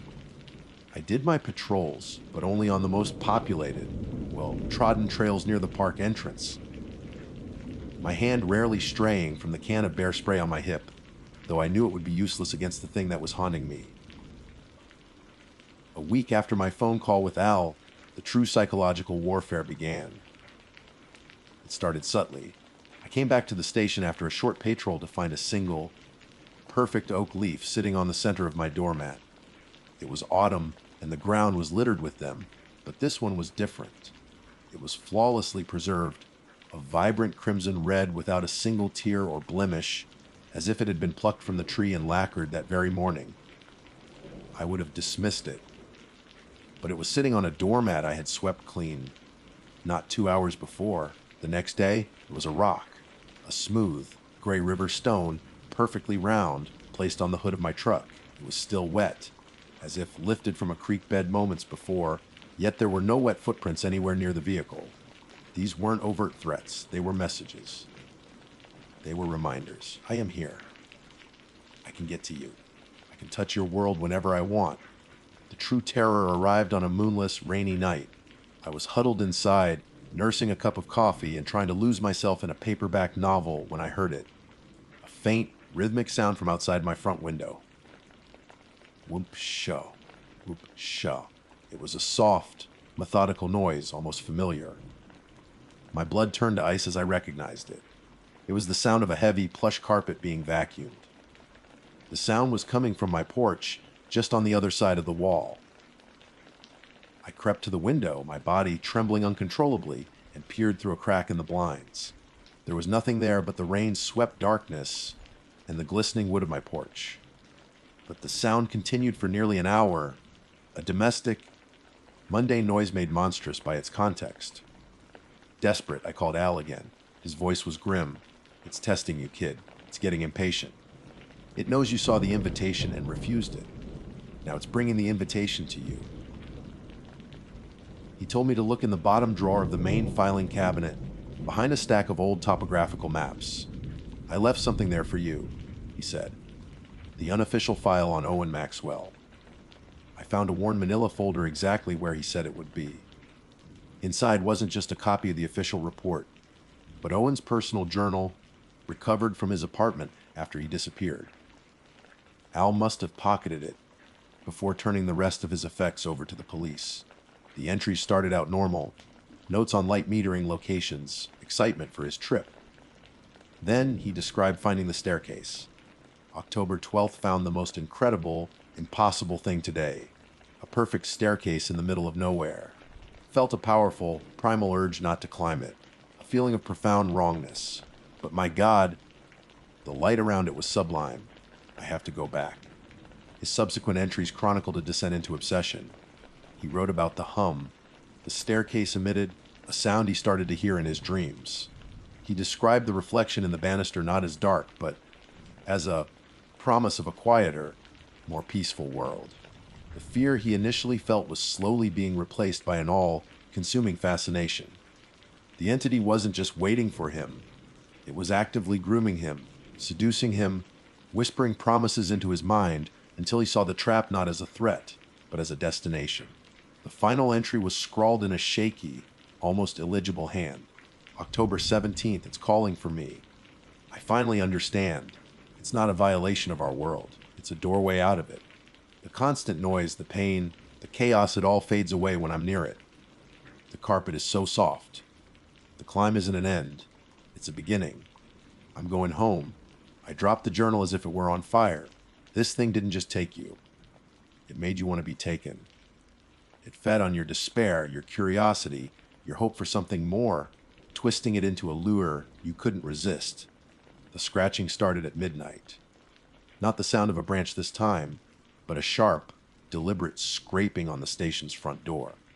It was the sound of a fingernail, or a claw, dragging slowly down the wood, leaving deep gouges I knew I would see in the morning. I backed into the kitchen, my mind racing. Al's last piece of advice from our call echoed in my ears. Whatever you do, don't let it in, and don't go out to meet it. The scratching stopped. An unnerving silence fell over the station. Then a soft, polite knock echoed from the back door. It was toying with me, surrounding me. I crept to the living room window, the one that faced the driveway, and looked out, and my heart stopped. Standing in the middle of the gravel driveway, where my truck should have been, was a door. It was a simple, elegant black door with a polished brass handle, set in a pristine white frame, standing utterly alone under the cold glare of the station's security light. It wasn't there a minute ago. As I watched paralyzed, the brass handle began to turn. Slowly, silently, the door swung inward. It didn't open to the rainy forest behind it. It opened into a room. A warm, inviting light spilled out onto the wet gravel. I could see a small section of a hallway, a tastefully framed painting on the wall, and the edge of a cream-colored shag carpet. The scratching at my front door began again, more frantic this time, the wood splintering under the assault. It was going to get in. It was trapped. It was offering me a choice. Huddle here and wait for the creature at the door to break through, or walk out the back, across the gravel, and through its own welcoming doorway. Accept the invitation, just like Owen. In a final, desperate act of self-preservation, I lunged for the radio on my desk. My hands shook so violently I could barely key the mic. Mayday, Mayday, this is Ranger Station 7. Break-in in progress! I have a hostile, a fire god! Just send someone! My voice was a panicked sob. Then I did the only other thing I could think of. I ran to the back door, the one leading to the impossible invitation, and I locked it. I barricaded it with a chair. Then I did the same to the front. Whatever was going to happen, it would happen here, in my world. The last thing I remember is the sound of the front door splintering and a shape filling the doorway. A shape that was too tall, too thin, a silhouette of impossible angles against the night. And from the back of the house, I heard the gentle, final click of the other door, the black one swinging shut. EPILOG official report search team arrived at Ranger Station 7 at 0430 hours. Station found empty. Front door has been breached. Damage indicates force from the outside. Rear door is barricaded from within. No sign of Ranger Benjamin Carter. A thorough search of the immediate area revealed a single object of note, a professional grade camera, identified as belonging to Owen Maxwell, missing. presumed deceased 2 years prior, was found on the station's front porch. The camera was functional. It contained one new photograph. The photo is of Ranger Carter. He is staring directly into the lens, his face a mask of utter, soul-shattering terror. His reflection is captured in what appears to be a highly polished, dark wood surface, curved like a banister, and behind his shoulder, just out of focus, is the corner of something soft, plush, and cream-colored.